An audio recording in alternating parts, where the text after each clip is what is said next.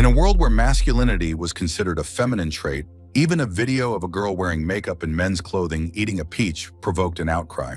However, there was another era when gentleness, neatness, and the ability to create beauty were valued, and then girls were evaluated completely differently. The end of that era could be confusing for newcomers to this world, and the chubby guy looked like his brain was no longer able to cope with what was happening. In just 2 days, he found it difficult to get used to the heavy body and the strange atmosphere, which seemed to test his patience. It is not surprising because he was previously a descendant of emperors and could clear the heavens with one hand. With such a background, it was hard to watch men being mocked on social media in this world as if it were the norm. The world without cultivators turned out to be strange because here the roles were reversed and women calmly chose their husbands, as if this was always the case. What was most frightening was the weak spiritual energy, which could damage the soul of the reincarnated and greatly slow down the return of former strength. But there was reason to rejoice because after the fight with the demon, survival was already considered luck, and the rest did not seem so critical. Another consolation was that part of his soul had survived, which gave him a chance to be reborn, albeit in a less than ideal body. Gradually, he got used to the new shell and even learned his name. Now his name was Lin Mo, which sounded quite tolerable. The memories helped because it turned out that he was a rich student at a prestigious school, although it seemed modest after the past. After the armor, the school uniform seemed dull, but there was no choice, and the plump young man tried to get used to it, carefully examining the clothes. The fate of the other part of the soul also haunted me, but without the strength to search for it, it was pointless and even a little naive. Just recently he was the emperor, and now he had become a schoolboy, and suppressing his pride, he nevertheless left the room to meet a new day. At the same time, he did not seem completely depressed because the family turned out to be tolerable, although the house was inferior even to his previous pawn. Memories of my parents dying and my grandmother now being in the hospital were spinning in my head, and this added heaviness to the new thoughts. After the tragedy, his aunt and her family quickly took his place and took what was rightfully his, as if it were the easiest solution. The reason was the softness of the previous owner of the body, but the new soul was determined to change this and was not going to give in. While no one knew about the changes, all of the guy's roommates were calmly having breakfast, unaware that changes were already on the doorstep. Lazily tearing themselves away from their plates, the cohabitants glanced at the newcomer, so coldly, as if it was not a person, but an object standing before them. Sitting confidently at the head of the table, Aunt Ling Li unhesitatingly declared that she supported He Yanhui and thought the engagement was ridiculous. The boy's brows furrowed slightly as he plunged into someone else's memory, where instead of the emperor's usual strength and power, there were fragments of awkward encounters. The memory surfaced quickly because it was her grandmother who wanted to connect her with him, as if fate could be decided in advance like a profitable deal. But then everything collapsed because the girl abruptly refused and did not even hide her contempt, leaving the potential groom without a drop of dignity. This was enough for the body's former owner, and he, broken, ran out onto the road where weakness cost him his life. Where one fell because of words, another was given a chance, and the soul of the emperor occupied the body, deciding not to let emotions rule him anymore. Without waiting for his nephew to speak, Uncle Liu Yingjun also intended to join the boy's usual morning crush.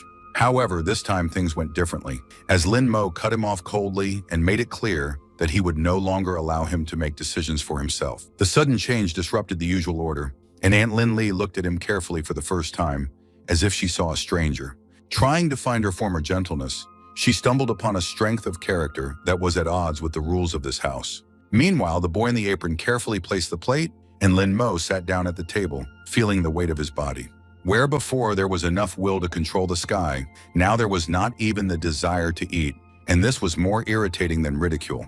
But the laws of this world were simple and harsh, and Lin Mo now looked at food as a necessity, not a pleasure. Overcoming himself, he nevertheless took the first sip, as if making a truce with a reality in which spiritual strength had no meaning. Without missing a beat, the cousin mockingly suggested running away from the public humiliation in front of his classmates, hiding behind concern. For the former emperor, such words sounded almost funny, because someone who had ruled for thousands of years does not run away from other people's opinions. But here he was just a schoolboy, and so he answered briefly, hiding behind calm what would previously have been a reason for isolation. Without feeling any danger, the cousin continued to press and smile, as if he had the right to teach him life and decide his future.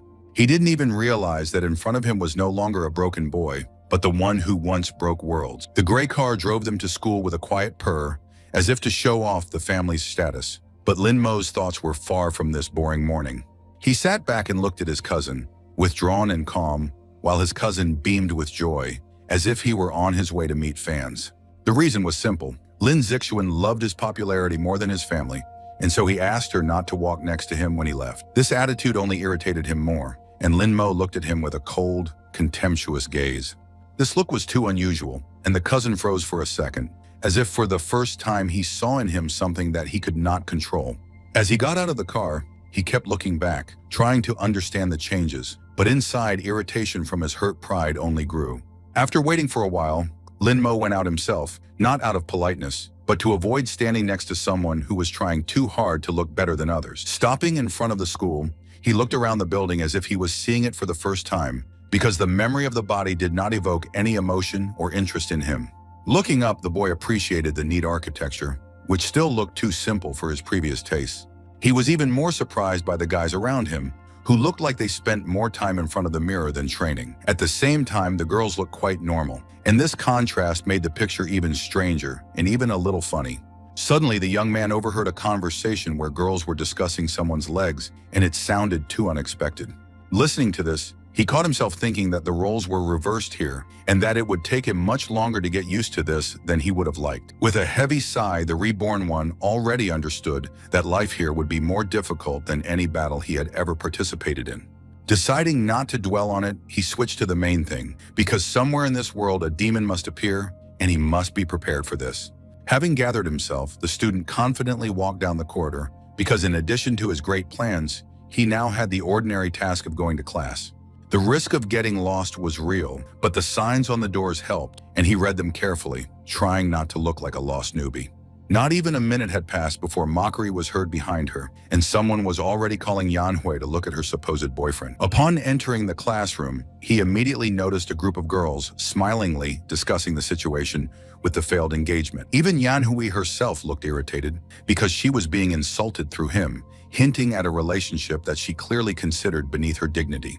Previously, such conversations easily affected the young man, but now he only lazily noted that mortals love to talk too much. He walked calmly past the laughing girls without even slowing down, and this indifference left them perplexed. Sitting at the back of the class, the reincarnated cultivator pondered how to regain his strength without divine resources, as this was more interesting than any rumors. Suddenly, a hand fell on his shoulder, and the girl next to him cheerfully reminded him that she had warned him about Yanhui, but he had clearly decided not to listen. She spoke easily and without malice, as if she were discussing someone else's mistake and not his life, and it sounded almost friendly. Song Yunshu was sitting next to him, and it seemed she was not only going to share a desk, but also generously dispense advice about reality. Seemingly sweet, she managed to speak as if she had already decided that no one would fall in love with him and was simply testing her guess. Realizing what was said, the girl who had been careless in her words froze for a second, clearly realizing that she had said too much and tried to quickly change her mood. She patted him on the head and said that there are no ugly guys, only lazy ones, and it sounded like a dubious compliment. Unable to bear another lecture, Lin Mo briefly asked what she wanted, clearly not planning on keeping the conversation going for long. The question hit the mark, and the neighbor was a little confused because she hadn't managed to hide her interest as well as she thought. A little embarrassed, she admitted that she wanted to ask for a favor, but before she could finish speaking, she was immediately refused. Not giving up, the persistent lady quickly offered to play together and even promised to introduce him to a more beautiful girl. Seeing that this didn't work, she played her trump card and offered a trip to Mount Wuju, which he clearly couldn't get to alone. This already sounded different, and the guy turned to her, because the place was famous for its energy and ability to absorb an aura that could be useful to him. He gave his consent not for the sake of the game, but for the sake of profit, honestly warning that he did not know how to play, but this did not bother Song at all. Smiling, she declared that his pleasant voice would fix everything, and added that after classes they could safely borrow the school equipment. Fortunately, the day flew by quickly, as if even time didn't want to linger in boring lessons and interfere with plans. When all the students had left, the girl enthusiastically announced that she had canceled the club for the game, clearly determined to win.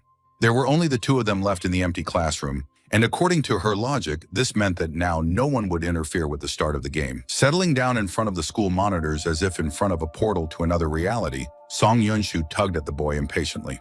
Realizing that without this he would not regain his strength and would not get closer to Mount Wuju, he reluctantly resigned himself and began to enter his login and password. As a bright interface with forests and soft light flashed before his eyes, the young man noticed a green flash of energy, and it immediately became clear that the game had received him with unexpected pathos. Although in reality he looked like a very ordinary and slightly lost student, in the game his image turned out to be almost perfect. But all this coolness collapsed the moment he saw his nickname, because the name Baby Momo sounded too sweet. Song Yunshu immediately appeared nearby in the form of a pink-haired girl and enthusiastically explained that their captain was a pro and their task was simply to follow. On the outside, the guy remained calm and didn't even say anything, but inside he had already clearly decided that he definitely wasn't going to listen to anyone. Before Lin Mo had time to get used to what was happening, a girl with the nickname Killer Cat ran up to him and noticed his appearance with surprise. Hearing his voice, she immediately concluded that he was a schoolboy and spoke with such tenderness as if he were a cute animal. While the guy was digesting all this, Song Yunshu's character was already discussing tactics with the group's leader. Suddenly, the leader, without further ado, rushed forward into battle and sternly ordered everyone to stand still, sounding as confident as if she had already completed this mission 10 times. Song Yunshu did not lag behind and ran to the edge of the forest to scout out the situation before reminding Ling Mo again to stay put. He didn't argue because his thoughts had already gone far away. The similarity of the game world with his past life was too obvious. The more the player looked into the details, the more convinced he became that this was not just a game and that real spellcasters could be hiding somewhere here. The abrupt announcement that the leader had been killed by a certain flying feather tore him from his thoughts, and the situation immediately became much less calm. Her character dissolved into a red sphere, and it was clear from her voice that she was not at all happy with the defeat. Luckily, the game allowed a comeback, and Killer Kitty immediately took advantage of this, clearly not intending to give up. True, just a second later everything happened again, and she found herself defeated again. The next time she returned, the leader's voice sounded much more angry in the headset, and it became clear that she was now in the mood for revenge. Without wasting any time, the lady rushed back into battle, and her partner was already hurrying after her, sounding as if they were about to rewrite the rules of the game. With each passing second, it became increasingly clear that Song Yunshu's plan was falling apart, and the pop-up notifications of the enemy's victories were killing the mood. Unable to contain herself, she burst into the microphone indignantly, reminding the leader that she had even brought the guy into the game for the sake of fighting spirit. As Killer Feather headed straight for Baby Momo, she visibly tensed up, as even their leader was no match for this foe. But instead of panicking, he suddenly began to move confidently, not intending to let the mortal on the other side of the screen flush him out so easily. At this time, the opposing team was sitting in a trendy computer club, but their confidence was gradually cracking. Behind the nickname Killer Feather was a blonde woman named Yu Tang, who in reality played at a professional level. Seeing her target leaving, she didn't even think about the risk. On the contrary, the feeling of control only grew inside her. Without pausing, she sped up and rushed after him, while the sword's owner looked back as he went and led her deeper and deeper. And right as he was running, he stopped abruptly, as if he had pressed an invisible button to change the scenario, leaving the girl with a strange pause. Little Momo turned sharply to face his pursuer and allowed himself a slight grin, for in all his previous life as emperor, he had never been hunted before. Just when the warrior decided that she had figured out his maneuver, at that very moment he seemed to disappear into thin air. Although he had never played such games before, his past life experience gave him the right idea. With a frown on his plump face, he was concentrating on the need to strengthen the character's spiritual energy. Watching his movements, the lady only became more convinced that she was dealing with a newcomer who couldn't even hide properly. Meanwhile, his character stood indifferently, showing neither fear nor haste, as if the attack flying towards him posed no threat at all. At that moment, the guy's fingers began to quickly slide across the keyboard. From the outside, it looked like the play of an experienced player. Behind the screen, Lin Mo's gaze became cold and focused, without any doubt or hesitation left in it. Obeying his command, Baby Momo suddenly extended his hand forward, and a bright stream of blue energy burst out from it. On the other side of the monitor, the blonde froze in complete shock, as she certainly didn't expect such a sharp and precise attack. Her screen instantly flashed with a defeat notification, and her teammates immediately surrounded her, heatedly discussing what had happened. Barely comprehending what had happened, she continued to stare at the monitor without blinking, as if hoping that now everything would roll back. At this time, Song Yunshu in the classroom almost jumped out of her seat with joy, loudly admiring her partner's performance. But contrary to expectations, he did not react to the victory in any way. On the contrary, his shoulders slumped slightly and his gaze became heavier.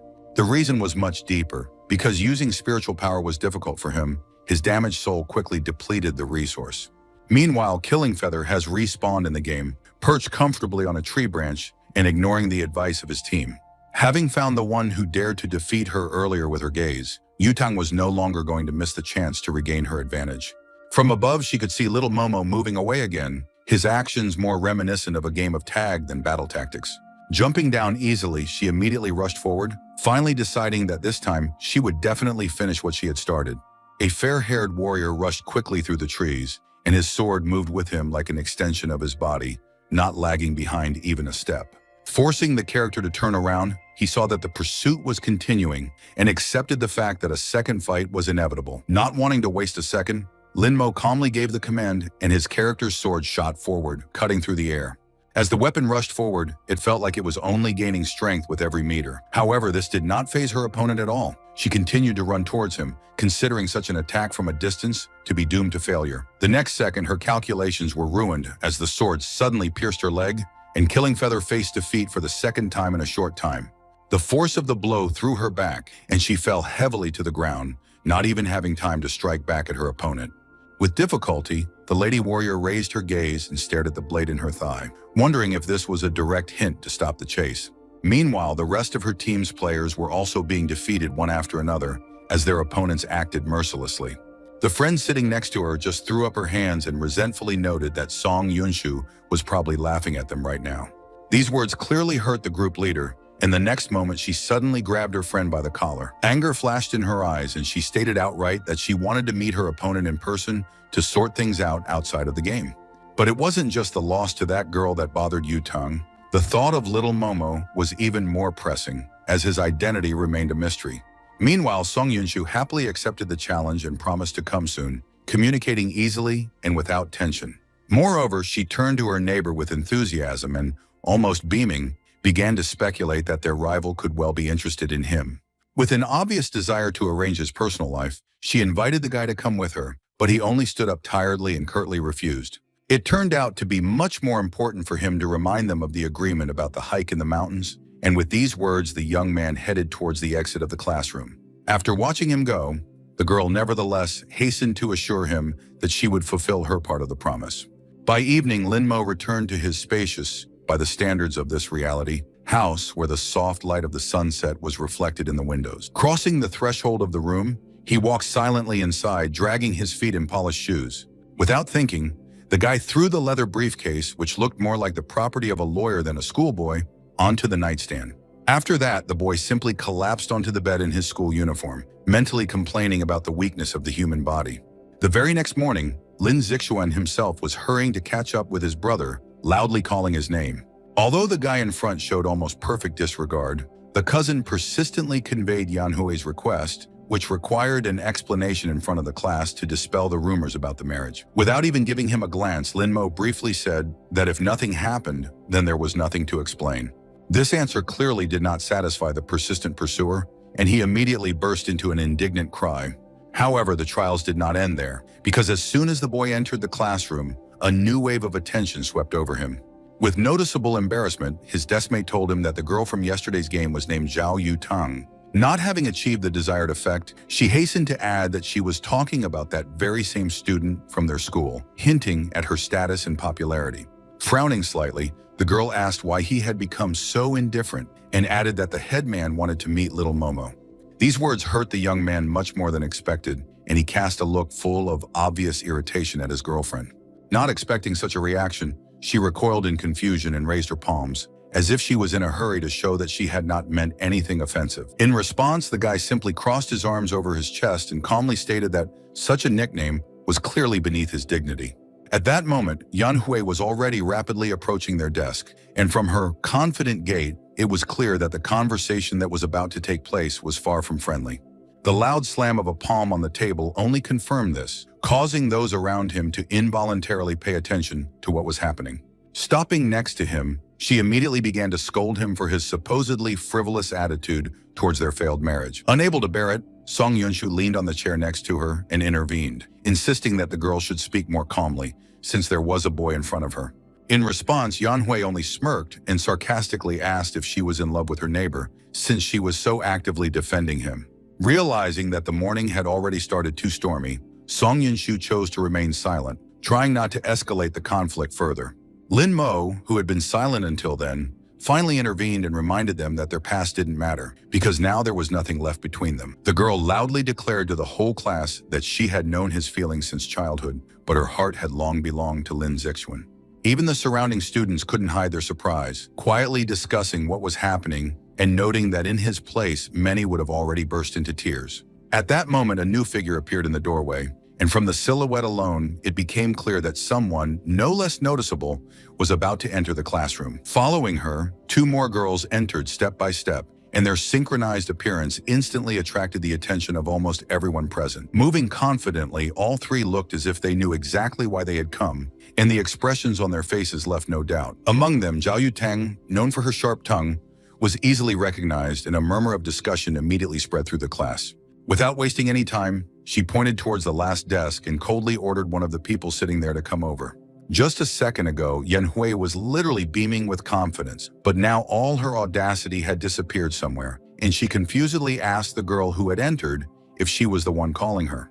Since the headman didn't know who exactly was hiding behind the nickname and had defeated her twice, she had to address her opponent only by his game name. As the trio began to leave the classroom, they were followed by a stream of surprised questions, as everyone was desperately curious about which of those present was that very same baby Momo.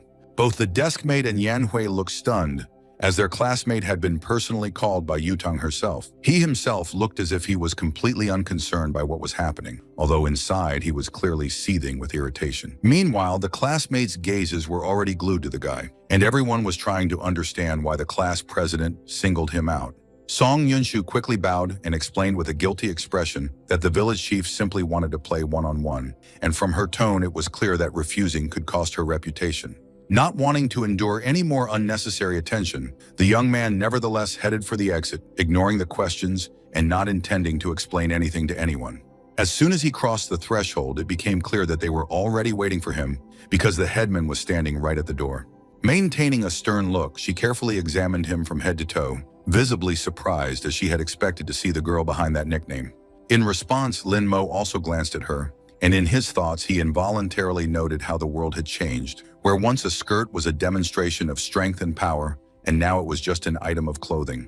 Without wasting time on unnecessary words, the girl immediately got down to business and began bombarding him with questions about yesterday's game, clearly not intending to back down. Having heard his calm explanation, the lady was dissatisfied and, with noticeable irritation, declared that after lessons they would play one-on-one. However, the boy didn't even try to look impressed or scared, calmly refused and headed back to class. This answer only made the girl even more angry, and from her facial expression it was clear that her patience was running out. Turning to her friend, she irritably asked if this impudent fellow even knew who he was talking to, and there was clear indignation in her voice. She tried to smooth things over and awkwardly explained that he had recently been rejected by a girl, which was why he was not reacting quite adequately. This information even amused Yutang a little, but her determination did not disappear, and she ordered him to be brought to them at noon. Returning to class, the young man immediately found himself the center of attention, as the other boys immediately bombarded him with questions about his conversation with the class monitor and the reasons for such interest in him. When he finally managed to sit down in his seat, Song Yunshu also did not stand aside, and with a serious expression advised him not to try too hard in the upcoming game. To finally convince him, she reminded him of the hike in the mountains and added that he could meet someone there. In response, Lin Mo only dryly said that he saw no point in making new acquaintances, and with this he finally cut off all attempts. However, her imagination was already forming its own story, and she decided that such an answer meant a desire to spend time only with her. To destroy this illusion, the girl suddenly flared up and loudly declared that she was worse than his previous crush.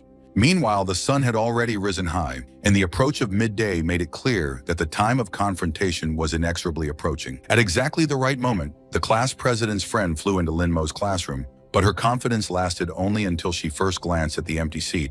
Instead of the expected prey, she was met with silence and confused looks, because the one who needed to be brought had disappeared without a trace.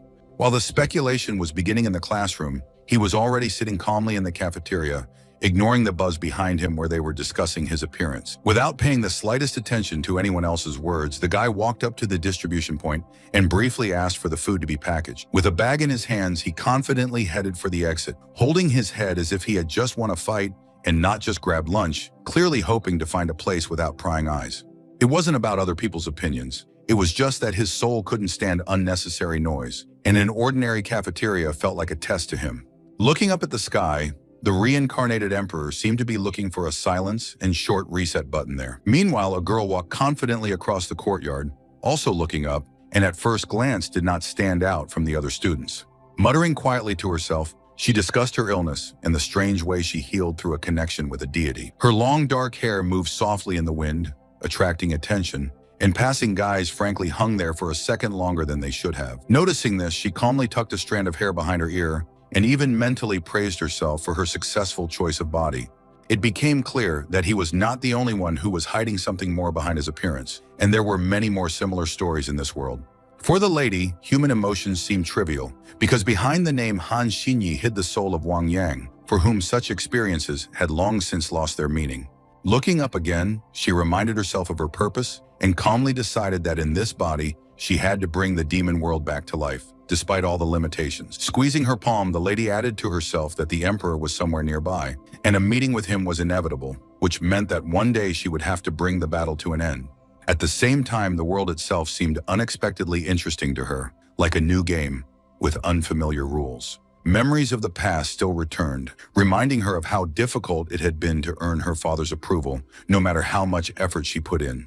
For the sake of respect, the girl had to become someone they feared, and behind this were decisions that could no longer be changed even if they wanted to, because killed men do not come back to life. She liked the new world because the roles were reversed, and men often turned out to be weaker, although the lack of spiritual strength still irritated her. Excessive attention sometimes got on her nerves, and noticing a figure behind her, she immediately decided that someone was following her. To cut this story short, the student stopped abruptly, as if putting an end to the scenario she had created herself. With a cold gaze, she quickly turned around, preparing to discourage any desire to come closer with one word.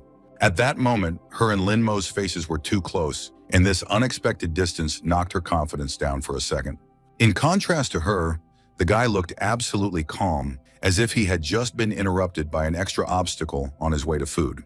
Having quickly gathered herself, the girl confidently declared that there was no point in following her, making it clear that she was not going to continue any conversations. This attitude didn't bother the young man at all. He walked past with the look of someone standing in front of him. As he passed by, he lazily threw a sharp word over his shoulder and did not even turn around, leaving the lady behind along with the suddenly flared anger. Pressing her lips together, she moved forward sharply and strode across the yard, the thought spinning in her head that it was time to get out of this strange place immediately. The idea suddenly formed in my head that local guys are always competing because they can't accept their nature. Pleased with herself, the girl even smiled faintly, feeling how pleasant it was to be aware of her own insight. As he walked up the steps with a bag of food, the plump student suddenly felt a strange gaze behind him.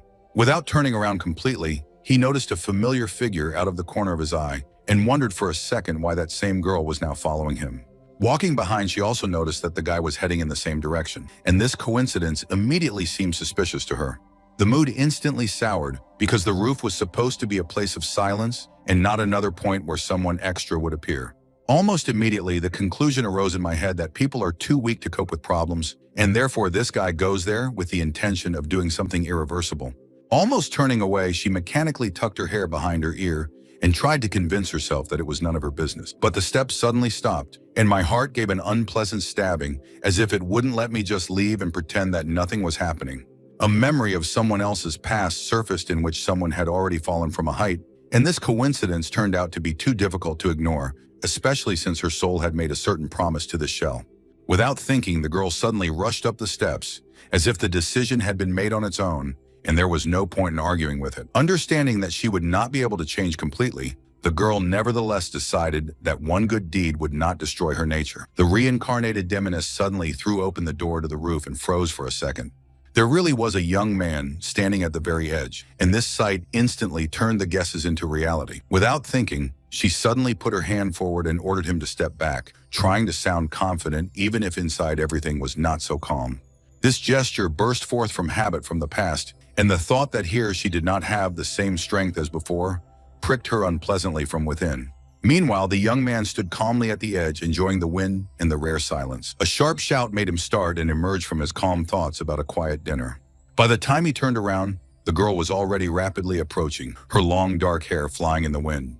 Without wasting a second, she grabbed him and wrapped her arms around his waist, trying with all her might to pull him away from the edge. The vacationer was clearly not pleased with this abrupt maneuver. He immediately began to resist and indignantly ask what she was doing. The situation was complicated by the fact that the guy was much heavier, and for the fragile girl, this quickly turned into a test. It quickly became clear that the plan was falling apart, as the forces had clearly been overestimated. At some point, everything completely got out of control, and due to an unfortunate combination of weight and poor stability, they both collapsed onto the roof covering. When he fell, his weight turned out to be much more noticeable than expected, and the blow hit the lady so hard that a painful crack of broken ribs was heard throughout her body. Without rushing to get up, Linmo still remained on top, and even began to make excuses, calmly explaining that he was simply resting here. With obvious irritation in his voice, he asked what she needed at all, since his peace had been disturbed in the most unexpected way. Twisted in pain, Han Xinyi squeezed out that she wanted to save him, holding her side and clearly regretting her haste. At that moment, it finally dawned on him what had happened, and he was genuinely surprised by such strange kindness, because he had been mistaken for a man on the brink. Looking at her, cowering in pain, the young man involuntarily thought about how fragile people are, especially in such bodies, and realized that he had harmed her. Wanting to somehow improve the situation, he extended his hand to her, offering help, albeit with a slight awkwardness in this gesture. This came as a surprise to the girl, and she hesitated for a second, not immediately deciding whether to accept such support. Trying to explain himself, Linmo calmly added that he came out here just to breathe and rest. However, he ended it with a phrase about how Han didn't interest him at all, and it was these words that instantly ruined the whole moment. She flared up and immediately started screaming and demanded that he get out, making it clear that she didn't want to see him anymore. Frozen with his hand outstretched, the boy thought for a second about how quickly a gesture of help could turn into a cause for irritation. In the end, he simply turned around and walked away, leaving her lying on the roof because, in his past life, such offers were not rejected. As soon as the young man entered the classroom, he was met with the displeased look of his neighbor, who, without any embarrassment, began to find out where he had been. Instead of making excuses, he gave a short and cold answer, and it was clear from his tone that he was not going to give in. Unwilling to back down, the lady stubbornly continued to press, insisting that Yutang only needed to win once, and then this whole story would finally end. But she didn't take into account that inside him, there was someone who wasn't used to losing, and the thought of playing again seemed like an unnecessary risk to him. Trying to get through to him, the girl reminded him of the class monitor's popularity and that victory was not so guaranteed. Clenching her fists, she went all in and made her final argument, even promising to go on a date with him. But all efforts were shattered by indifference, and the lady drooped, her shoulders drooping, as if she was ready to sacrifice herself for the sake of saving her authority. The sunset was softly spreading outside the windows, painting the classroom in warm shades and subtly hinting that the school day was coming to an end.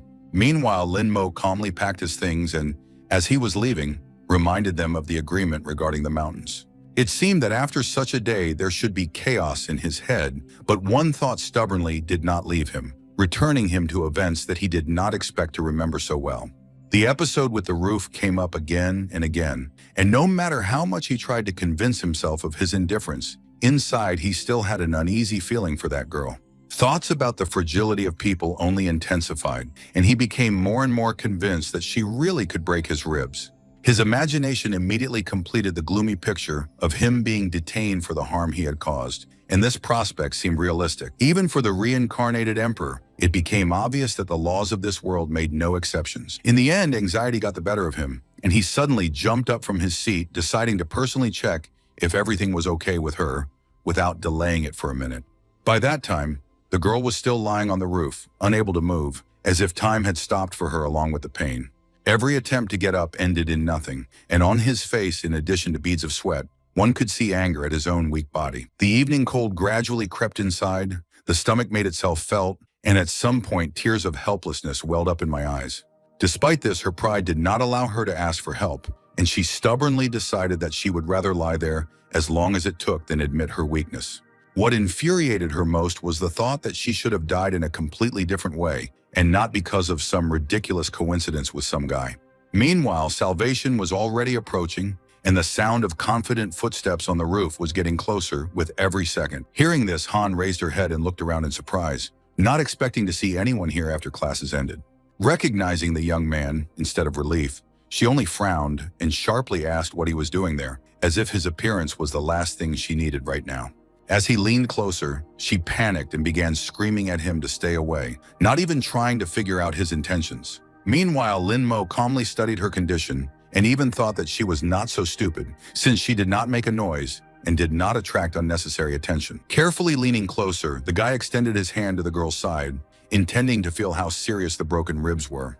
Gritting her teeth in pain and irritation, the immobilized Han flared up with anger and demanded that he not touch her under any circumstances. Sighing barely perceptibly, the young man calmly remarked that she could do with some training, but in response he received a stream of barbed words in which his weight was particularly targeted.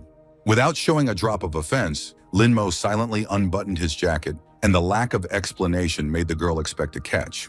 In reality, everything turned out to be simpler and much more humane. Without further ado, he carefully threw his jacket over her shoulders. The guy then took out his phone and began to call an ambulance in a businesslike manner, clearly explaining the situation and mentioning the accident. Despite the obvious concern and limited mobility, the black-haired girl remained dissatisfied and, with her former stubbornness, demanded that the jacket be removed. With a touch of irony and restrained gentleness, he replied that he understood her displeasure and admitted that she was uncomfortable being covered by the fat man's thing. The unexpected sincerity confused the wounded woman, and in the midst of pain and irritation, she suddenly noticed how humanely he had acted, without trying to look better and without wanting to gain approval. Gradually coming to terms with the situation, Han began to think about how often in the modern world people judge by appearances, overlooking actions. Patiently remaining nearby and not being distracted by unnecessary conversations, Lin Mo waited for the ambulance to arrive. Unfortunately for the victim, students had gathered at the school gates, curiously discussing what was happening. The excessive interest of those around her made Han blush, her face filled with a bright shade of shame and embarrassment, and she covered it with her hands. It was already late in the evening, when the sun had finally disappeared behind the horizon, that the taxi brought the guy home. Before he could even cross the threshold, he ran into his cousin, who immediately bombarded him with questions, wondering why the school president was looking for him. His facial expression immediately showed discontent and hidden envy. He was clearly irritated by the fact that he found himself outside the center of events. Not wanting to get drawn into a pointless conversation and waste energy on explanations, Lin Mo calmly asked his cousin to step aside. This answer threw Lin Zixuan out of his usual rhythm, and he couldn't help but notice that the change in the guy's behavior was causing him to tremble. However, he was not going to back down and continued shouting, claiming that he had nothing to count on because the extra weight would not go away. Ignoring the shouts and threats, Lin Mo simply walked further down the corridor, leaving behind the words about how he could be kicked out of the house. However, the cold indifference only further provoked the cousin, and grimacing with anger, he decided to prove his superiority by force. The hand had barely jerked forward when the movement was interrupted halfway, because the one they were about to hit unexpectedly grabbed the wrist. The reborn emperor didn't take an extra step or an extra breath, while his opponent was already starting to lose his voice, choking on pain. Not wanting to turn a small squabble into a drawn-out spectacle, he calmly loosened his grip, allowing him to break free. A moment later, the recent bully was already lying on the floor, cowering in pain and whining quietly. Unable to bear the humiliation, he jumped up and, almost stumbling, rushed away, sobbing pitifully and getting ready to seek protection from his father, like an offended child. Soon a grown man appeared between them, and without going into details, he immediately began shouting at Lin Mo, showing with his whole appearance that he was ready to defend his son to the last. With the same fervor as his heir, he raised his hand to strike, as if he was determined to prove that strength in this family was passed down through the generations, along with the habit of striking first and thinking later. But this attack was cut short just as quickly, as the adult man's hand was intercepted with the same ease, as if the difference in age and experience did not matter at all.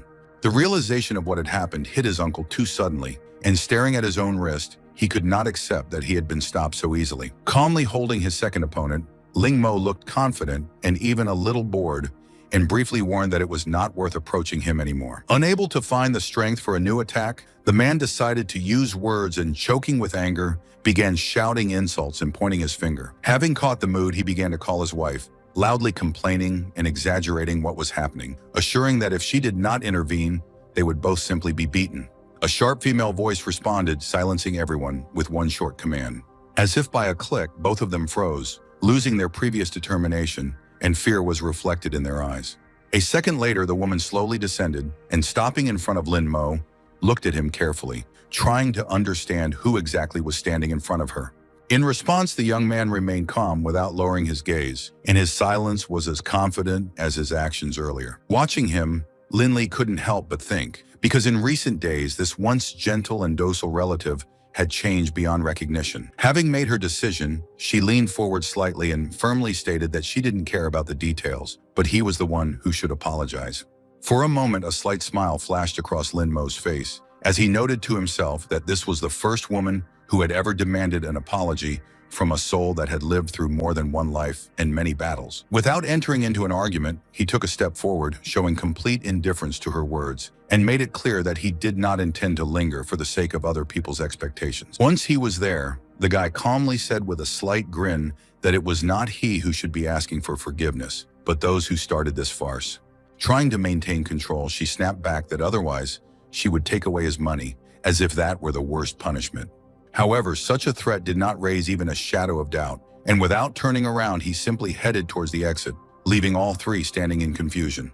A second later, the door behind him slammed shut, finally putting an end to this absurd conflict. The young man froze for a second, because he had just so easily given up money, which in his current life suddenly turned out to be much more important than he wanted to admit.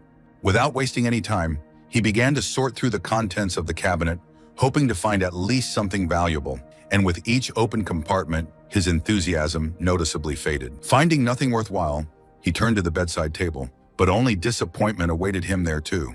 Frowning more and more, the guy finally admitted that money plays a much more important role in this world than he would like. Taking a good look around the room, he quickly realized that there was almost nothing to sell here, but the idea of having a few sets of clothes and even socks suddenly didn't seem like such a bad idea.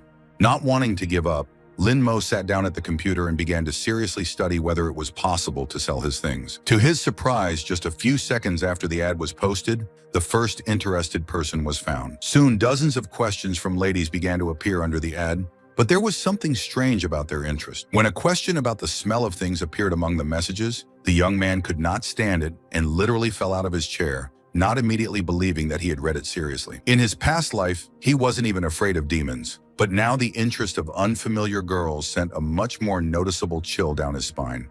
Immersed in unpleasant conjectures about why they might need his things, the young man quickly decided not to tempt fate and deleted the ad without hesitation. As he changed, he thought irritably about how such a small thing as money could drive him into a dead end, and this only increased his desire to immediately start training. Having come to the conclusion that with the development of strength, the question of money would no longer be a problem, he confidently stood in a stance familiar from his previous life. However, the lack of spiritual energy quickly made itself felt, and after just a few minutes, the guy collapsed onto the bed, realizing that his current body was much weaker than he had expected. Before he could properly catch his breath, he heard the phone ring, and seeing the name of his deskmate, he finally accepted the call with a slight sigh.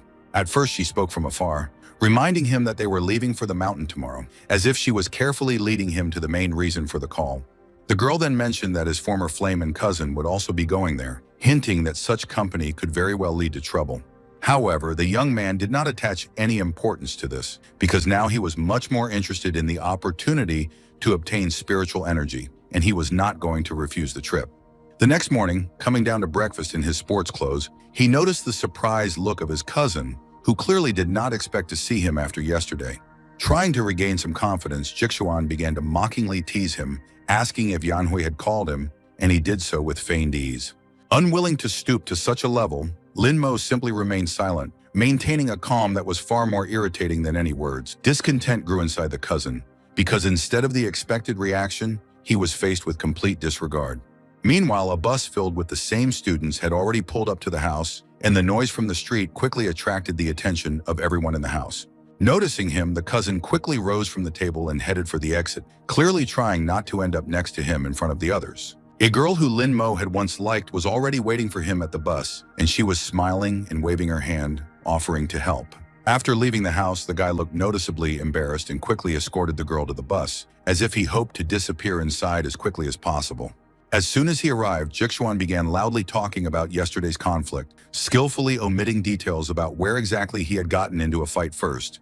Upon hearing his version, those around him quickly drew conclusions, and most of the girls openly expressed dissatisfaction, not wanting to take on the mountain someone they already considered hot-tempered and problematic. Unable to withstand such pressure, Song Yunshu intervened in the conversation, gently reminding that the situation might not have been so clear-cut.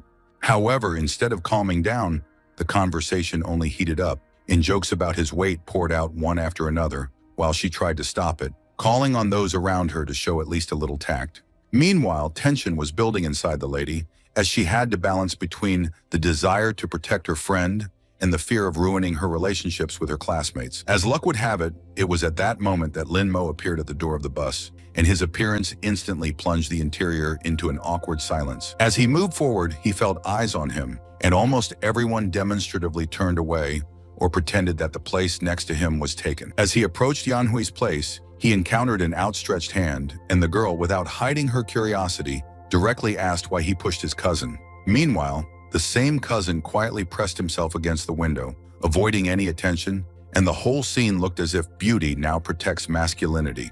Almost immediately, Song Yunshu appeared behind Yanhui, and gently intervening, she asked him to stop, explaining that everything that had happened was just a misunderstanding. Wanting to lighten the mood, she offered the guy his seat, assuring him that it offered the best view, and there was a genuine desire to support in her voice. After making sure that the tension had eased a little, the girl went to the driver and calmly asked him to continue on his way, reminding him that they still had to pick up the others.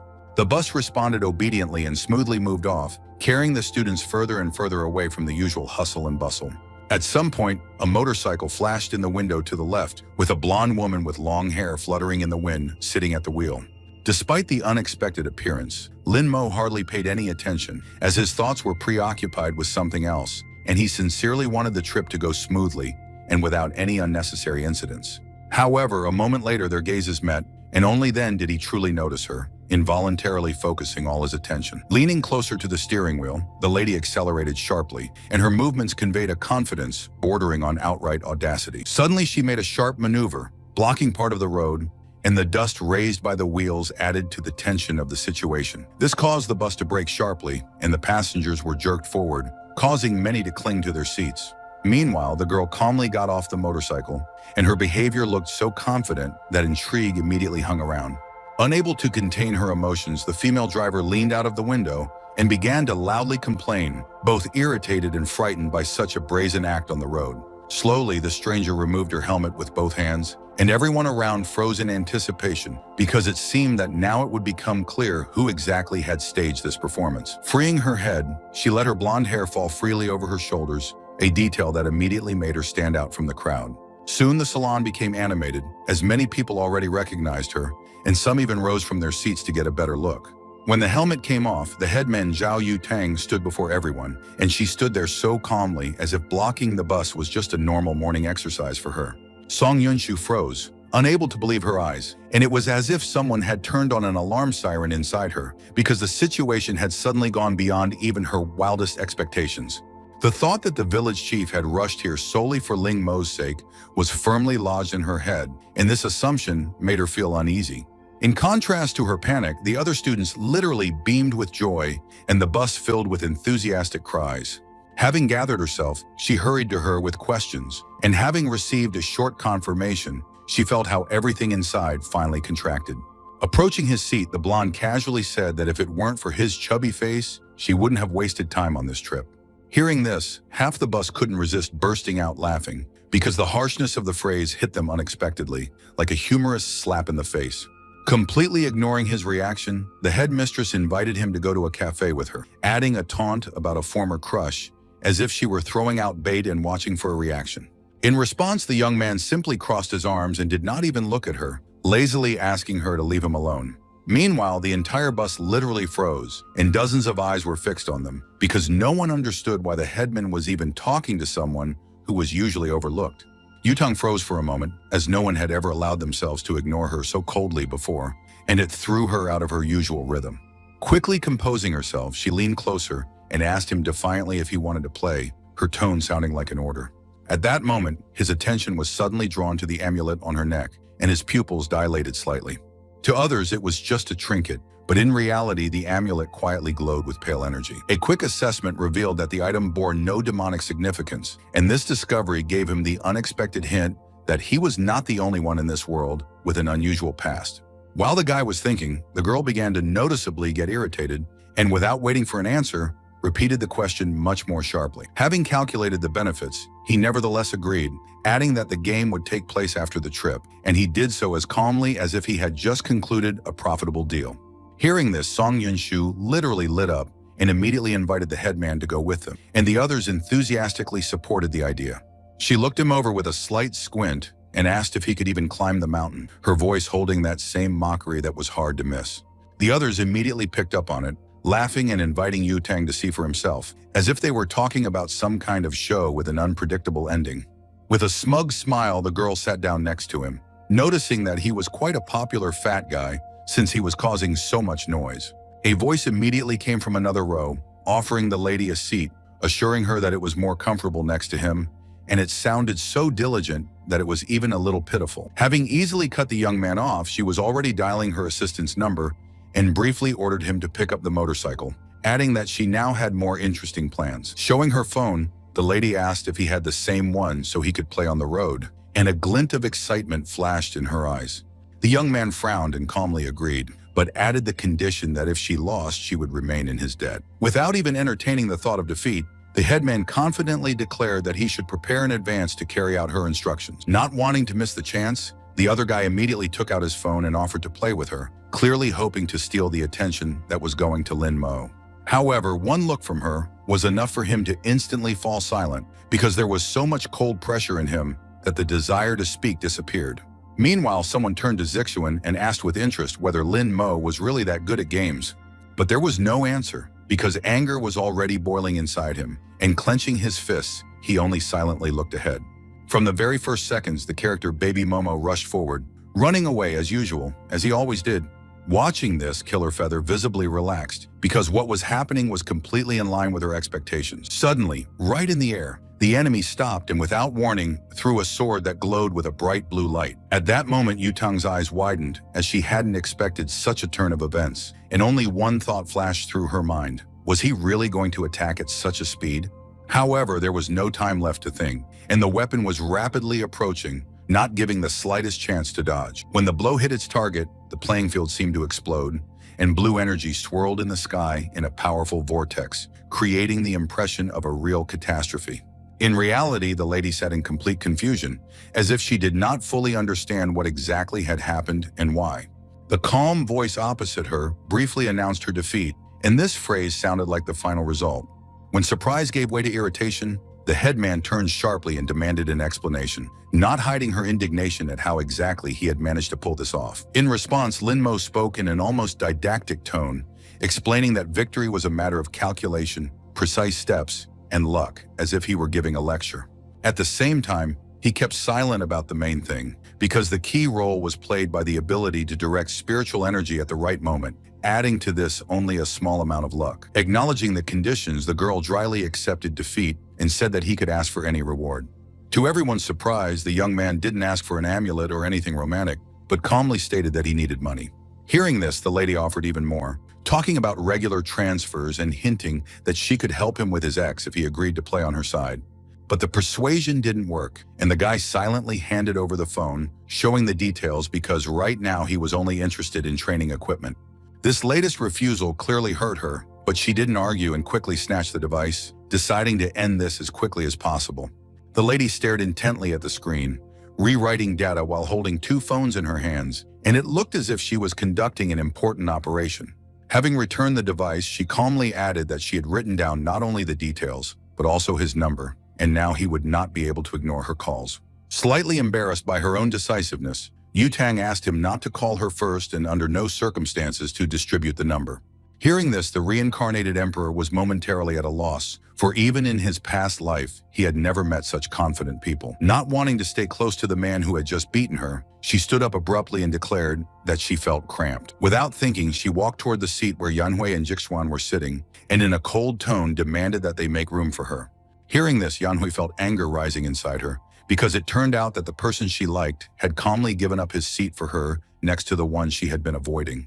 Tension hung between them, and although neither wanted to give in, it was clear that it was useless to argue against the authority of the headman, even if one really wanted to. Noticing the hesitation, the headwoman frowned and more harshly ordered them to move faster, making it clear that her patience was not endless. With difficulty containing her displeasure, Yanhui nevertheless stood up, because contradicting in front of the entire class was too risky, even if the situation seemed humiliating.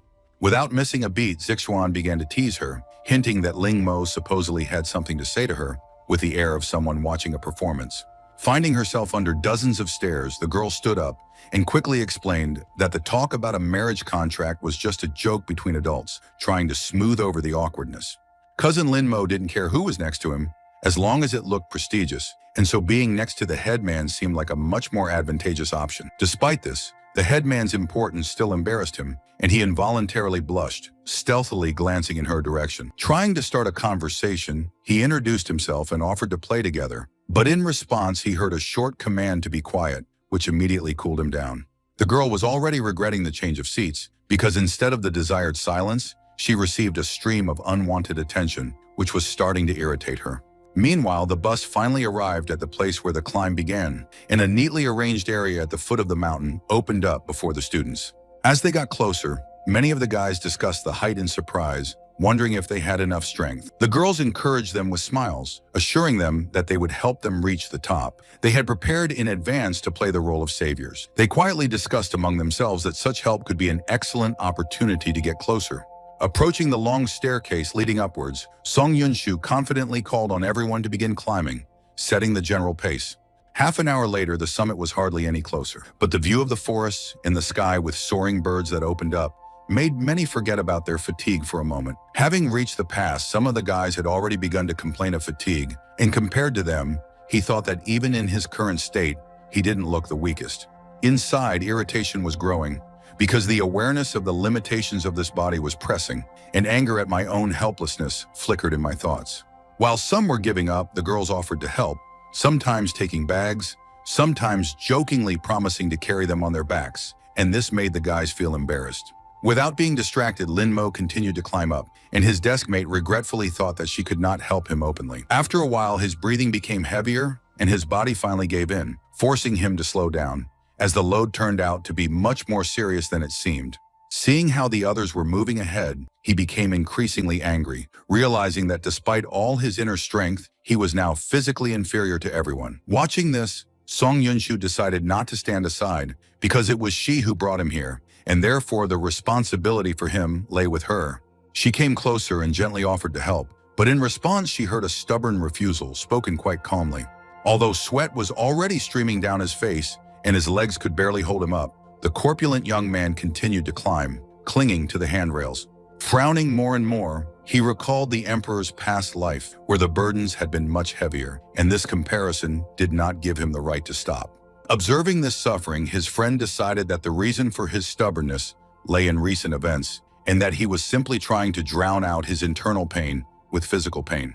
Growing more and more worried, she ran up again and suggested stopping, assuring him that together they would definitely get there. When Lin Mo reached the next platform, where the more resilient girls were resting, his appearance caused surprise. Against this backdrop, many of the guys looked much worse, complaining of fatigue and seriously discussing stopping, no longer having any strength left. Seeing others giving up, the boy thought that sheer persistence would be enough to get him to the end, and this thought unexpectedly gave him strength. While some of the students had already begun to descend, the rest were discussing who would return home and who would stay for dinner, turning the hike into something like a walk with bonuses. As the girls passed by, they looked at Lin Mo in surprise, as he was standing up on his own, while the others had exhausted expressions, and the contrast was too noticeable.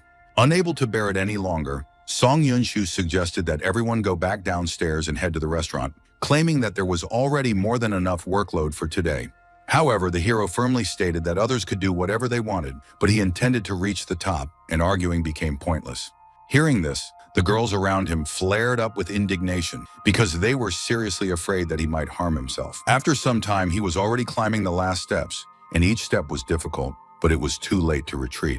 Finally, the summit opened up before him, and the surrounding landscape was so breathtaking that even fatigue retreated for a moment. Yu Tang was sitting in a gazebo nearby, calmly sipping juice, and when she noticed him, she was genuinely surprised because she didn't expect to see him here. A strange sadness flashed through her thoughts because half of the students had already gone downstairs, and this whole scene looked as if he had come here alone. However, the guy didn't care because his attention was focused on the barely noticeable blue dots that could only be seen by someone who understood their nature. A light breeze touched his face, and he thought with satisfaction that even a small amount of aura energy would be enough to begin training in this place. Mentally addressing his old enemy, the Reborn Emperor noted with a grin that he was still capable of achieving victory. Clenching his fist, he firmly resolved to return here again and again while he had the opportunity, regardless of fatigue and the time spent. His thoughts were suddenly interrupted when a hand fell on his shoulder, bringing him back to reality with a sharp but not rough movement.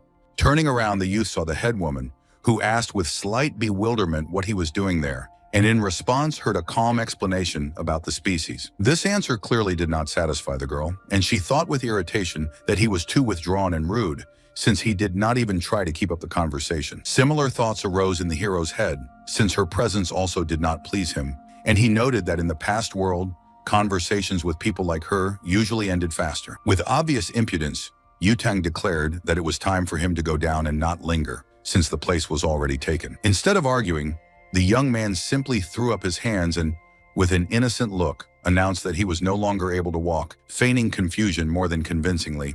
Not wanting to waste time, the lady threw a paper bag at him with obvious disdain, as if it were the fastest solution to the problem. As she was leaving, she didn't turn around, but she still added that tomorrow he would again become her rival, and in passing suggested that they go down together.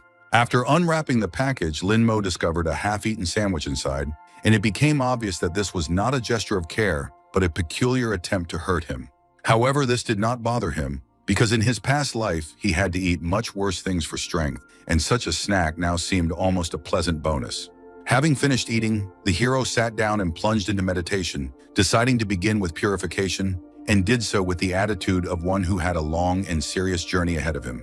Meanwhile, evening had softly descended on the city, and in the restaurant, Song Yunshu, unable to contain her emotions, demanded on the phone that he come down immediately. In response, he calmly said that the nature here was too beautiful to leave so quickly, and added that he would stay for a few days. After this, the young man decided to call his aunt to warn her about his plans, and to do it without unnecessary explanations. Having received a short consent, he ended the call without further ado, feeling satisfied that he could act freely. At the foot of the mountain, there was a hotel where the hero was going to stay, and there he was met by a friendly administrator, as if he had been waiting for him for a long time. Having calmly clarified the cost of the room for 2 months, the Reborn Emperor made it clear that talk of a few days was a lie. Having paid 8,000 yuan, he headed to his room without hesitation, perceiving it as a small investment in his own development. Thus began his vacation, filled with training, where every morning he covered distances that had recently seemed impossible. From dawn to dusk, he honed his body and strengthened his aura, spending hours in meditation at the summit, as if trying to make up for lost time. Even in the gym, he didn't give himself any slack, giving it his all, as if every day was a test of his strength. 2 months later, Song Yunshu was already talking to him on the phone, arranging a meeting to finally take him back. During this time, she had become very tired because Yu Tang's constant requests to play with him turned into real pressure, from which it was difficult to escape.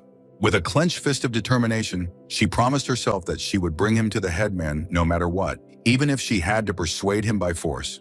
At this time, the guy carefully examined himself in the mirror, noting that his body had become stronger, but his level of spiritual strength was still not satisfactory. Despite the changes in appearance, he understood that he had to hide his true identity, continuing to play the role of an ordinary student. She soon arrived at the hotel and knocked carefully on the door, trying to hide her excitement before the meeting. The door slowly opened, creating tension, because behind it was a person she had not seen for a long time. Without looking up, the girl said with a light joke that she had finally caught him, hinting at the long attempts to get her friend back. Seeing the silhouette in the doorway, she literally froze, and her eyes opened so wide that a whole line of questions flashed through her head in an instant. A guy stood in front of her with an icy calm in his gaze, his dark hair shining softly, and his bright eyes studying her carefully.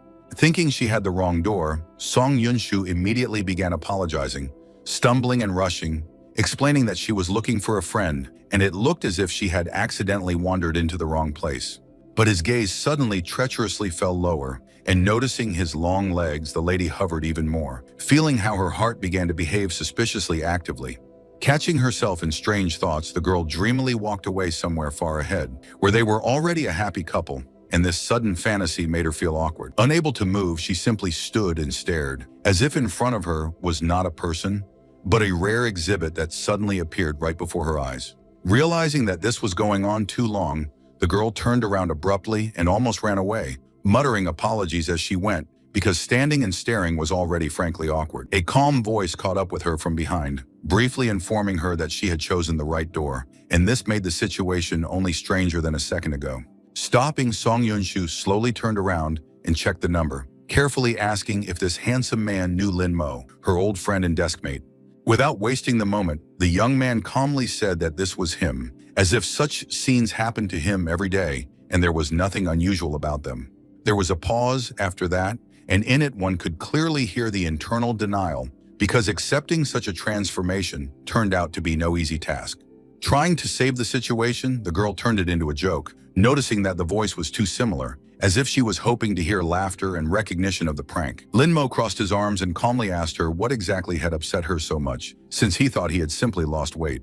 But for his girlfriend, this explanation was not enough. She involuntarily continued to admire every detail of his appearance. Without waiting for her reaction, Lin Mo took the things and asked about the car, then headed for the exit, leaving her standing with her mouth open. To make sure it wasn't a dream, the lady pinched herself, winced in pain, and finally admitted the obvious. Thinking back to previous conversations where she talked about the potential of fat guys, it now seemed like she clearly underestimated the scale. Glad that she had never treated him badly, the girl quickly ran after him, hoping that this would play into her hands now. Even the driver was not indifferent, looking at him with interest and offering help, as if she had suddenly forgotten the rules of decency. Feeling a twinge of jealousy, Song Yunshu suddenly sped up, as if she had switched on rescue operation mode, just to prevent any unnecessary conversation from starting. In an instant, she was at the car first, taking up position as quickly as if she had trained for just such situations. With exaggerated politeness, the girl opened the door and invited the guy to sit down, trying to look as caring as possible. Already on the way, she asked with a smile about the mountain, and when he calmly confirmed that he climbed it every day, her look became even more stunned. The lady continued talking, noting his form, wondering out loud how it was even possible to change so much over the holidays, as if she couldn't believe her eyes. Just in case, she decided to play it safe and hinted that some people only value appearance, carefully steering him away from thoughts of his ex Yunhui. While the girl continued to fervently convince him not to fall for the sudden attention, the guy, already tired of listening to this stream of concern, quietly but firmly asked her to shut up. This request made her flinch, as if she had touched something hot, and she pulled away abruptly, immediately starting to go over in her head the reasons why the man she knew had suddenly become even colder and harsher. Before she could stop, her imagination immediately carried her far ahead, drawing scenes where their relationship could have already been romantic, if only she had been softer earlier. However, the thought that she was the one who remained closest to him gradually restored the girl's calm, because in her eyes this meant a noticeable advantage. Deciding not to waste time, she tried to change her strategy and offered to treat the guy to lunch, but received a curt refusal that sounded incredibly dry. I had to give in and just take him where the young man asked, so the car sped along the road without any unnecessary stops. Soon the car braked sharply at the right place, jerking softly, as if it too sensed the end of the tense journey. Without stopping for a second, Lin Mo walked out and simply waved his hand without turning around, leaving behind the feeling that the conversation never took place. When his figure disappeared behind the door, the driver could not resist and cautiously asked about the previous plan, according to which the guy was supposed to be delivered directly to Yutang. Maintaining a slight smile, Yunshu briefly replied that her plans had changed, although inside she was clearly still troubling herself. Lin Mo entered the house without much joy. Returning here did not fill him with any enthusiasm. Upon seeing him, all three froze, staring as if a complete stranger was standing in front of them, although in theory it should have been a member of their family. In a sharp voice, the woman at the table demanded an explanation, asking who he was and how he got inside, thinking that a stranger had suddenly appeared in the house. Calmly sitting down and taking the food, the guy explained without unnecessary emotion that in front of them was their relative, who had simply changed a lot. Unable to bear it, the cousin flared up and began shouting that this was impossible because he couldn't look like that, and there was obvious offense in his voice. By quietly ordering him to be quiet, the woman maintained control, keeping the house from erupting again, and her tone left no room for argument. Wanting to figure things out, Lin Li suggested surgery, believing that such changes could not be explained otherwise. Continuing to eat calmly, her nephew remarked that this was impossible since she had all the money, and at the same time reminded her about her pocket money for the next semester. Relenting, his aunt promised to help with finances and uniforms, but added the condition that any inappropriate behavior would immediately deprive him of everything. When the guy stood up and briefly announced that he was finished, any doubts disappeared completely because everyone recognized the old man in these manners. The very next day, the two brothers were driven to school, and the trip seemed too quiet, as if they were still digesting the events of the previous day. The woman behind the wheel looked noticeably embarrassed and drove slower than usual, occasionally glancing back as if she couldn't help herself. No matter how hard she tried, her gaze kept returning to him because the changes were so striking that it was impossible to ignore them. Even though she knew she was at work, the driver caught herself getting distracted, and this only made her more embarrassed. Stepping out of the car with a confident look, the guy looked at the building ahead, and his gaze showed an attitude as if he was looking at the site of a new battle.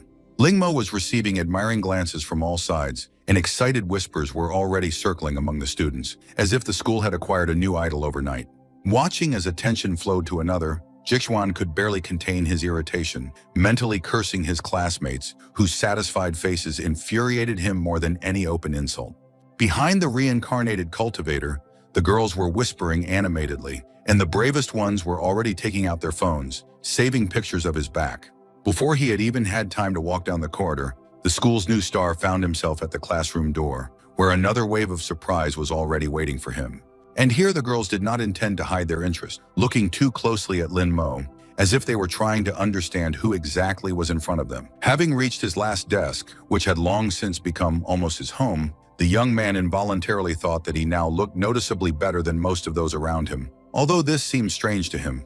However, such changes did not bring the guy any particular joy, since he reacted surprisingly calmly to other people's attention. Even the girls, literally glued to the window, could not make the young man believe in his own attractiveness, because he himself seemed completely unaware of how much he had changed in appearance. He had his own explanation for what was happening, because the guy believed that it was not appearance that attracted people to him, but spiritual energy, which had become much stronger after the holidays. The young man constantly heard heated arguments about his identity, and the noise was so loud that it was impossible to ignore the conversations, even with all his indifference to the surrounding chaos. The headman was the loudest of all, demanding that Song Yunshu bring Ling Mo immediately, while the poor girl repeated almost in despair that the guy had simply lost a lot of weight. Having failed to get the answer she wanted, Yutang finally lost her patience, grabbed the girl by the collar, and started shouting too loudly right in her face.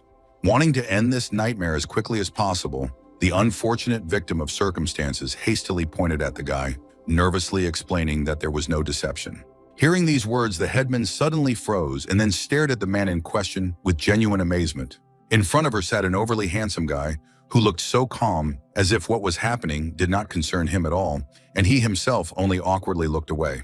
For a few moments, the class seemed to freeze, turning into a strange and at the same time funny picture where no one moved. However, even after seeing everything with her own eyes, the head woman continued to put pressure on the girl, still suspecting deception and raising her voice.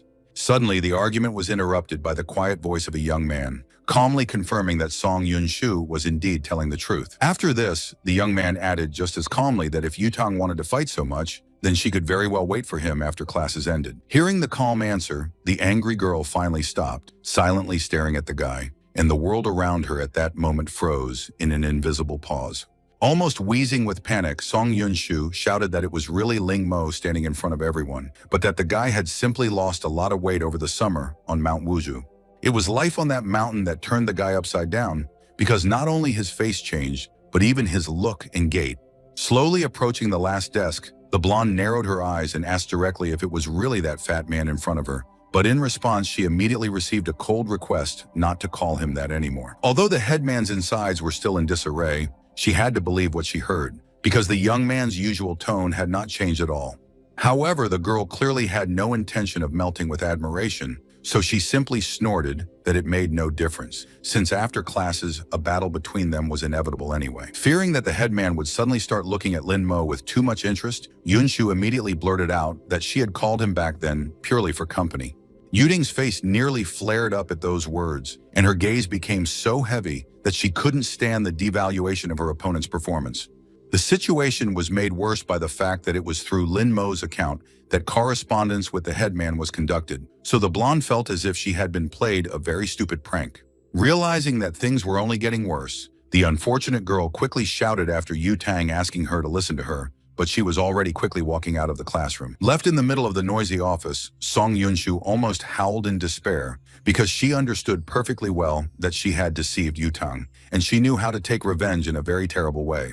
Not even a minute had passed before her classmates had immediately gathered around the girl, cheerfully bombarding her with questions about Lin Mo, his appearance, and his sudden transformation into the school's hottie. Guesses and excited cries came from all sides at once, with each girl trying to speak louder than the others, just to be the first to find out details about the guy. The growing noise suddenly stopped when a smiling teacher entered the classroom and in a soft voice asked everyone to finally get ready for the lesson. Continuing to smile brightly, the teacher cheerfully remarked that she was even afraid to imagine how eventful her students' summer holidays had been.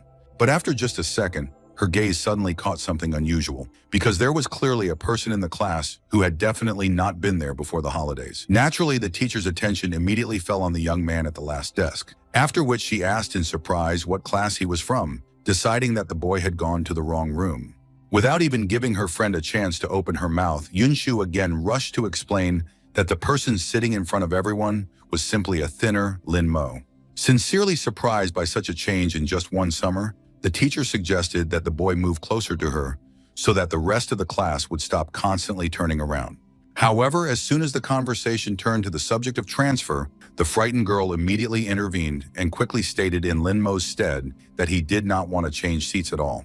Suddenly, another classmate joined the conversation, confidently announcing that she and Yunshu had already agreed to switch places. Another girl stood up next and, with an incredibly serious face, declared that she had grown a lot over the summer, so she also urgently needed to sit in the back rows. From the outside, it all looked like a real war for the right to sit next to Lin Mo, with Yunshu defending her place as fiercely as if it were a treasure. At some point, the teacher became noticeably tired of the endless arguments and finally, in a stern voice, asked Yunshu to immediately rise from his seat. For the girl, this sounded almost like a tragedy, and a moment later, two satisfied classmates were already pulling her away from the desk. Even the guys who had previously calmly ignored the former outcast now looked at Lin Mo in shock and bombarded Zixuan with questions about plastic surgery. After calmly waiting for the class to quiet down a bit, the teacher announced that the even-numbered students would move seats, while the odd-numbered ones would remain in their seats, and then she seated Li Qian next to Lin Mo. Immediately after these words, the room exploded with noise again, as everyone simultaneously began to get confused in the rows and try to figure out who should now sit next to whom.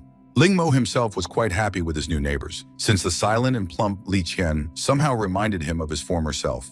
Meanwhile, the former neighbor could barely hold back her tears, already imagining how, along with the transplant, her chances of getting even a little closer to the guy would disappear. Even the bell sounded almost like a saving grace, because the entire lesson there was such tension in the classroom, as if the students weren't listening to formulas, but were waiting for the start of a tournament. Finally waiting for the end of classes, Lin Mo rose from his desk with relief, glad at least that he would no longer have to listen to endless discussions about his appearance. However, as soon as he took a couple of steps, girls immediately gathered around him, vying with each other to ask how he lost weight and whether he could give advice to their brothers or friends. Song Yunshu confidently elbowed her way through the noisy crowd, mentally calling all these beauties hypocrites, because before no one even wanted to look at Lin Mo. Forcing a sweet smile, the girl reminded the guy that, unlike the others, she never treated him with hostility, quite transparently hinting at whom he should choose. But the young man himself did not want to talk or have lunch together, so he just wearily asked everyone to disperse and finally give him some peace and quiet. To the guy's surprise, the girls almost instantly parted and lined up on both sides of the passage, creating a real living corridor around him, as if for some celebrity. When Lin Mo finally got out of the classroom, some of the girls immediately began enthusiastically discussing how cool he was at ignoring other people's attention, which completely destroyed Zixuan's pride. Just recently, it was the cousin who was considered the star of the class, but now he only gloomily watched as every girl turned her gaze exclusively to Lin Mo. Meanwhile, a huge queue had formed in the cafeteria, with students standing in several rows at once and waiting patiently. As they passed by, the girls waved their hands to the young man, and some even invited him to stand next to them. The constant requests were already beginning to seriously exhaust the guy, so he increasingly realized that it would no longer be possible to remain unnoticed. Listening to more praise for his appearance, the reborn emperor was only mentally amazed at how crazy women sometimes behave. Standing nearby, Jixuan almost dropped his tray when he noticed that even his brother's former crush was now looking exclusively at Ling Mo. Barely concealing his irritation, the boy turned to Yan Hui and asked if she had changed her opinion of Ling Mo after he had suddenly become more handsome, but the girl began to awkwardly make excuses. Suddenly, another classmate appeared nearby, who directly stated that, unlike Yan Hui, she pays attention to appearance and therefore wants to get to know Lin Mo better. Although the cousin tried to explain the changes by plastic surgery, the admiration only grew, and one lady even assured that she liked the guy's character, which sounded extremely hypocritical. The short-haired classmate simply shrugged and calmly noted that plastic surgery in no way changes the fact that Lin Mo still looks incredibly beautiful. Winking slyly, the girl continued confidently talking about her serious plans for the new handsome man. The culprit of all the commotion calmly headed towards the exit of the cafeteria with his takeout lunch, dreaming of finally eating at least a little in silence. But suddenly, some kind of obstacle appeared right in front of him, which is why the young man had to look up and pay attention to the surprise. Right at the stairs, his ex suddenly blocked his way, putting on such a guilty smile on her face, as if she was not going to talk, but to beg for a discount. Hastily fixing her hair, the girl began to apologize, explaining her refusal of the engagement by endless studying, failures in her studies, and the drama she herself had caused a couple of months ago. Even such a long speech did not make Lin Mo stop. With a short chuckle, the guy walked past with such indifference as if he had heard the weather forecast. This reaction clearly offended Yan Hui, so after a second, an irritated note appeared in her voice, and her request to wait began to sound almost like an order. Deciding that the guy simply hadn't grasped the full depth of her regrets, the girl began to justify herself again, assuring him that her previous words had been too hasty and stupid. However, the second attempt also ended in the same cold silence, which made Yan Hui involuntarily become confused and begin to seriously think about the reasons for such behavior. Gradually, the most convenient version of events took shape in the girl's head. The young lady decided that the guy had suffered too much after the breakup and was still unable to forgive. Meanwhile, Lin Mo himself was much less concerned about other people's remorse. Now the young man only dreamed of reaching the roof and finally being away from noisy gazes. A little ahead walked the already familiar black-haired student, the very same one whose rib he had completely accidentally broken before the holidays.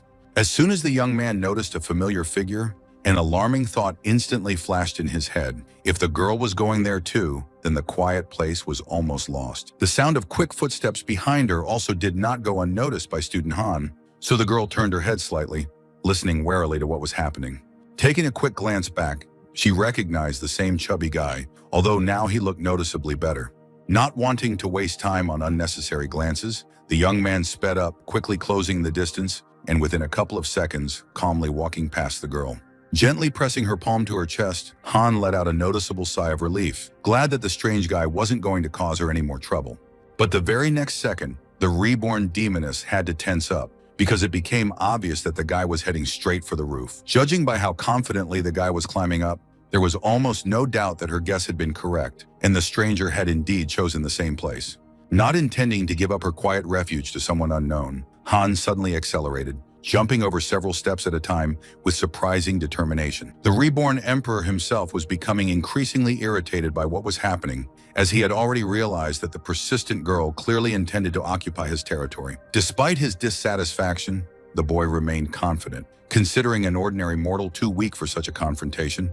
Gradually, the situation became so absurdly serious that it seemed as if we were talking not about the roof of the school, but about the final of a world tournament with a huge cash prize. Within a few seconds, the normal steps turned into a full-fledged run, where both rushed forward so quickly it seemed as if the steps under their feet began to disappear.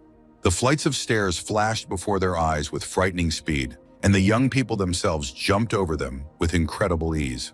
The first beads of sweat rolled down Han's face as she thought irritably that this guy should have at least a little sense of moderation intact. However, Lingmo continued to speed up, and Han had no intention of giving in to him and disgracing the girl's dignity, even if her lungs were already starting to burn.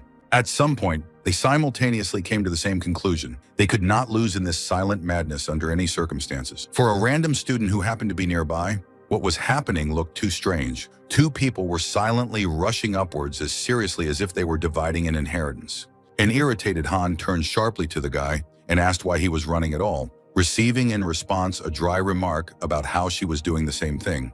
Snorting with displeasure, the girl declared that she ran only because he ran, but the young man immediately called her sick in the head for such conclusions. Hearing such an address, the young lady almost choked with indignation because this mortal not only interfered with her, but also brazenly dared to insult her. Continuing to rush after him, Han shouted loudly that a guy who always quarrels with girls risked one day being left without a wife. This prospect did not worry Lingmo at all. In his head, he still remained a great emperor, and he considered marriage to be something meaningless and mundane. However, the young man didn't want to leave the attack unanswered, so he quickly remarked that the girl had no manners and, in addition, was desperately trying to pick on guys. After this altercation, the air between them seemed to become even more tense, and now each one accelerated solely for the sake of the other's defeat. Almost reaching the door, Han suddenly extended her hand forward, blocking the passage with such determination as if she were defending the last exit from a besieged city. Not intending to give in, the guy also put out his hand, causing their forearms to cross, completely blocking the path for both of them. The situation became increasingly absurd. So instead of a normal solution, the young people finally descended into an exchange of barbed words and mutual complaints. Frowning darkly, Lingmo decided to put an end to this circus and take advantage of the advantage that nature had clearly not deprived him of. The guy thrust his elbow forward sharply, hitting the girl just above her solar plexus, causing her to instantly scream and double over in unexpected pain. The young man himself also felt uneasy about this approach because even in his understanding, the situation was beginning to dangerously approach outright excess. Despite his doubts, Lingmo still took advantage of the moment, quickly rushing forward and being the first to fly onto the long-awaited roof of the school. Having almost reached the center of the court, the guy turned around and with poorly concealed triumph announced that the lady had lost. Still feeling the unpleasant pain, Han didn't even think about admitting defeat because only a complete idiot could call such a victory fair. Holding back her irritation, the girl stated outright that the guy had actually hit her in a place where normal people wouldn't even accidentally go. Unwilling to accept such accusations, the reincarnated emperor suddenly slapped her, as if that could actually prove anything. Almost shouting, Lingmo declared that the girl had put herself under his elbow, which meant that it was solely her own carelessness that was to blame. In fact, with this blow, the young man was rather trying to adapt to the rules of the new world, where men were considered the most defenseless part of society. The counter-accusations only fueled Han's rage, so now the girl was literally yelling at him, demanding that he repeat what he had said again. Deciding to finish the situation off completely, the young man suddenly pulled out his phone and declared that he would call the police right now and record everything. By this point, the demoness was already far beyond her usual irritation, mentally calculating how quickly she could wring this mortal's neck. Pretending to turn on the recording, the guy mockingly asked the girl, who was seething with anger, whether she still wanted to try to attack him. Such a threat seemed to knock the last breath out of the girl. Han, who had been ready to break into a fight just a second ago, suddenly froze. Almost immediately, an unpleasant realization flashed through my head. In this world, girls who raised their hands against men were despised so much that punishment would follow instantly. The realization of what was happening only fueled the feeling of injustice within her, as it was completely obvious that this mortal was deliberately irritating her.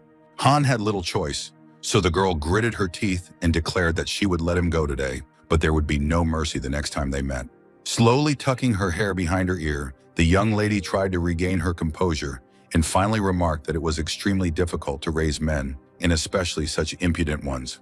Collapsing heavily onto the roof, Lingmo finally allowed himself to relax, mentally deciding that he had done quite well for today. Having caught his breath a little after the mad dash, the young man took out his phone and opened the news, where an alarming continuation of events had already appeared. As soon as the blue eyes ran across the screen, the usual calm instantly disappeared, and the young man himself tensed up from what he saw. News channels vied with each other to report on thousands of dead chickens at a poultry farm, killed literally overnight by an unknown virus. However, this information horrified Lin Mo not at all out of pity for the animals, and not even because of the possible shortage of fried meat in the canteens. The real reason was hidden elsewhere. The demon lord possessed a sword that turned anyone who touched it into withered bones, and what happened was too reminiscent of his power. What confused the young man most was something else. During the last battle, the demon lord disappeared along with the void and the emperor himself, and it was then that he found himself in Ling Mo's body. The boy gripped his chopsticks so tightly in anger that he accidentally broke them in half, finally realizing that Mo Zong had somehow also remained alive.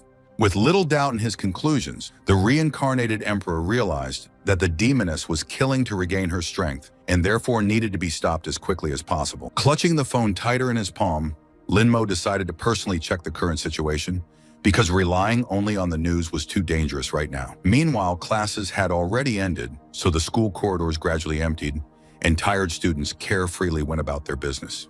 Trying to avoid running into girls, the young man quickly walked towards the exit, while some literally clung to his clothes and joked about plastic surgery. Suddenly, Song Yunshu caught up with him in the hallway, asking with her usual smile if he wanted to play with Xiao again today, promising to take the boy home later.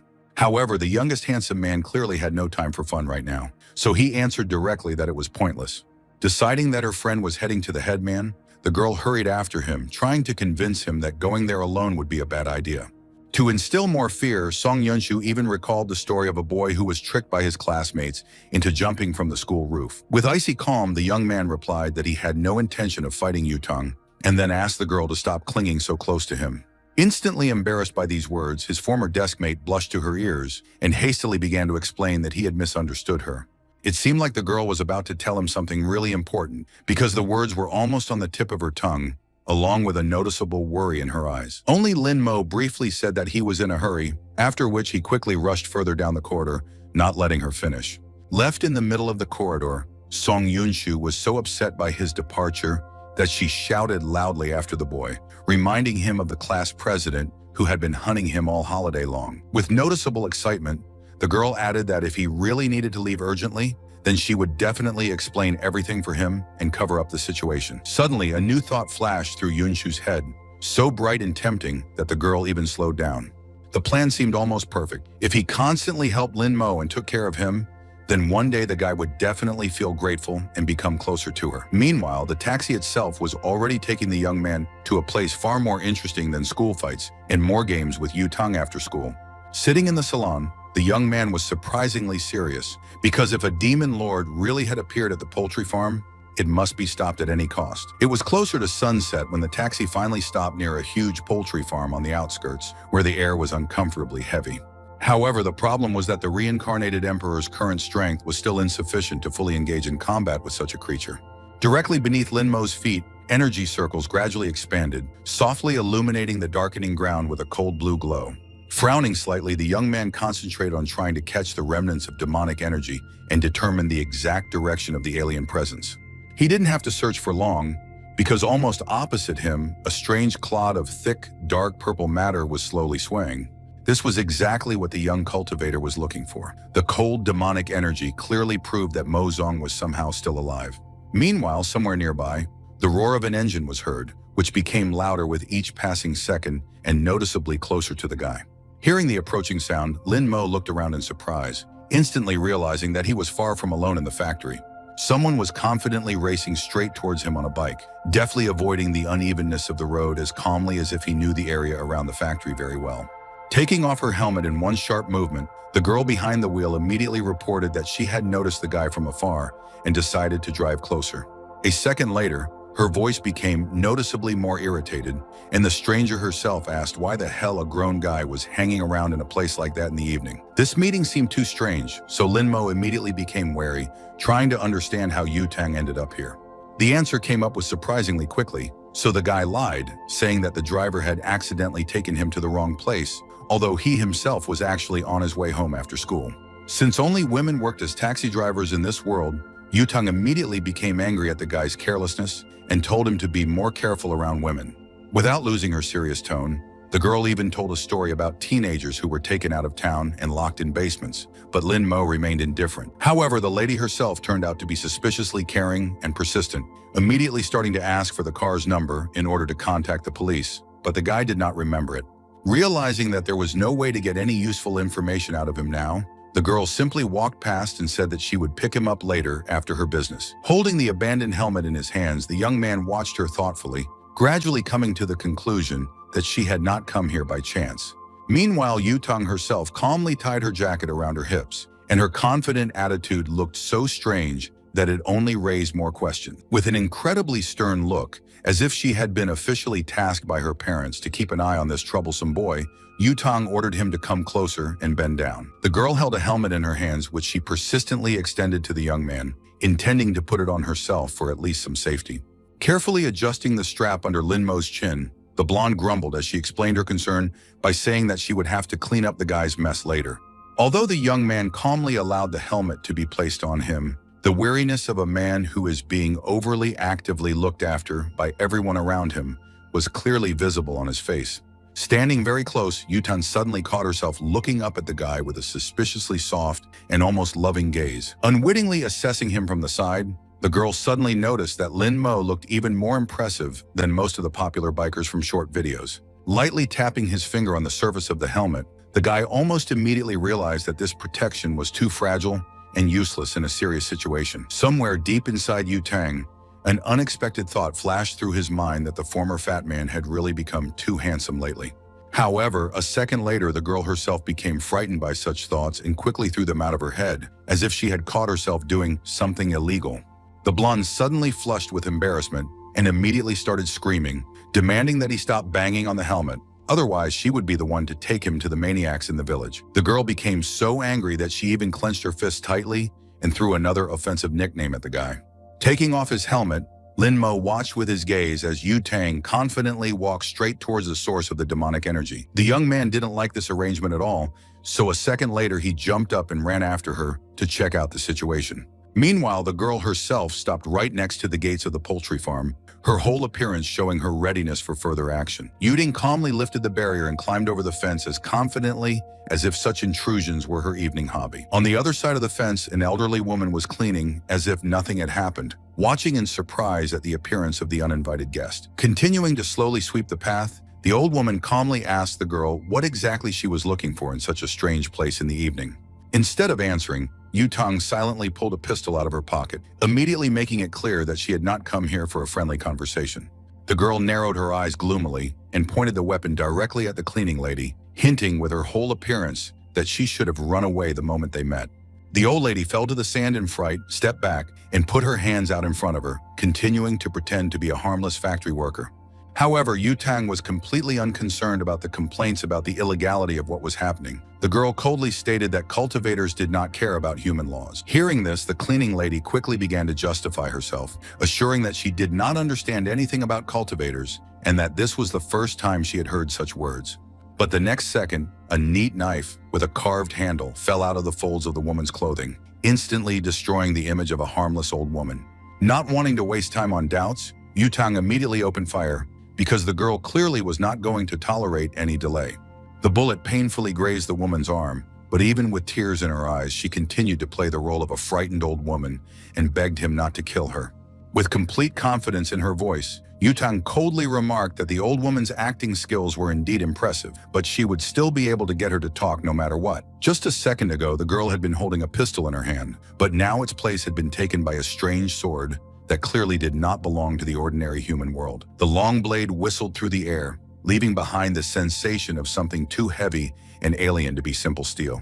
Continuing to back away from the wall, the factory worker insisted in a trembling voice that she had no spiritual energy and that she was only engaged in raising chickens. With mocking ease, Yutang asked if the old woman wanted to improve her at the same time, since the girl had almost as many talents as monks who had been trained for 10 years. After these words, the elderly woman's face changed so abruptly, as if the blonde had accidentally poked her finger right into the most dangerous truth.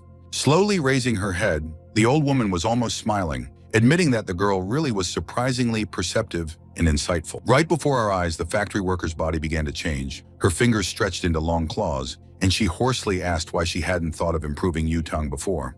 Almost immediately, the monster prepared to rush forward, threatening that after absorbing the girl, it would become thousands of times stronger than before.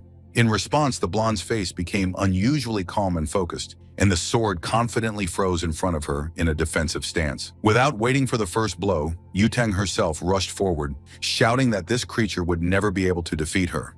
However, at the very moment when the blade almost reached its target, the old woman suddenly increased in size, turning into a terrible creature with coal-black skin. Lin Mo, who was watching the fight, immediately recognized the demonic nature of the sword energy and couldn't help but notice the strength that the girl possessed. However, the blow itself did almost no harm to the creature because the blade seemed to be stuck tightly in the enemy's huge body. The monster's skin turned out to be so dense that it resembled a heavy shell, incapable of feeling either pain or ordinary blows. For the first time in a long time, Yutang actually panicked, as the creature's aura was completely different from the cultivators she had encountered before. Meanwhile, the creature continued to grow rapidly. Huge wings spread out behind its back, and its silhouette began to resemble a cross between a giant bird and a human.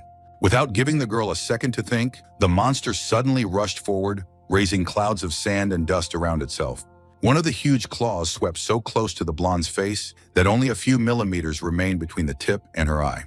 Only after miraculously dodging did Yutang realize that they were literally a second apart, a moment that could either save her life or bury her right there.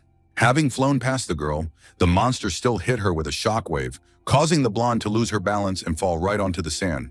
As she resumed her fighting stance, the stubborn Yutang thought darkly that one full-fledged blow from this creature would definitely send her to the next world. Already raising his huge fist over the girl, the beast was clearly going to finish the fight with the next blow, without the slightest hesitation. But just at that moment, the blonde suddenly pulled a strange glowing card out of her pocket, as if she was saving her last trump card. Calling it a spirit sword talisman, Yutang suddenly threw the card forward, cutting through the space between herself and the monster with a bright flash of light. The shining talisman crashed into the monster's beak with a loud crack, and a flash of thick yellow light blindingly tore apart the space around it. Seeing the result of the blow, Yutang smiled contentedly, sincerely deciding that now victory over this disgusting creature was practically in her pocket. But the joy turned out to be too hasty, because just a second later the damaged beak was completely restored, as if the blow had never existed. Instead of causing pain, the attack only further enraged the monster, and now with a piercing roar, it rushed straight at the girl. The next blow landed right in Yutang's stomach, and the monster's red eyes flashed with such greedy aggression that he enjoyed breaking his prey. A huge fist with monstrous force threw the girl into the wall, which literally crumbled into bricks and clouds of dust from the impact. Choking on blood and air, the blonde tried in horror to comprehend how, in a split second, the situation had completely gotten out of control. With heavy disappointment in her eyes, the girl looked straight at the monster, gradually realizing that she had already practically lost this fight. However, the finishing blow was suddenly interrupted, because Lin Mo suddenly appeared between the wounded Yutang and the huge bird. Not expecting help, especially from the guy she had just put a protective helmet on, the girl froze in complete amazement. Now in front of her stood that same former fat man, whom she herself had once pestered endlessly. But surprise instantly turned to anger and anxiety, so Yutang yelled at him to run away, calling him an idiot for trying to get in the way. Without even turning around completely, the guy threw over his shoulder to the wounded girl that now she should just trust him and not look back. A glowing mark flashed right in the middle of Lin Mo's forehead, and the air around him slowly filled with a surprisingly warm and heavy spiritual energy. With a menacing frown, the young man looked as if he was about to single-handedly turn the tide of this deadly battle. At that very moment, the monster's eyes became bloodshot and darted forward, and for the first time in the battle, the creature itself demonstrated genuine animal fear. The mere appearance of the spell was enough to throw the creature sharply against the tree, after which its front paws began to melt right into the air. Behind Lin Mo, Yutang was sitting on the ground, completely stunned, not understanding why the monster had suddenly stopped so abruptly and become frightened. Completely focused on suppressing the enemy, the reincarnated emperor did not even try to explain to the girl what was happening around him. The real reason for the monster's panic was not the spell itself, but the presence of the young man, whom the creature instinctively recognized. A second later, the monster's coal-black body collapsed to the ground, breaking through the surface beneath it and unable to escape destruction. Under the influence of spiritual energy, even the emperor's appearance changed. His short dark hair became long and ash silver.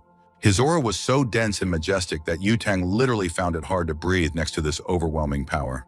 Unable to look away, the girl looked at the young man as if for the first time in a long time, she was faced with something completely impossible.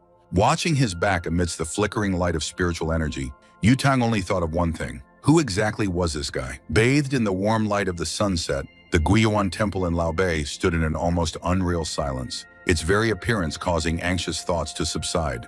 Inside the spacious hall, monks sat in deep meditation, while their teacher calmly spoke to his students about the structure of the world and spiritual paths. With an even and almost soothing voice, the teacher continued to speak about the importance of morality and the accumulation of immortal karma through right actions. But the next moment, the serenity was rudely destroyed, and the old master's eyes widened sharply from an unexpected deafening sound. The cause of the shock was the sudden ringing of the Yuandao bell, which was only awakened in those moments when something truly great was happening. A huge bell, shining as if it were cast from pure gold, carried heavy sounds around, from which even the air trembled. Hearing this ringing, the master suddenly turned pale, his knees buckled, and the old man himself fell heavily straight onto the stone floor. The frightened monks immediately surrounded the teacher, anxiously asking what was happening and why he looked so shocked. With difficulty raising his gaze to the students, the old master managed to utter only one word, quiet and heavy: rebirth. Meanwhile, the reincarnated emperor calmly examined the defeated monster, trying to figure out where the demon lord was currently hiding. Watching the enormous carcass gradually melt into thin air, the young man quickly realized that what lay before him was only a weakened fragment of the true essence. However, at that moment, such details didn't bother him much, so the guy calmly raised his palm straight toward the darkening sky. Having won the fight, Ling Mo began to draw the remaining strength from the dying creature, absorbing thick streams of purple energy into his own body. Slowly turning the physical fragment of demonic power in his fingers, the young man thought that even such a fragment might one day come in handy. A second later, the guy remembered another problem, because there was a girl nearby who witnessed everything that happened. Without taking her eyes off Lin Mo, Yutang looked at him almost in fascination, amazed by his appearance, aura, and overwhelming strength. The seal on the young man's forehead flared again between his eyes, glowing softly as he commanded the girl's mind to forget everything she had seen. Under the influence of the power, Yutang's eyes shone with a strange light, reflecting complete submission and readiness to submit to someone else's will. Almost immediately after this, the girl collapsed limply onto the grass, as if she had suddenly lost consciousness right in the middle of the destroyed factory. Having regained his usual appearance as an ordinary high school student, the young man carefully studied the girl's spiritual nature and was surprised by her potential. Even among immortals, Yutang's soul would be considered a rare talent, but in the current world, such abilities meant almost nothing. Suddenly, the young man's heart sank painfully, skipping beats and giving off an unpleasant spasm and weakness inside his chest. Pressing his palm to his chest, the boy realized that the cause was hidden in the remnants of someone else's soul inside the body, and hoped that the consequences would not be serious. Now he needed to return home as quickly as possible before his recently restored strength completely dissipated without a trace. However, already near the exit from the poultry farm, his way was blocked by two strong ladies who declared that the guy was handsome. Coming up close to him, one of the women with a sticky smile offered to take him to a nice place where he would supposedly definitely like it. Noticing the lack of enthusiasm, the second lady unceremoniously pushed the young man in the back and grabbed his hands. To Lin Mo's great regret, there was almost no spiritual strength left inside, so resistance now seemed like a difficult task. Both women literally surrounded the guy from all sides, while the young man himself was confusedly wondering if he had suddenly become so popular. Luckily for him, Yutang had just come to her senses and was already stretching her shoulders, clearly intending to personally deal with the ongoing mess. However, her unexpected appearance only further provoked the impudent ladies, who clearly had no intention of letting their prey go quietly. Swinging her fist sharply, the determined blonde loudly and extremely insistently suggested that all three of them get out of here immediately. Yutang's first blow landed with a crack right on the cheek of one of the women, even though her opponent looked almost twice as massive as the girl herself. Such insolence immediately angered the persistent lady, so a second later, she tried to respond to the blonde with a heavy blow. However, the attack turned out to be completely useless because Yutang effortlessly intercepted the other man's fist right out of the air. The second woman also decided not to stand idle, creating an advantage in numbers in the fight, although this looked frankly unfair. But her attempt also ended in nothing because the blonde calmly parried the next blow with her foot, without even changing her expression. Within seconds, both opponents were lying on the grass to the sides, while Yutang stood triumphantly in front of the confused Linmo. Frowning in irritation, the girl immediately began to scold the guy for his inaction, assuring him that he should have beaten up impudent women immediately upon meeting them. Without calming down for a second, the blonde even began to explain the basics of self-defense, stating that it is best to aim straight at the chest. After a short lecture, the girl calmly walked past the young man and told him to follow her, promising to take him home after such a crazy day. Linmo still had to put on the helmet because Yu Tang, with an extremely insistent look, literally shoved it right into the guy's hands. Judging by her expression, the blonde was already irritated since she hadn't given him permission to take off his helmet at all. Having settled comfortably behind the wheel of the bike, the girl confidently prepared to leave this place as quickly as possible, taking Linmo away on the back seat. The young man himself felt surprisingly awkward and tried not to even accidentally touch the girl's body during the trip. For Yutan, this kind of caution no longer seemed safe, so she turned around and told the guy to hold onto her waist properly. A second later, the motorcycle suddenly shot forward, and the couple raced along the road, cutting through the cool evening air. Carefully hugging the girl from behind, Linmo couldn't help but think that before, something like this would have been considered terribly indecent, but now she herself asked for it. At the same time, the speed of the bike did not impress the former emperor at all, because in his thoughts, the guy was already counting on one day flying on a sword much faster. They arrived at the young man's house late in the evening, when the streets were plunged into darkness and a cozy, warm light poured from the windows. Jumping off his motorcycle at the gate of the house, Linmo offered to pay as if he had just finished a taxi ride, causing the girl to immediately grimace. She jerked the helmet from him and coldly asked if he was sweating inside, as if she were holding evidence of some heinous crime. Looking away towards the dark street, the girl suddenly quietly admitted that she barely remembered the old Linmo. It was at that moment that something seemed to click inside her, and an unexpected thought flashed through her head, causing her to frown sharply. Only now did it finally dawn on her that this cunning idiot had deceived her again, having habitually promised to meet after school, and then, just as habitually, disappeared without a trace. Instead of a proper explanation, Linmo just quietly clicked his tongue. The whole situation was ridiculously insignificant. While the lady was glaring at him, the guy silently went over excuses in his head, trying to come up with at least something that wouldn't turn a simple squabble into a full-blown scandal. After a brief pause, he blamed everything on his family, claiming that they had dragged him straight home after school and that waiting for Yutang had been a dangerous undertaking. Casually crossing his arms over his chest, Linmo calmly added that it was not difficult for a girl like Yutang to find company among the guys, and it sounded suspiciously smug.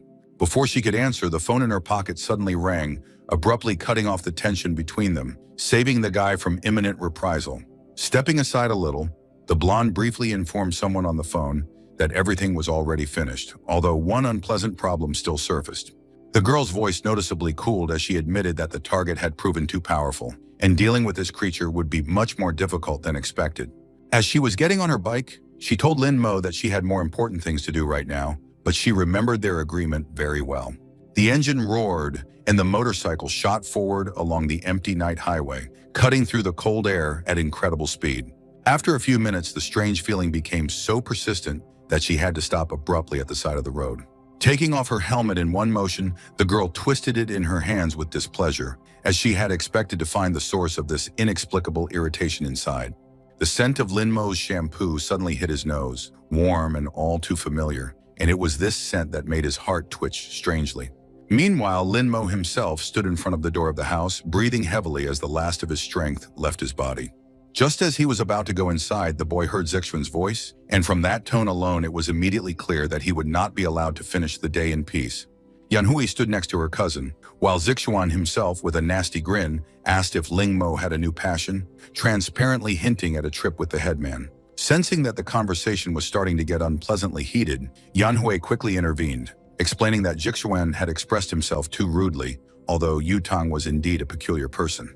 Instead of reacting, Linmo merely said boredly that he was already tired of this meaningless conversation, causing his cousin to instantly flare up.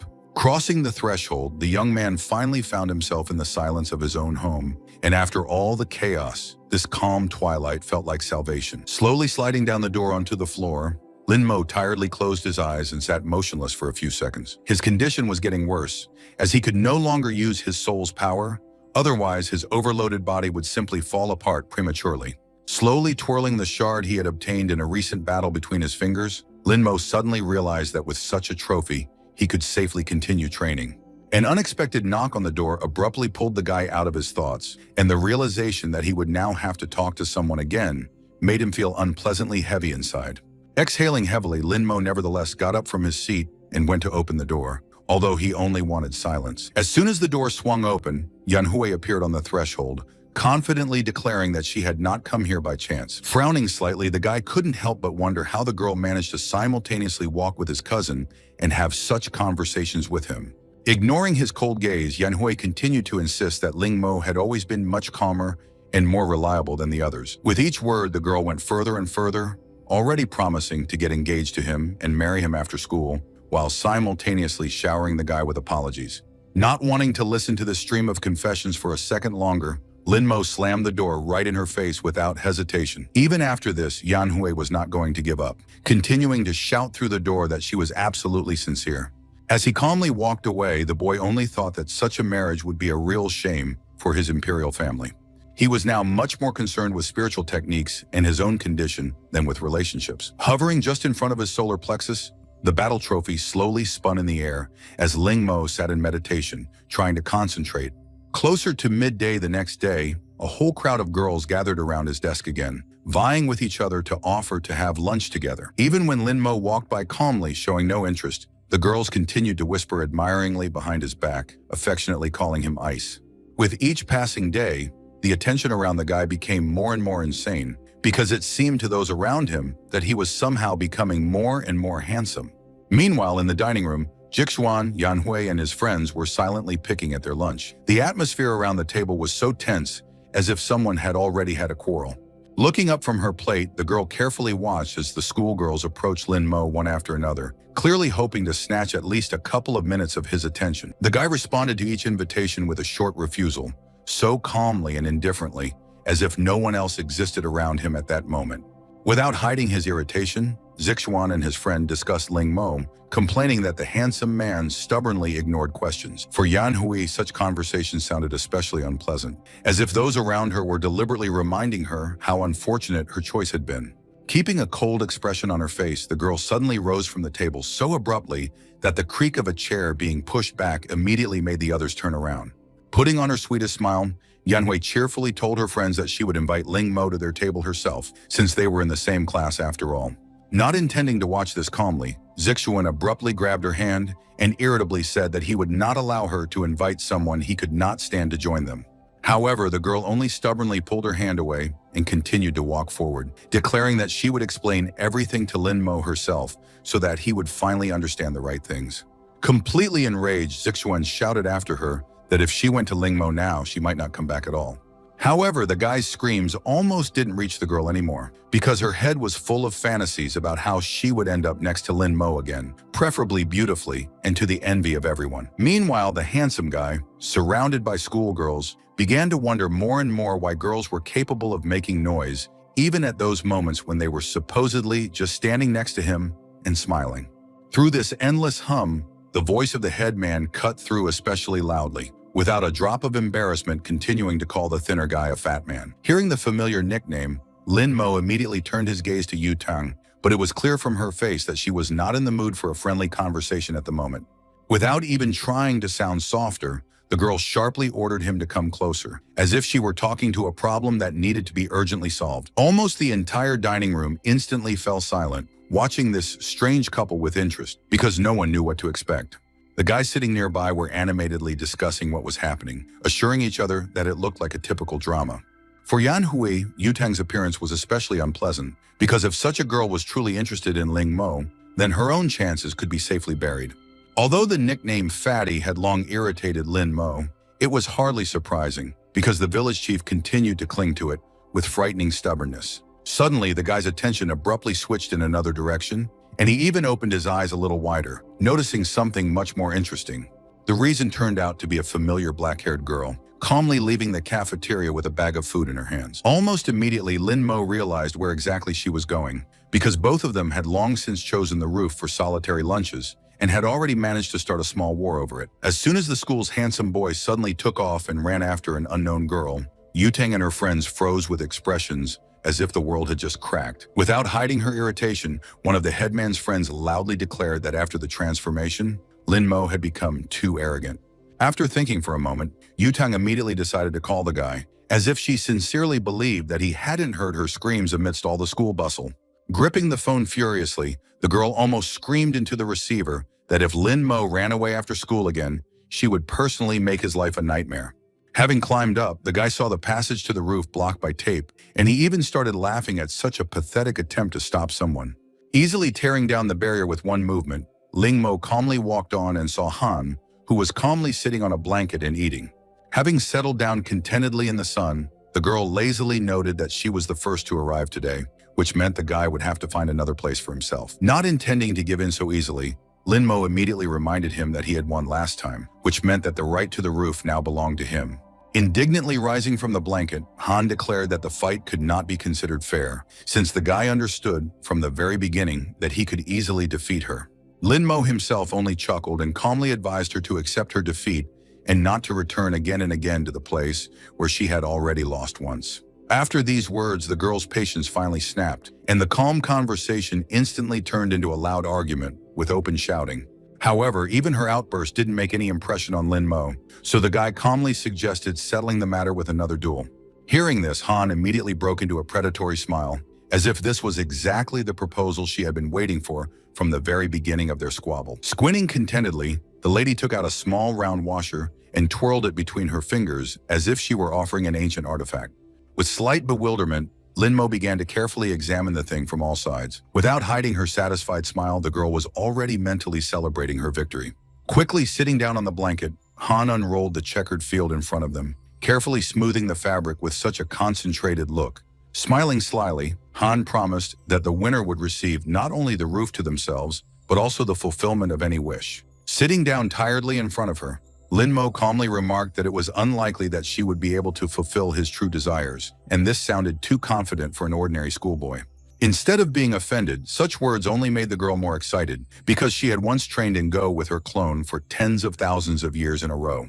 Ling Mo himself also had no intention of giving in, because in the Emperor's memory there simply were no people whom he could call equal opponents. An equal stubbornness instantly arose between them, as both looked at the field with absolute confidence that today, victory would be theirs alone. Small round pieces slid quickly across the squares, and the tension between the players grew so rapidly that they were now sharing not a roof, but an entire empire. Completely engrossed in the game, both carefully calculated each next move, trying to disrupt their opponent's plans in advance. Observing her movements and facial expression, Lin Mo gradually realized that the person sitting in front of him was clearly a true Guo master. By this point, the smile had already disappeared from Han's face as the girl's confidence began to visibly crack. At the usual time, the bell rang over the school, while the sunset slowly spread beyond the roof, painting the city in warm colors, clearly visible from above. Gradually, the girl began to become noticeably nervous, biting her nails every now and then, and intensely examining the field carefully. The reason for her anxiety was extremely simple. They were practically neck and neck, and now any mistake could instantly turn a perfect game into a crushing defeat. Noticing his opponent's state, Lin Mo calmly suggested that she give up right now if the situation had become too difficult and unpleasant for her. Not wanting to give in, Han immediately reminded him that classes had ended long ago, and the guy was simply too proud. Their argument was suddenly interrupted by the sound of a ringtone coming from Lin Mo's pocket, where the phone was insistently demanding its owner's attention. However, even this did not distract the guy, because he was too determined to win, and a draw seemed humiliating to him. A little embarrassed, Han admitted that she didn't want to stay on the roof until late, because it was better for guys to stay home at night. Resolutely pulling out her phone, the girl declared that she would photograph the location of the figures and that they would continue this protracted war tomorrow. Exhausted from the long game, Han rose heavily from her seat and, wearily stretching her shoulders, advised Ling Mo not to stay here until dark either. However, as soon as she took just one careless step, her legs suddenly gave way, as if her exhausted body had suddenly decided that it had had more than enough for today. Angrily cursing her own legs for such vile weakness, Han tried to get up with noticeable irritation after a whole day spent almost without stopping playing intensely. Unable to maintain her balance after yet another attempt to stand up, the girl flew forward sharply, unexpectedly landing with all her weight right on Lin Mo, who was sitting next to her. Jerking back in fright from her own awkwardness, she immediately covered herself with her hands and hastily tried to move as far away from the guy as possible. Suddenly, Lin Mo's hand slowly approached her face, and from his completely calm appearance, it seemed that something extremely unpleasant was about to follow. A moment later, a loud click was heard across the deserted roof, after which Han screamed in pain, clutching her injured forehead with her hands. Walking calmly towards the exit as if nothing special had happened, Lin Mo calmly warned that he might well sue her for a repeat attack. Rubbing her bruised forehead with an extremely offended expression on her face, the girl mentally swore that she would definitely take revenge on him as soon as she fully recovered her strength. Staring at the piece of paper in front of her, Han immediately began to urgently think through tomorrow's strategy, hoping to take revenge at any cost. Already leaving the gradually emptying school grounds, Lin Mo again heard the persistent vibration of his phone coming from the pocket of his clothes. As soon as Lin Mo saw Yutang's name on the phone screen, the guy only frowned tiredly, already anticipating more troubles and endless complaints. A loud, indignant squeal immediately came from the speaker, full of displeasure at the fact that he had dared to brazenly ignore her calls for so long. Without even giving him a chance to get a word in his defense, the girl quickly ordered him to go to the school gates immediately and immediately hung up. However, Lin Mo himself did not object to this meeting at all because Yutang's gaming skills were really so good that they could impress anyone. Already waiting next to her motorcycle with an extremely irritated look, the blonde loudly complained that the guy managed to walk criminally slowly even now. Yutang was especially irritated by the fact that Lin Mo shamelessly skipped the last lesson, but still continued to hang around somewhere on the school grounds. Even the ridiculous excuse about a sudden sleep attack did not convince the girl at all, as she understood perfectly well that the guy had simply decided to skip class. Despite the accumulated fatigue from endless attempts to drag him into a joint game, Yutang still stubbornly refused to give up. Sharply throwing the helmet at him, looking as if she was about to lose her patience completely, the girl briefly ordered him to get on the bike quickly. Within a minute, the motorcycle was rapidly carrying them through the dark evening streets, cutting through the cool air with the heavy roar of its powerful engine. Having quickly reached Yutang's apartment, Lin Mo was involuntarily surprised by its size, clearly not expecting to see such a spacious dwelling. Once inside, the girl immediately warned not to touch anything here, briefly nodding towards the huge amount of expensive gaming equipment.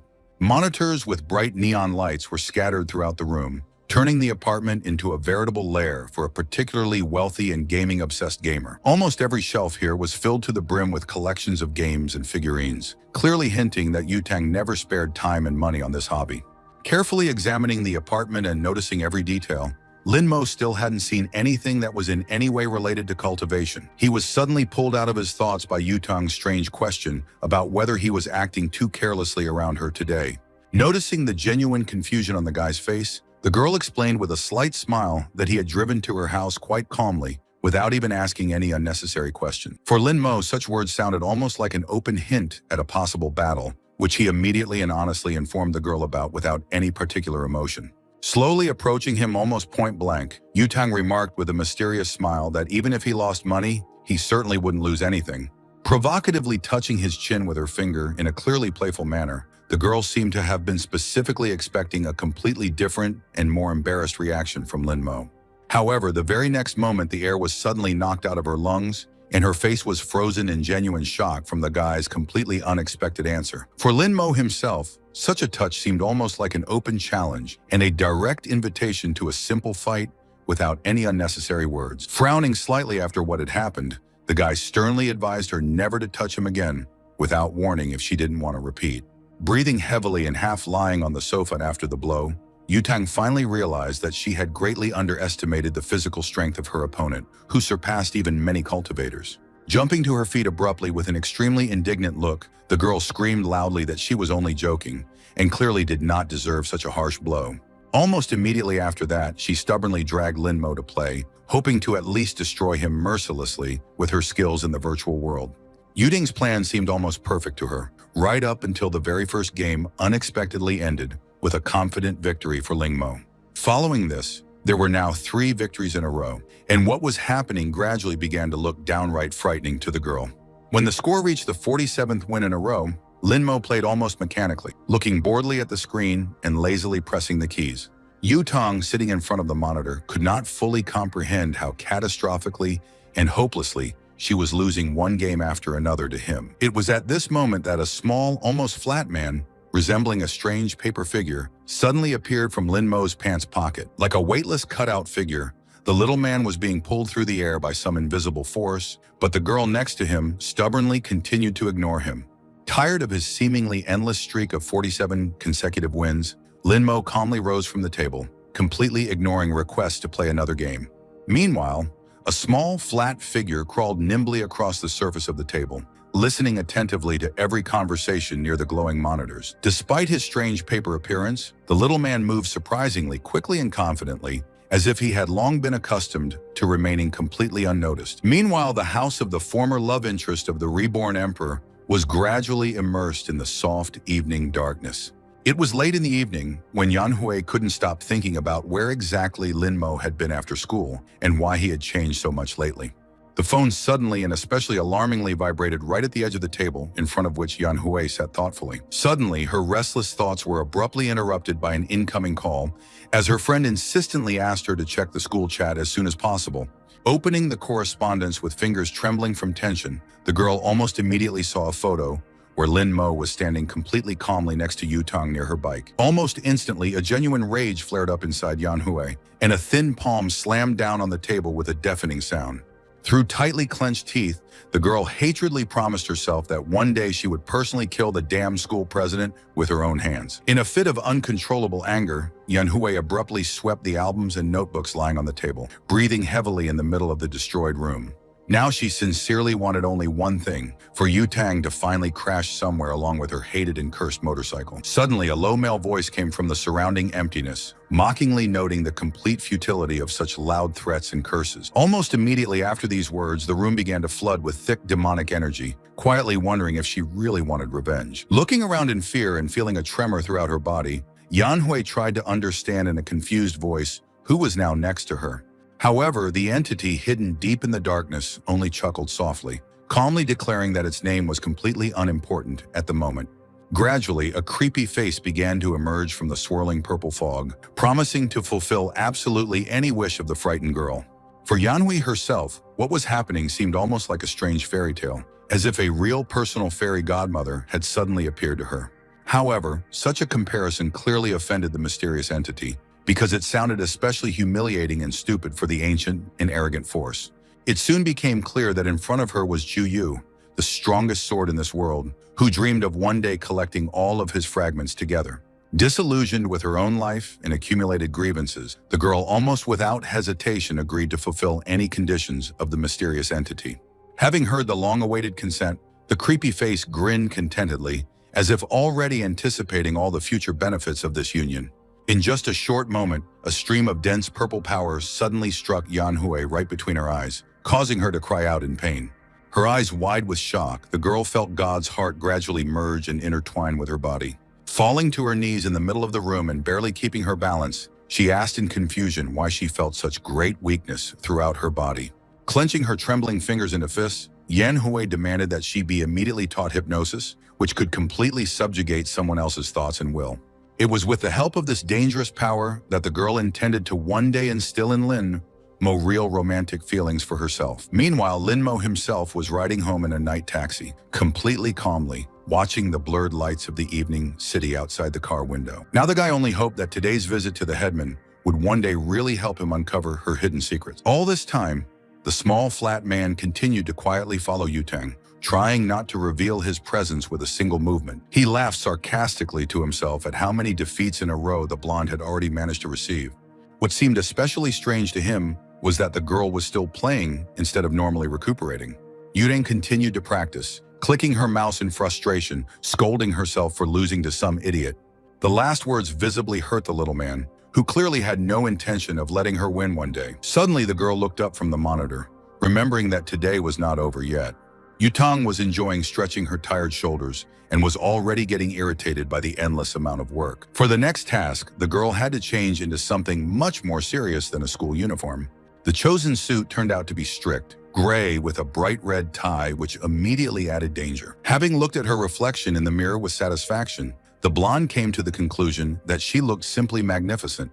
However, the preparations were not limited to just a change of clothes. The girl opened another closet in the room. Inside, instead of things, rifles hung neatly, turning the cabinet into a full-fledged weapon stand. Among the rifles, golden talismans glittered, imperfect, but still too rare for this world. Having received the order to follow the girl, the little man immediately rushed after Yu-tang.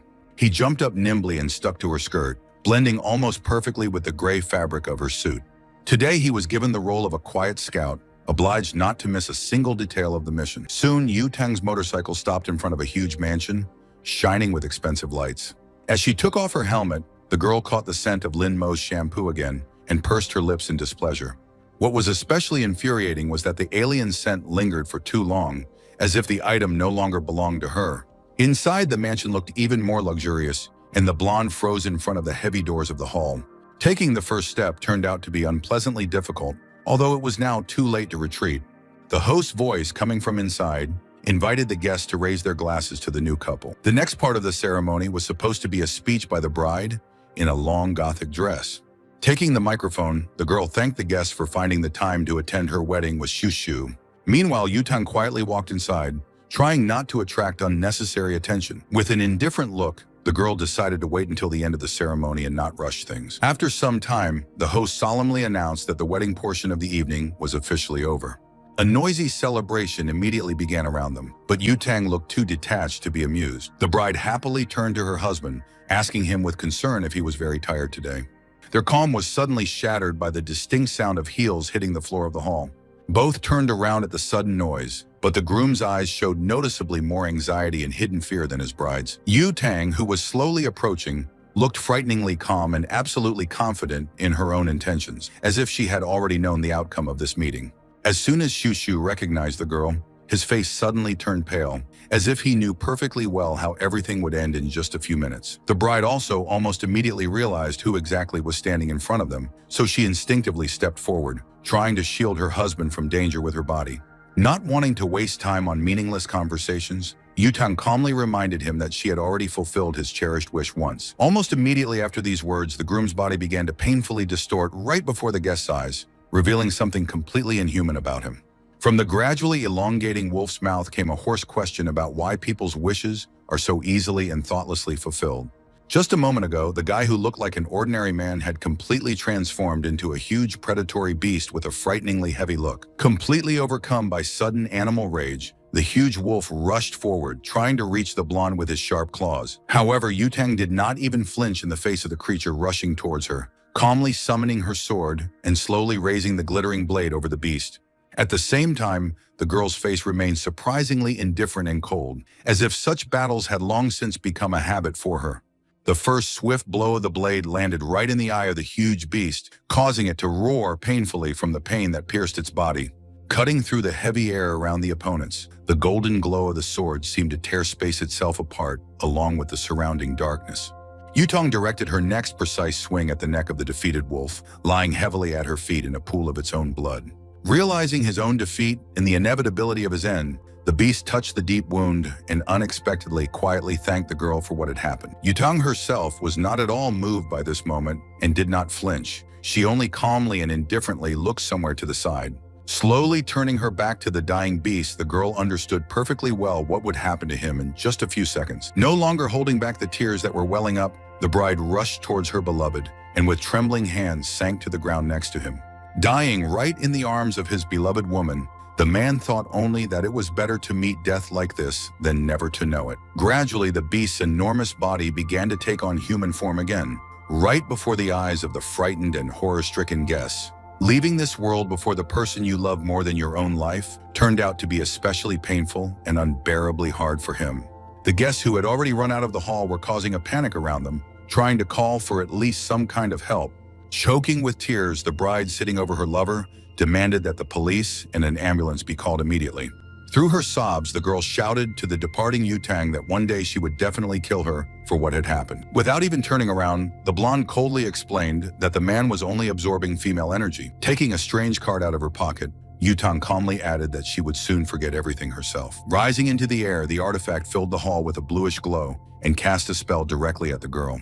Almost immediately, the tears stopped, and the bride's gaze became empty and completely glassy.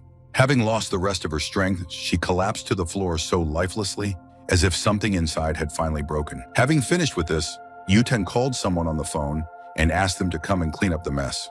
Meanwhile, the little man finally detached himself from her skirt and carefully jumped down. Quickly moving his legs, he ran up to the motionless bodies, examining them carefully. Looking at Shushu, the creature suddenly decided that this man was still capable of bringing a little benefit. Standing in a strange stance, the little man directed streams of yellow energy through his tiny body. Slowly stretching his arms forward, he seemed to direct the accumulated power directly towards the dead youth. Soon the wolf's soul separated from the body, revealing a ghostly animal silhouette in the air. Within a moment, the flow of energy was completely drawn into the little man, filling him with strength. Suddenly, his body gained volume, long hair and ears, although his height remained quite tiny. Having finished its business, the little creature quickly ran away on short, thin legs. 20 minutes later, this miracle was already happily jumping onto the palm of Linmo, who was waiting for it. Having settled into their usual shelter, they calmly left the scene of the recent massacre together. Dissolving into the dark sea abyss, Shushu regretted that he could no longer be with you. Suddenly, a majestic voice asked him whether he wished to die completely or to return. After experiencing love, Shushu had absolutely no intention of agreeing to death and clung to the chance. There was too much he hadn't yet managed to say to his beloved, so he was ready to pay any price for life. Then the unknown emperor offered him a deal, 10 years of service in exchange for a new body. It was thanks to this agreement that the wolf's soul later ended up inside a small, flat creature. Now they sat opposite each other, Linmo meditating, and the baby settled down on the rug. Looking at himself with interest, Shushu was amazed by the technique he had never heard of before.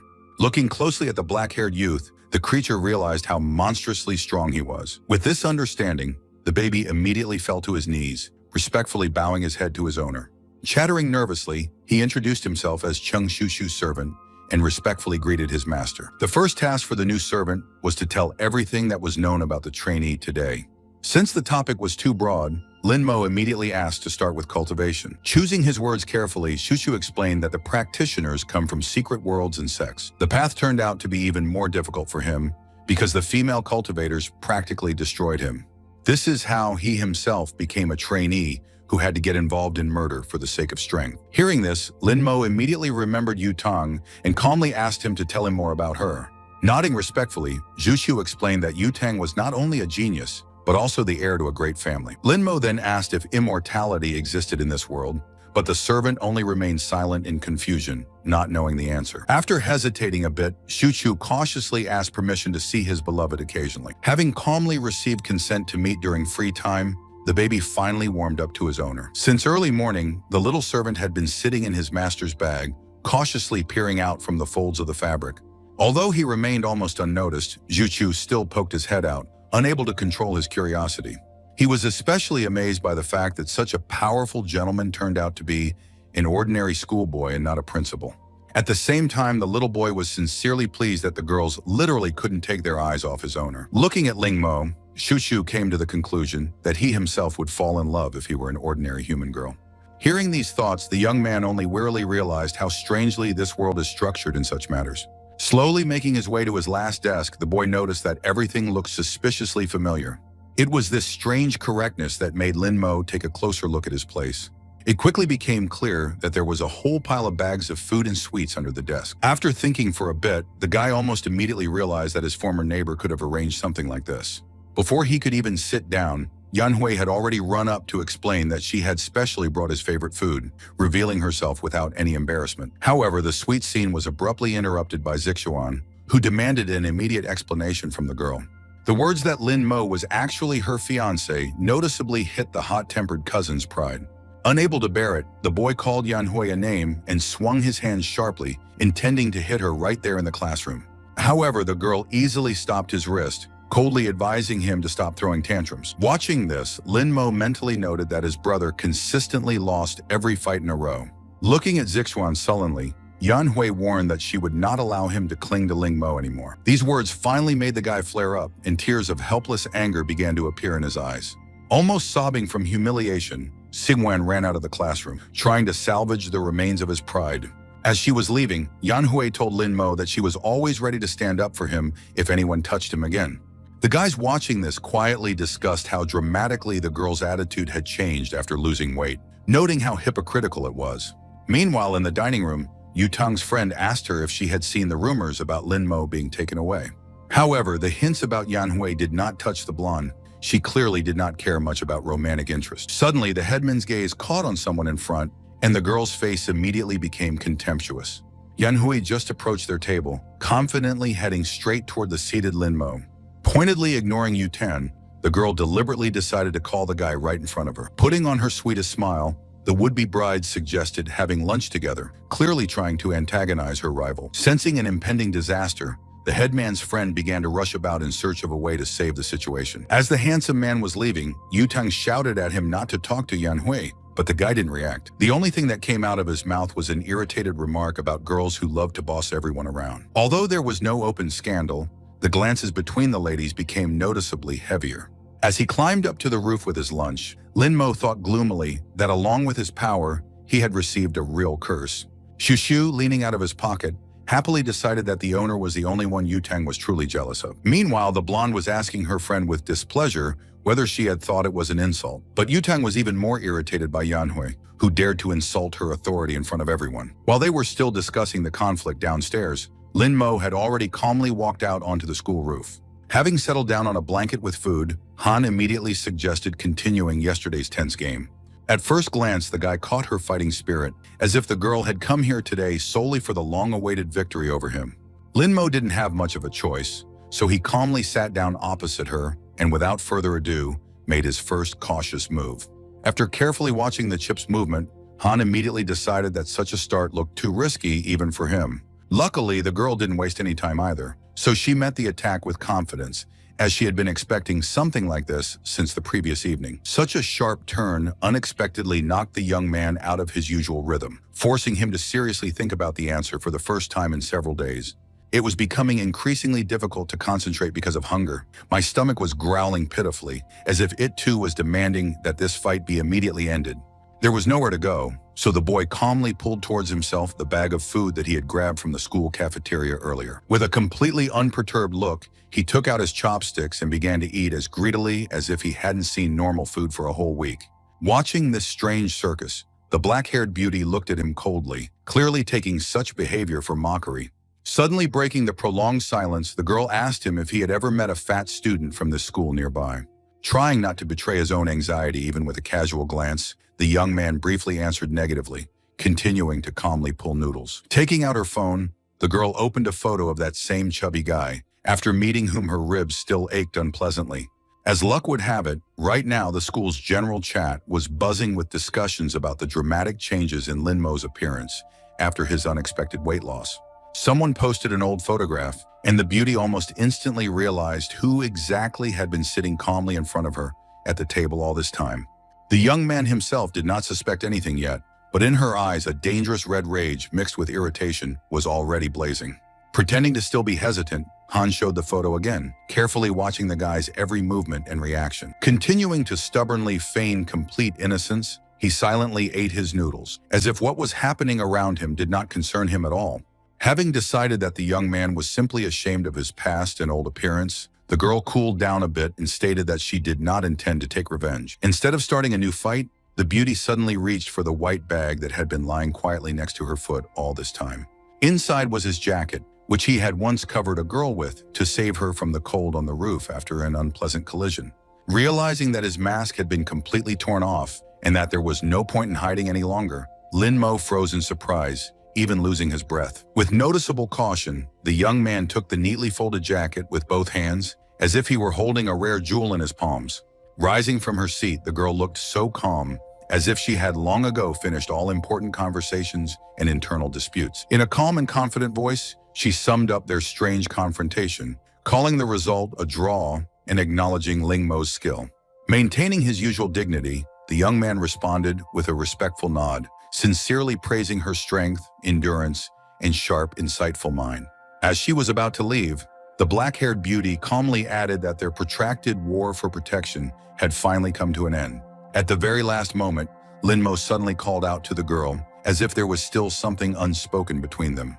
After a slight hesitation before asking, he clarified the total score of their clashes, asking whether it was true that they had won 2 out of 3.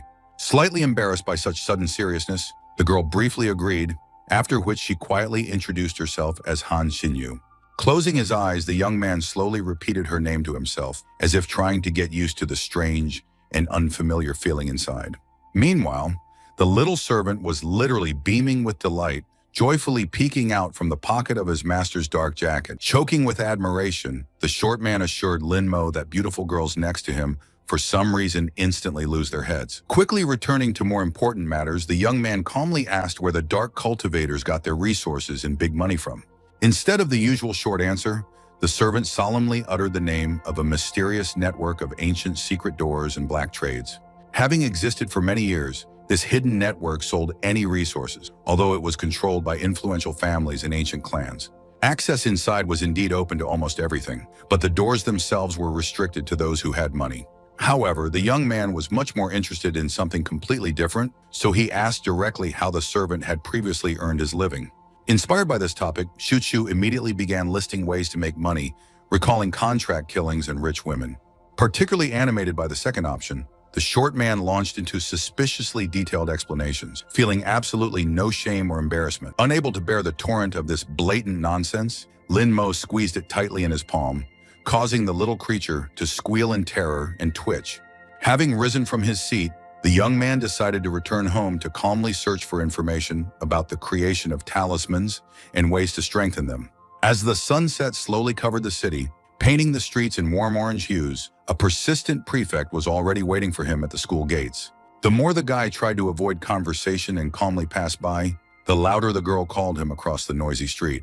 Catching up with him near the gate, the girl quickly started talking about the fight in the cafeteria, hoping to somehow influence the situation with Yan Hui and her behavior. With her usual confidence, the blonde again exerted her authority, persuading the young man to go on business together without unnecessary excuses. There was only silence in response, as if all her words had long since become insignificant background noise for the guy and lost their meaning. Instead of being offended, the lady only became more cheerful, jokingly asking if she should carry him to the bike herself, since he was being so stubborn. Continuing to remain silent, the young man nevertheless came closer, silently indicating his agreement to go and not drag out the situation. Watching them from the side, Yan Hui could barely contain her irritation, literally burning the girl with a gaze full of hidden malice.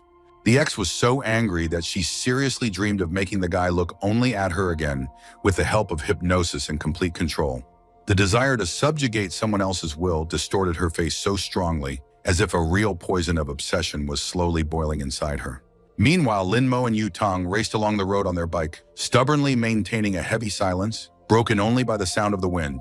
Sitting behind her in his helmet, the young man suddenly asked if the girl was going to let him go at all, or if this had already become a habit.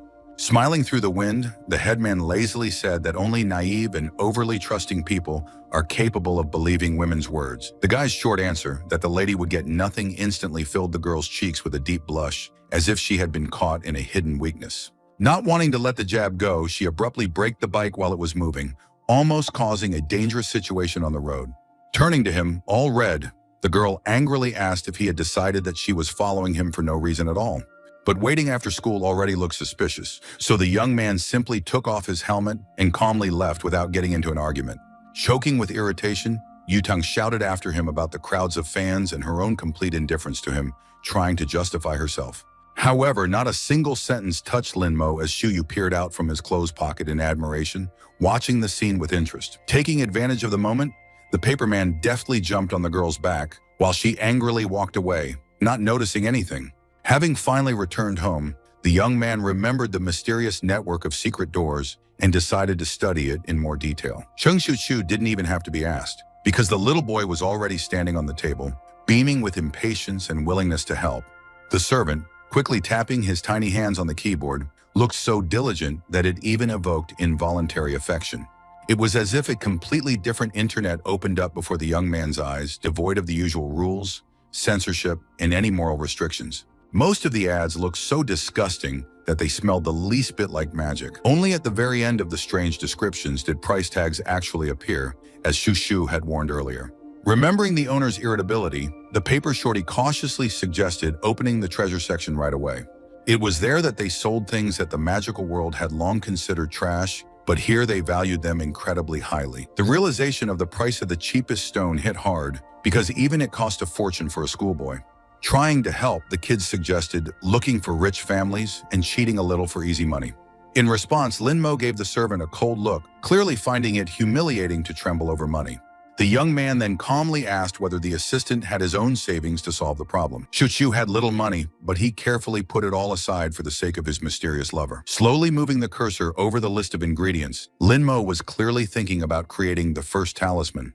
Glancing awkwardly at the owner, the paperman reminded him that the materials here were of terrible quality. However, this did not bother the young man at all, since he did not expect a perfect result from his first attempt. The main difficulty was hidden in the lack of ingredients, but Lin Mo didn't even suspect it yet. The very next morning, the young man, completely disguised, set off for a completely unfamiliar part of the city. As soon as he stopped by the road, an inconspicuous courier car appeared nearby. When handing over the box, the delivery man politely asked for 5 stars, as casually as if he were delivering noodles. Holding the ordered tools in his hands, the reborn emperor was genuinely surprised by the simplicity of the entire scheme. Looking out of his jeans pocket, the faithful servant explained that a network of secret doors had long existed throughout the world. In front of Lin Mo lay a complete talisman-making kit, which he examined with rare interest. Confidently grasping the thick brush, the young man passed energy through it, causing the bristles to glow with a yellow light. Shushu looked suspiciously, remembering very well that even experienced masters did not always succeed in this. Slowly exhaling through his teeth, Lin Mo concentrated as seriously as if he was preparing for a real fight. The hieroglyph came out surprisingly smooth and elegant, and the fresh scarlet paint shimmered softly in the sun. As soon as I finished the drawing, a small dragon rose above the card, shimmering with a golden glow. Shushu froze in complete shock, because the owner had already managed to create 2 talismans faster than a blink of an eye, and both were emitting a dragon's aura. Without even changing his expression, Lin Mo asked the short man to calm down, reminding him of his thousands of years of practice. Deep down, the young man still regretted that his current strength was only enough for a couple of weak talismans. Without thinking twice, the enterprising emperor put both artifacts up for sale for $500,000 each. However, the notification that flashed almost instantly abruptly knocked the guy out of his usual calm. The bargaining became so frantic that someone bought the talismans for even more than the stated price. Hurriedly explaining what was happening, Shuchu said that ordinary people dream of gaining immortality through them. Suddenly, Lin Mo felt a faint movement from the paperman he had left on Yutang earlier. After this, it turned out to be quite easy to guess that the headman also uses secret doors. At this time, the girl was irritably studying the case of the missing boy, lazily chewing a chocolate bar. Soon she came across Ling Mo's talisman, the quality of which the beauty appreciated almost immediately, without knowing the author. Not wanting to miss out on the item, the lady raised the stakes above the others, hoping to prepare for a meeting with the monster. Lin Mo himself also thought about the missing child and the usefulness of the headman in searching for magic stones. But at school, he had to play the role of an ordinary guy, along with ordinary school problems. The very next morning, 3 students surrounded him in the corridor, deliberately recalling the old nickname. Although the words did not hurt the emperor's pride, a dark shadow of irritation still appeared on his face. Yanhui watched the scene from around the corner, delighted at how well her strange hypnosis had worked. Lin Mo cast a heavy glance at the insolent men and uttered only one short word, advising them to quickly disappear. Instead of fear, the boys only became more angry, already anticipating the opportunity to put up a good fight. However, the very first attack ended in disgrace because the young man instantly grabbed the leader right by the face. Without letting go of his lunch, Ling Mo slammed his enemy into the wall with such force that he howled in pain. After that, he calmly looked back, assessing the readiness of the others to repeat someone else's mistake. But the 2 remaining ones, instead of being frightened, only clenched their fists tighter, clearly intending to climb further. Meanwhile, Yan Hui was already smiling contentedly, anticipating the moment of her own spectacular appearance. Only suddenly her whole plan fell apart when long black hair flashed before her eyes. A loud order to stop immediately made the guys freeze and turned towards the voice in confusion. The girl crossed her arms over her chest and sternly asked what exactly they were doing there. The poor guy who was thrown against the wall immediately started whining and lying about trying to make friends. However, the beauty listened to him without much trust, believing that it was he who started the fight. Watching her own performance crumble, Yan Hui could barely hide her anger at the missed opportunity. It was necessary to urgently change tactics, so the girl feigned alarm and rushed to her classmate. Turning to the black-haired student, she thanked her with cloying warmth for helping Lin Mo.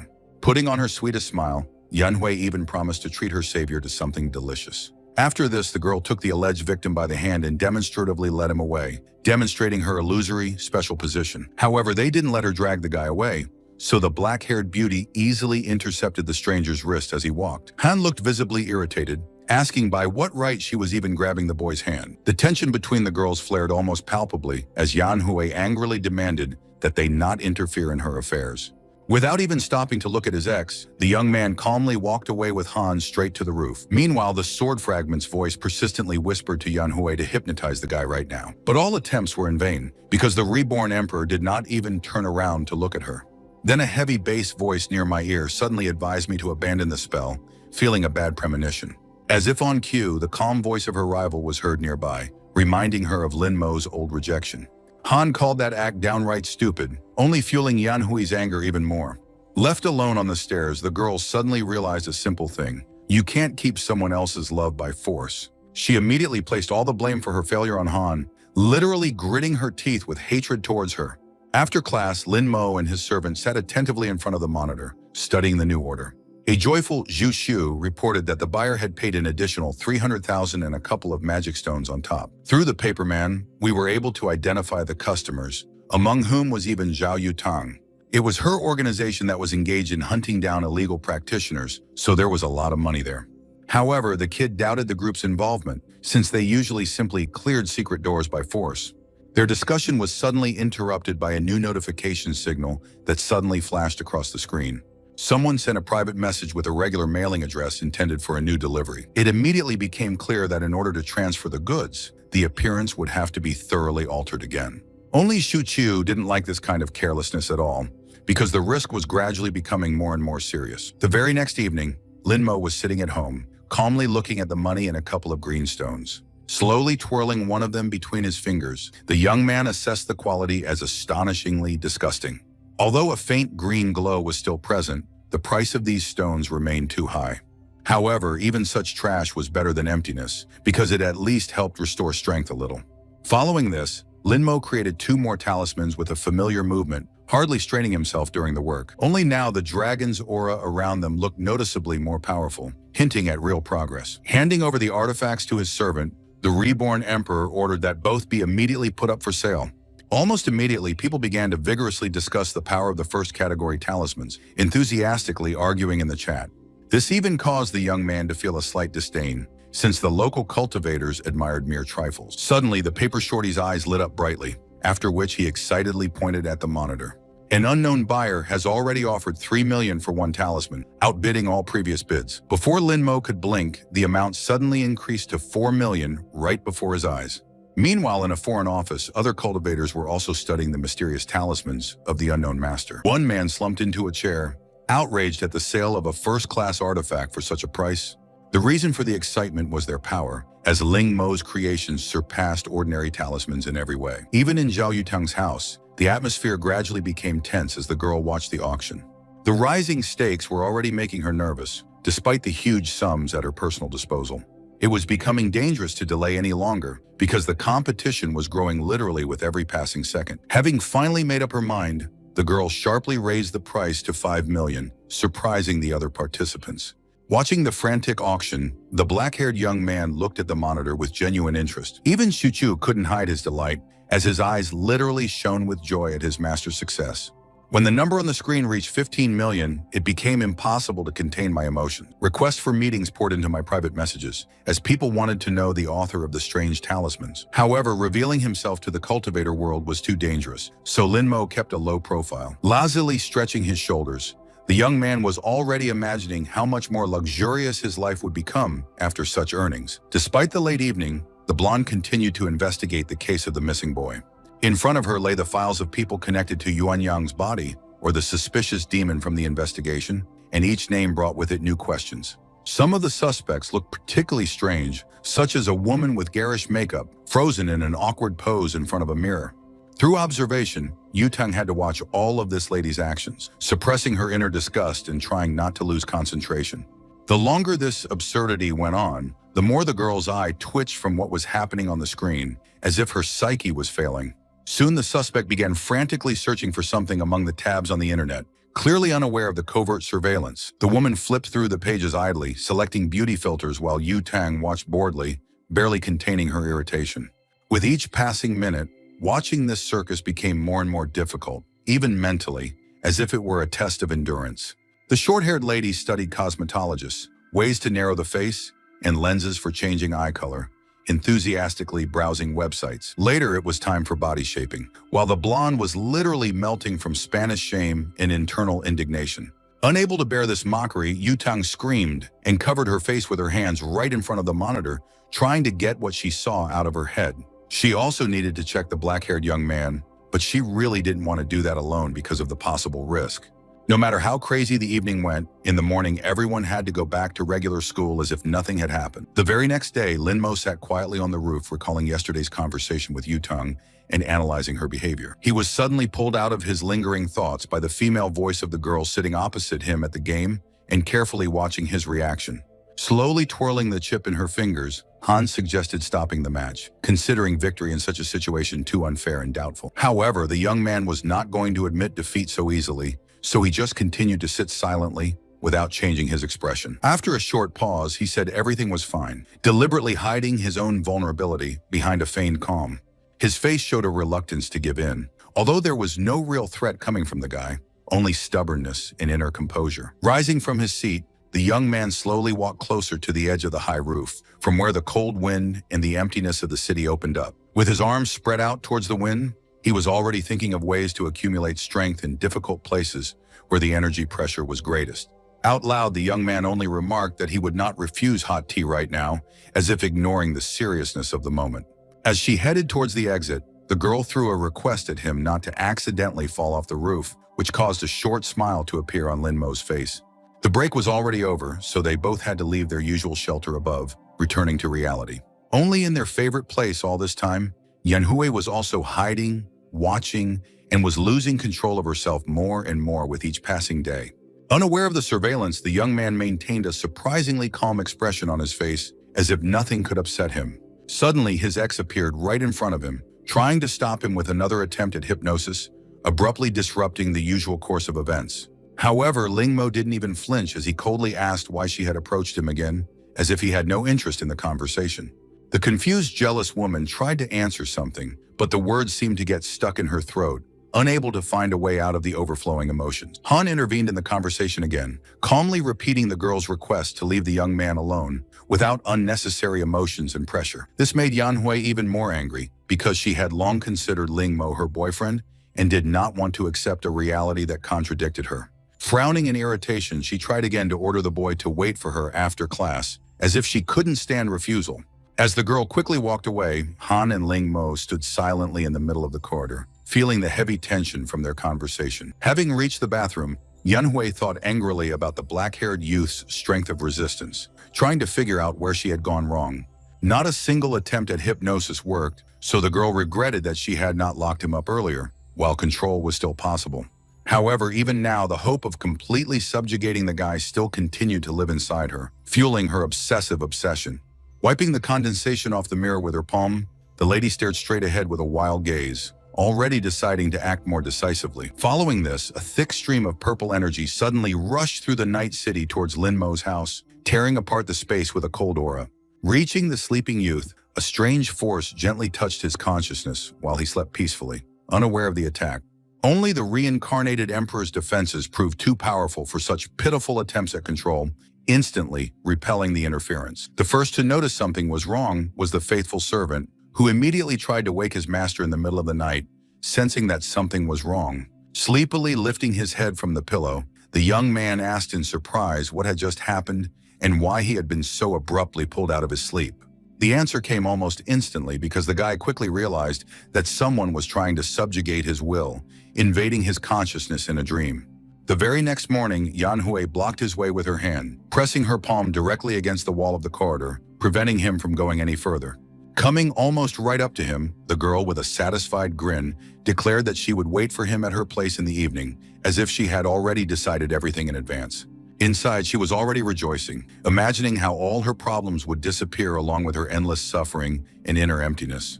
At the thought that the young man would soon belong only to her, Yanhui's eyes flashed dangerously with madness, revealing her true state. Meanwhile, Linmo himself calmly walked further down the corridor, not revealing his thoughts in any way and completely controlling his facial expression. It was after this scene that the guy finally understood who exactly was trying to influence him at night and penetrate his mind.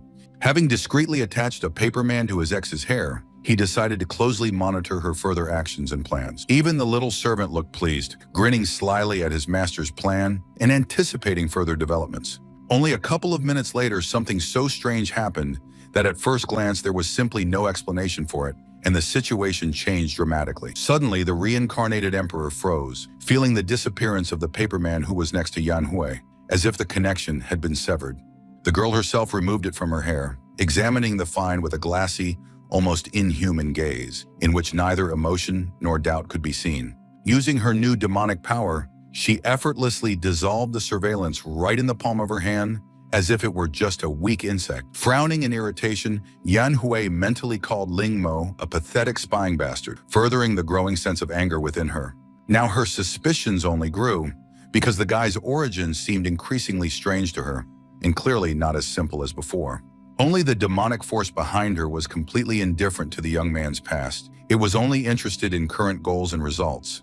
As Lin Mo left the school, he calmly reasoned that either a demon lord or an ancient awakened sword was behind the girl, and both options were dangerous. After this, it became clear that without the help of the Phoenixes and Yutang, it would be extremely difficult to further understand what was happening.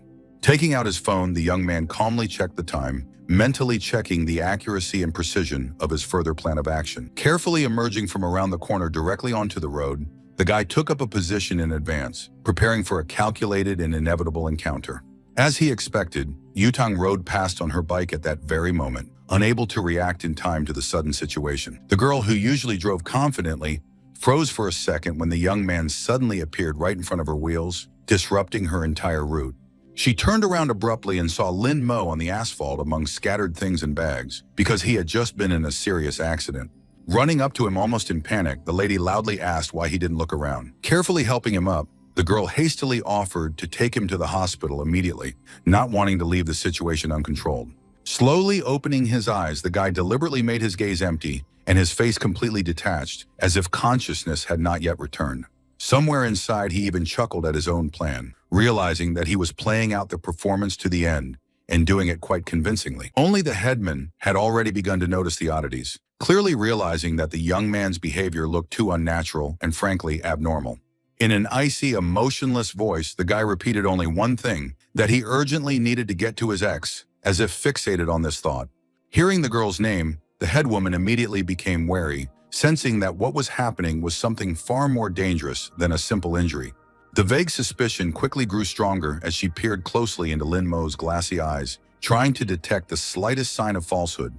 Grabbing him by the shoulders, the girl shook the young man anxiously and persistently asked him to come to his senses, not understanding what was really happening. Continuing to play his role, the black-haired handsome man did not react in any way and even demonstratively pulled away from her arms, increasing suspicions. After this, the idea of hypnosis finally took hold in the headman's head, turning almost into a certainty without a doubt. Resolutely raising 2 fingers upwards, the girl prepared to use a cleansing spell, focusing her spiritual energy. With a serious face, she sharply cut the air with her palm, trying to destroy any possible illusions and influence on the guy's consciousness. Then the village chief gently touched Lin Mo's forehead, who continued to feign complete madness without revealing his true state. However, there was no result, because the young man's gaze remained just as empty and calm, as if he did not perceive what was happening at all. The lack of effect noticeably infuriated the girl, forcing her to doubt the strength of the enemy and whether she was acting correctly at all. But Yutang had no intention of giving up, so she immediately prepared a more powerful spell, increasing the pressure of spiritual energy around her palm. This time the technique looked much more aggressive, and the girl's palm confidently landed on his head, as if trying to break through the defense of his consciousness. At that very moment, the malingerer's behavior changed dramatically, and he pretended to have just woken up from a long and extremely difficult sleep. Clutching his head, the young man asked in confusion how he managed to end up in this place and what exactly had happened to him. Yuden herself was also beginning to worry about how this guy ended up right under the wheels of her bike and why he didn't die. Only instead of a normal explanation, the young man suddenly declared that Yan Hui was his fiancée, completely breaking her logic and composure. Having decided that Lin Mo had hit his head hard, the girl was almost shouting for an urgent trip to the hospital and an immediate examination. However, the guy insisted that he felt fine and even calmly offered to pay for the treatment immediately by transferring funds to his account as if nothing strange had happened. After these words, the blonde finally flared up, sharply grabbing the young man by the collar of his clothes. She clearly wasn't going to bother with the transfers, so she quickly wrote out a check and handed it to the guy. Returning irritably to her iron horse, the girl advised him not to irritate her with such things again. Looking at the huge amount on the check, Linmo was already mentally calculating how many spiritual stones he could acquire and how much this would expand his future capabilities. Meanwhile, Yutang herself was racing along the track at such a speed as if she was trying to outrun her own anger and squeeze the maximum out of the car, leaving herself no room for doubt. Through the earpiece, the girl demanded that they urgently gather all possible information about He Yanhui, not allowing her subordinates to waste a second on unnecessary questions. Even a child would have guessed where she was heading next, so the head woman quickly reached the right house, barely slowing down. Taking off her helmet near the entrance, the girl looked suspiciously calm and collected, as if she had turned off all unnecessary emotions in advance. On the blonde's slender fingers, a deep black matte ring gleamed, radiating a faint but noticeable pressure. It was through him that the village headman instantly summoned a huge sword right in front of Yanhui's apartment door, causing the air around her to tremble. Without wanting to stand on ceremony, the girl pounded on the door so furiously, as if she was going not just to enter, but to completely knock it down along with the frame. Although the hostess never opened the door, the head woman calmly walked inside, as if there were no locks or barriers for her at all. At first glance, the apartment looked completely ordinary and even cozy, and family photos lined the shelves, creating the illusion of normal life. Continuing her inspection, Yutang kept her sword at the ready, expecting an attack from literally any shadow, wall, or reflection in the glass. Only the next dark room looked much more alarming, because the walls were completely covered with photographs of Lin Mo, arranged almost obsessively. On the table lay thick notebooks, covered in tiny handwriting, resembling a creepy manual on how to observe and handle the guy, as if it were someone's obsessive plan. Unable to contain her curiosity, the headmistress opened one album and frowned after the first few lines, as if she herself had not expected to see such disturbing content. With each new page, reading the thoughts of the girl in love became more and more unpleasant and difficult, as if she were plunging into someone else's obsession. Gradually, Yanhui's fantasies began to resemble not feelings, but a desire to completely subjugate Ling Mo, turning him into a weak-willed toy. At that moment, a female voice came through the earpiece, reporting new details of the investigation, breaking the heavy silence of the room. It turned out that Yanhui herself had suddenly disappeared, and this news instantly increased anxiety among the Phoenix group. Now suspicions only grew stronger, so the girl was immediately put on an official wanted list, with additional forces being brought in. Thoughtfully squeezing the hilt of her sword, Yutang admitted that Yanhui could no longer be called innocent. Too much spoke against her. Meanwhile, at home, Linmo was calmly thinking about how his ex had become a pawn of the Demon Lord, drawn into someone else's game. A sudden knock on the door abruptly pulled the young man out of his heavy thoughts and gloomy calculations, making him wary. The cousin stood at the threshold, excitedly asking whether Linmo had already managed to watch the latest news and understand the scale of what was happening. Ignoring such an interesting question was impossible, so the dark-haired handsome man calmly opened the door, preparing for the conversation. The worried relative immediately began to guess who could possibly need the missing Yanhui. There was something unintelligible in response, after which the door slammed right in front of his nose. Meanwhile, Shu persistently pointed to the computer screen, impatiently demanding that the owner pay attention and understand the details. The monitor displayed an old file of Yan Hui, in which he was listed as a suspect in the murder of a man that occurred several years ago under mysterious circumstances. Although the search team worked with utmost care and used all available investigative methods, the body of the alleged victim was never found. Glued almost closely to the screen, the little wolf cub was indignant, declaring that such a vicious woman was a disgrace to the name of their master and was not even worthy of mention. While Shu continued to rage and wave his paws, Ling Mo himself was gloomily and intently calculating the possible consequences of the yin formation appearing in their world. Having finally made some kind of internal decision, the young man suddenly stood up and reached into an old box among forgotten things, standing in the corner of the room near the wall. With noticeable surprise, Shu asked what exactly the owner was so diligently searching for in the old box and why he needed it. Soon the desired find appeared in the boy's hands, turning out to be two simple wooden planks, seemingly unremarkable and even slightly cracked from time. Having looked at them with a satisfied and almost satisfied look, Linmo already clearly understood the further plan of action, as if he had calculated every step in advance. As soon as the young man cast the spell, the room was instantly flooded with a soft yellow light, and the boards began to slowly rise and spin in the air.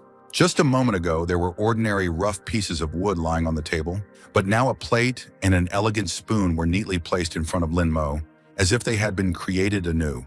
Watching the transformation unfold in shock, the little servant couldn't help but recall the legendary purifying shinin from ancient stories, which he had previously only heard about in the retellings of elders. Carefully twirling the object in his fingers, Ling Mo calmly and confidently explained why the phoenixes had still been unable to find traces of Yanhui and had reached a dead end in their investigation. Thanks to the protection and power of the Demon Lord, the girl successfully hid among ordinary people, as if dissolving into the noisy and endless city without a single trace of aura. The boy then took the spiritual stone and began to slowly cast a softly glowing greenish spell on it, covering the surface with smooth and complex patterns.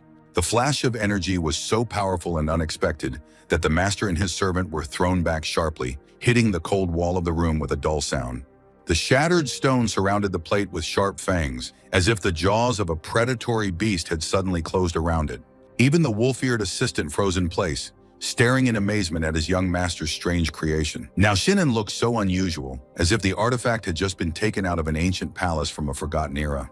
The delighted Shuchu praised his master nonstop, amazed at how quickly his skills and spiritual strength were growing. Calmly handing the artifact to the assistant, the young man asked that the item be hidden away from prying eyes for now. But the little creature's curiosity proved stronger than his caution, so he could not remain silent about Songen's appointment. As it soon became clear, the unusual object was used to search for places with a particularly high concentration of yin energy. A sudden knock on the window glass abruptly interrupted the conversation, causing Lin Mo to cautiously turn his head into the darkness. Without even waiting for a short order, Chung Shuchu immediately darted into his master's pants pocket like a frightened kitten. However, no one was visible outside the window, as if everyone had simply imagined the strange sound a few seconds ago.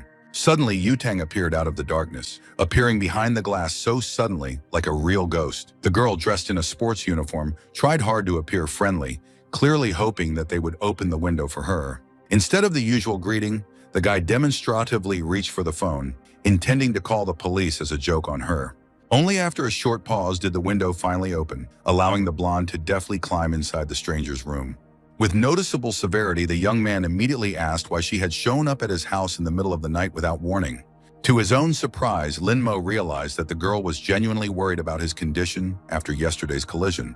The emperor had no intention of showing even the slightest weakness, so he simply silently pointed to the abrasions on his arms and legs. Crouching down in front of him, Yutang carefully examined the boy's injured knee with unexpected seriousness.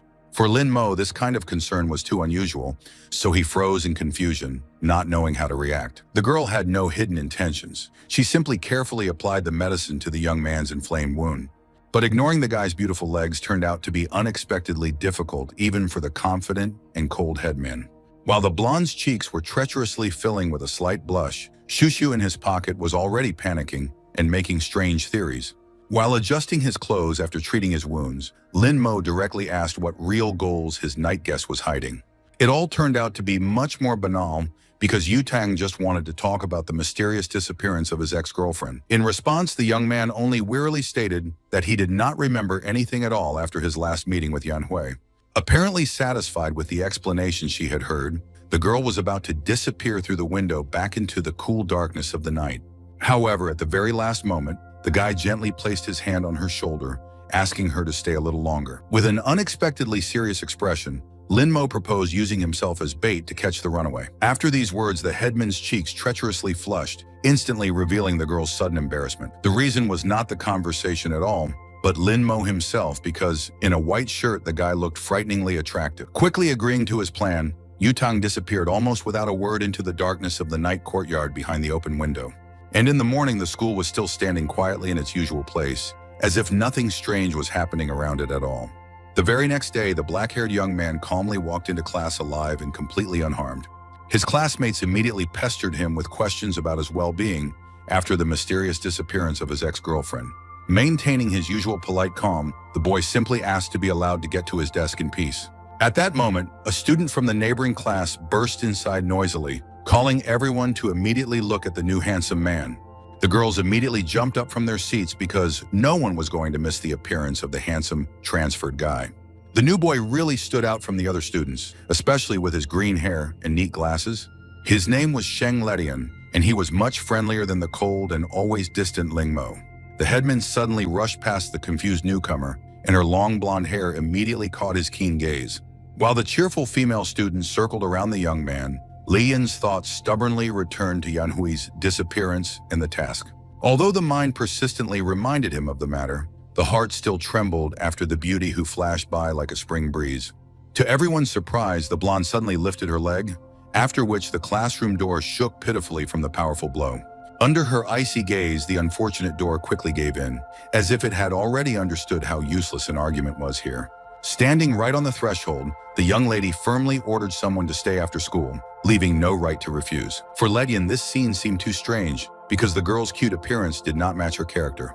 When classes finally ended, the tired emperor of the past era leisurely walked towards the school exit. The headman was already waiting for him near the door, confidently inviting the young man to follow her without further ado.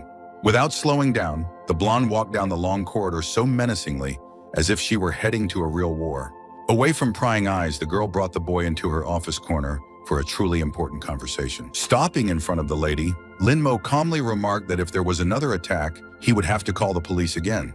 Silently handing him the notebook, the head woman merely rolled her eyes, clearly considering the young man's words to be utter nonsense. The hero soon found his ex's notes in his hands, found by someone among Yu Tang's numerous relatives. Although Lin Mo had long suspected the existence of such records, an unpleasant awkwardness still pierced his heart. A little embarrassed, the blonde suggested that Yan Hui might well have dreamed of one day locking the guy next to her.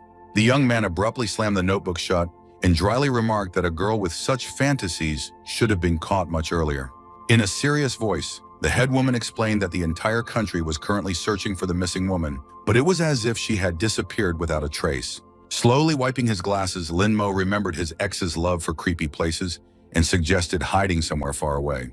The guy explained the reason for the search's failure simply. In his opinion, Yan Hui skillfully changed her appearance with ordinary cosmetics. After thinking for a bit, the blonde admitted that this option was quite reasonable, recalling old camouflage techniques.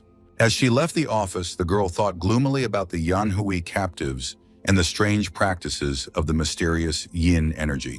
Already closing the door with a loud slam, the lady threw out that today she would have to return home much earlier. In response, the black-haired young man only smiled contentedly, as if the necessary part of his cunning plan had already succeeded. Returning home, Lin Mo immediately felt a familiar atmosphere that was not disturbed by any secrets of the world. Thanks to the hero's hints, Yu Tang will now probably start searching the internet for things related to yin energy. Having settled down next to the laptop, the black-haired handsome man quietly called his little assistant over to him. A tiny figure immediately emerged from the pocket, after which the owner ordered that sign-in be put up for sale. The little boy, comically moving his tiny hands, quickly began typing out the necessary advertisement for the trading platform. He was then ordered to set the price at $10,000, and the little assistant nodded obediently. Having completed all the preparations, Lin Mo sat back contentedly, patiently waiting for the reaction of the future buyers. The first notification about someone wanting to buy the artifact arrived almost instantly, greatly surprising little Shushu. Before they could even exchange glances, the bet suddenly skyrocketed to 5 million with almost no hesitation. Zhao Yutang also closely watched the strange trades, amazed at the speed at which the incredible sum was growing, changing literally before her eyes. In the girl's opinion, only a spoiled rich man, accustomed to turning any purchase into a loud and ostentatious show for his own pleasure, could have fun like this. The paper man who was watching her immediately realized that Lin Mo's cunning plan had worked flawlessly, and everything was going exactly as planned. Grinning contentedly, the little creature no longer doubted that in this strange game, victory would ultimately remain with this mysterious lady. In the end, the deal was closed at 10 million yuan, completely crushing all the onlookers and leaving them momentarily speechless. For the little assistant, such a figure seemed almost mythical and unreal, so the shock overwhelmed him, depriving him of the ability to think clearly. The very next morning, the elder, along with the Phoenix group, stood near a deep forest cliff, carefully assessing the surrounding area. Having carefully examined the dense thicket, the blonde confidently stated that the person they needed was most likely hiding right here, not far from their current position. A more experienced mentor noted that the compass they had bought yesterday had turned out to be a real treasure for the search, significantly simplifying their task. Since the elderly lady enjoyed great respect among the members of the group, no one even dared to argue with her words, preferring silent agreement. Slowly drawing her sword, the old woman declared that she would personally check the path ahead while the others waited here, and maintain formation. In response to her readiness to fight, a giant green hand with claws suddenly burst forth from above, tearing through the air and rushing downwards. Despite the monstrous force of the blow, the elderly lady found it extremely difficult to withstand the crushing onslaught of the enemy, who pressed ever harder. Quickly gathering together, the students hastily formed a powerful magical field, trying to protect their mentor and shield each other from the impending threat. However, the situation soon changed dramatically, and the first to sense something was wrong was the fair-haired girl, whose facial expression instantly became tense and anxious.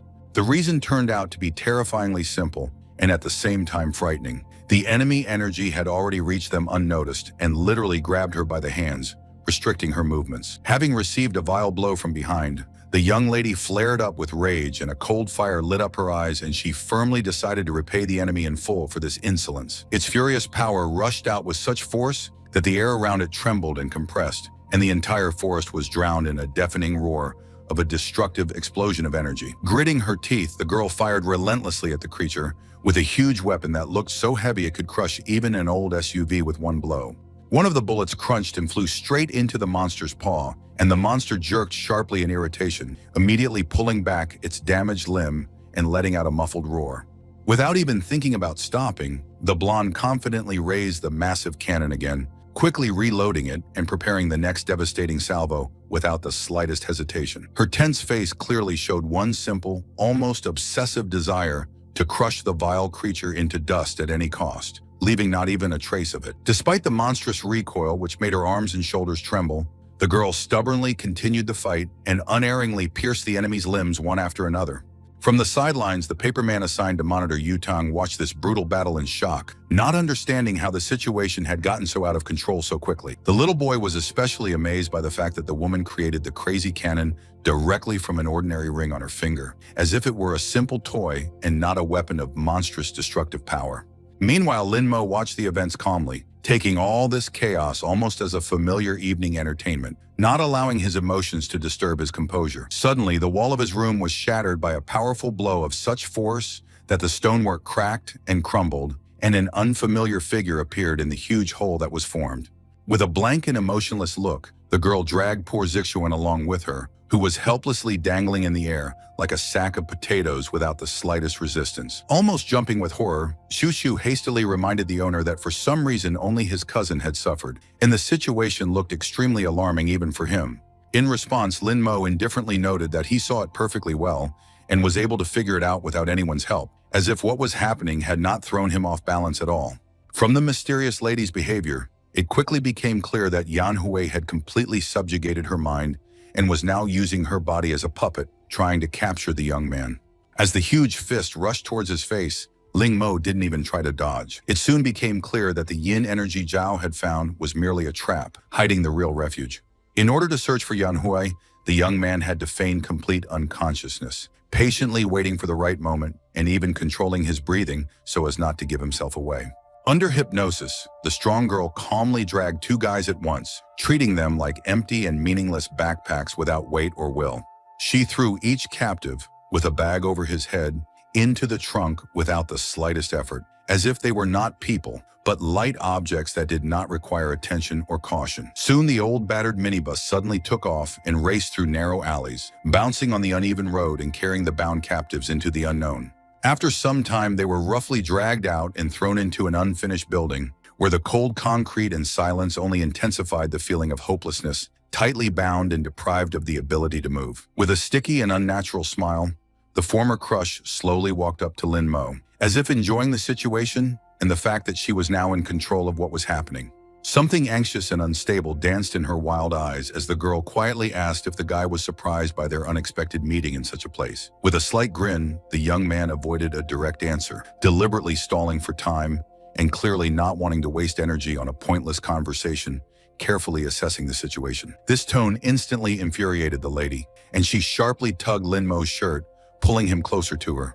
Unable to contain her rage, the woman slammed the young man with all her might into the brick wall of an old unfinished building. However, he seemed not to feel any pain at all, calmly advising her to stay away from him. Straightening his wrinkled shirt, the crazy lady sarcastically reminded the guy of their previous conversations with the headman, as if she was deliberately pressing on every weak point in his memory.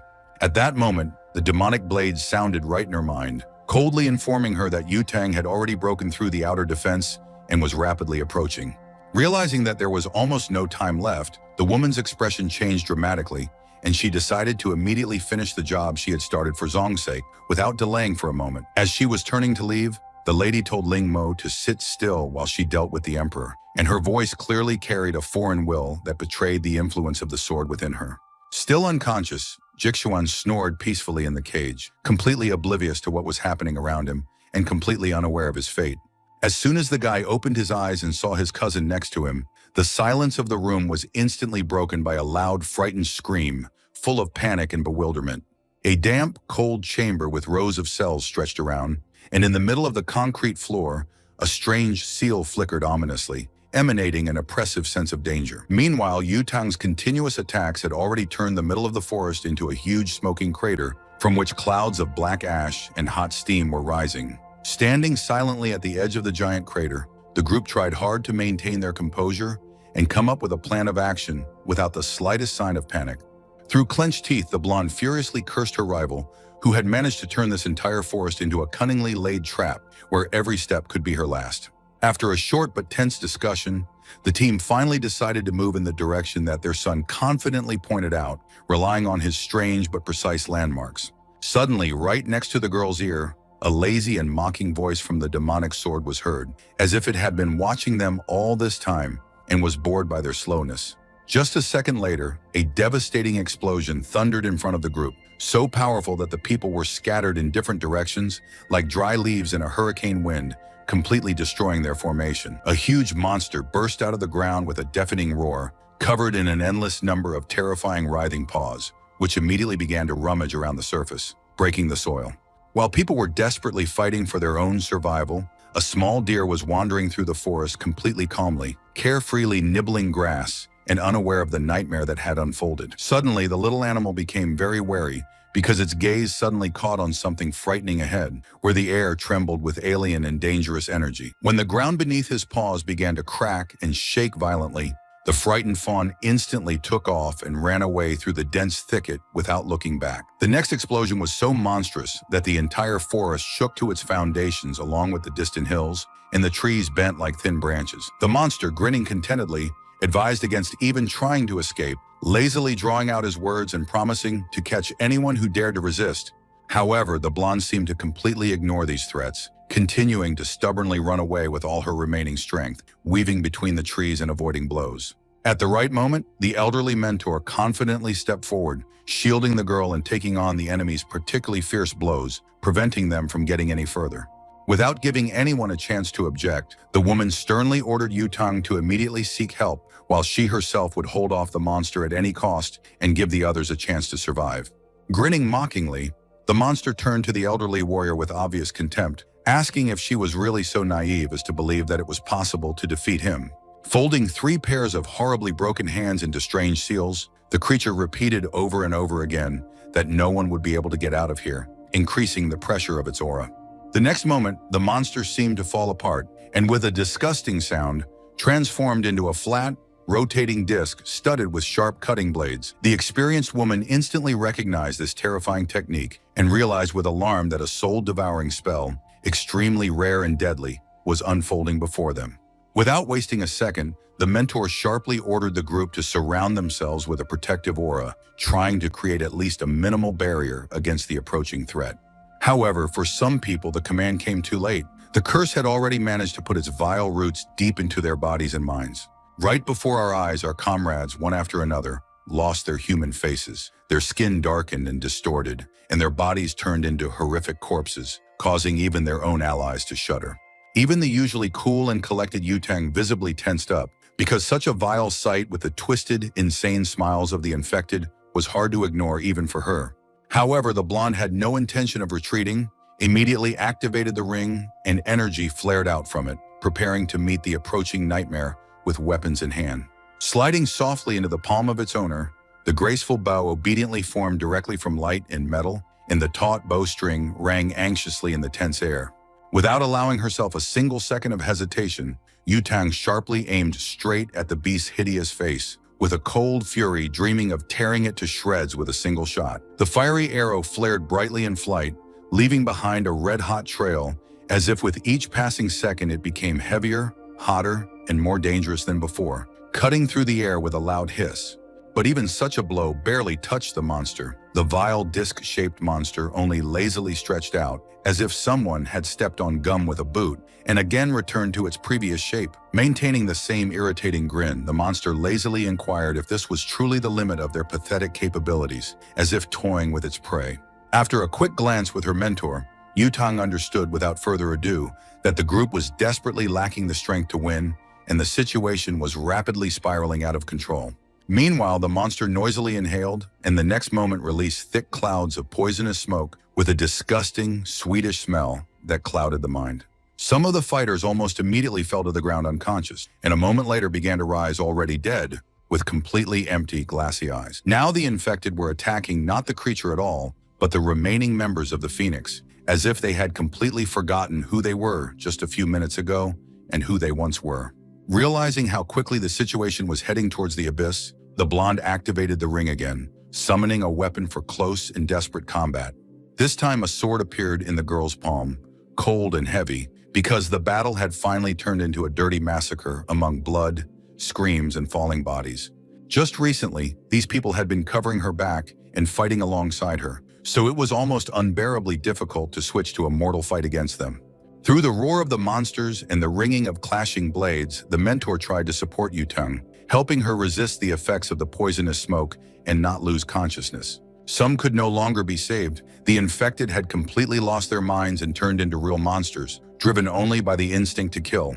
Understanding how costly any mistake could be, the blonde suddenly rushed forward without hesitation or unnecessary thought, relying only on reflexes. Only incredible agility saved the girl, allowing her to escape at the last moment from the tenacious hands of the maddened walking dead, reaching out to her. Suddenly, one of the infected hoarsely called out her name, and it was at that moment that Yutang felt the cold, freezing fear for the first time. The realization that the memory still remained inside the monsters struck a painful blow to the girl's composure, as if for a moment it had destroyed all her inner fortitude. It was this brief moment of confusion that was enough for one of the dead men to break forward and deliver a sharp blow, deeply wounding the lady in the side. A terrible pain instantly distorted the blonde's face when her weakened body lost its balance and fell heavily into the cold, wet mud.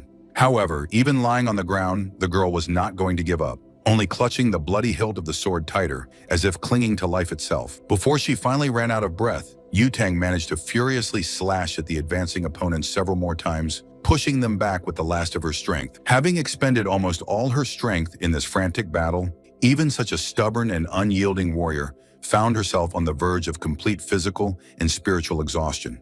Clutching her bleeding side, the blonde slowly bent over as the freezing rain trickled down her shoulders in thin streams, mixing with blood and dirt. Sooner or later, any reserve of strength runs out, and so the girl collapsed powerlessly to the ground among cold blood and sticky mud, losing the last of her consciousness. Already falling into darkness, Yutang heard a familiar voice through the noise in her ears, which sounded mocking and a cold reminder of her fear at the sight of blood and wounds.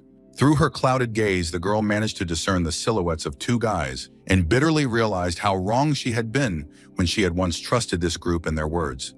The knife in the palm of the former ally gleamed dully, coldly reflecting the dim light, and from his movements it was clear that he intended to quickly end the life of the wounded lady. Seeing what was happening, the mentor screamed in despair and tried to break through to her student, straining all her strength and ignoring her own wounds and exhaustion. But the demonic entity completely shackled the woman, holding her in invisible shackles and not allowing her to even move a finger, as if depriving her of the will to resist. Having created a dense dark dome around the old woman, the monster sarcastically asked how long she could withstand the pressure without breaking first. Meanwhile, the sharp knife was already hovering right above the girl, who had completely lost the ability to defend herself and was barely holding on to the remnants of consciousness amidst the pain and cold. The deadly sharp blade left no chance of salvation, as if the outcome of this cruel scene had been decided long before this moment. However, at the very last moment, something suddenly went completely wrong, and the blonde cursed in confusion, not understanding the reason for her opponent's strange mistake. The blade suddenly missed her neck, only cutting through the damp air nearby, and Yutang tried with all her might to understand why the blow had suddenly failed. At that very second, An invisible force tore the attacker's head from his shoulders with monstrous speed, as if it weighed nothing, and was held on only by a thin thread. A child's voice that sounded nearby softly informed the girl that he had sensed the disappearance of her powers and therefore had immediately rushed here without the slightest hesitation. The unexpected savior turned out to be the leader of the group, who looked like a very small girl, but at the same time exuded a frightening and overwhelming pressure of power. Propping herself up on her elbow, the grown-up Yu Tang still respectfully addressed the little girl as her grandmother. Even without touching her, enemies fell dead next to this sweet girl who hid terrible power. Taking a closer look, the elderly warrior finally recognized the one who had unexpectedly come to their aid. It turned out to be Hongling, and her mere appearance noticeably restored the woman's confidence and strength. However, the sword fragment continued to press with threats, reminding her that any step would end in death for her. Pointing directly at the vile creature, the little girl asked with displeasure why this thing was still alive. There was no need to persuade the leader to join the fight. She herself threw the axe towards the enemy. This time the blow was finally successful, the red energy piercing right through the grinning face. Even the weakened Yu Tang raised herself up on her hands, watching in fascination as the monster disappeared. Only now did the red-haired little girl finally notice the girl's severe wound and involuntarily became confused when she saw how deeply the flesh was torn. Wanting to help the victim at least a little, the girl quickly handed the blonde a decanter with some strange medicinal infusion that smelled of herbs and bitterness. Yudong greedily sipped the warm medicine and asked her grandmother through tired breaths to find her suddenly missing classmate, whom everyone had forgotten about in this chaos.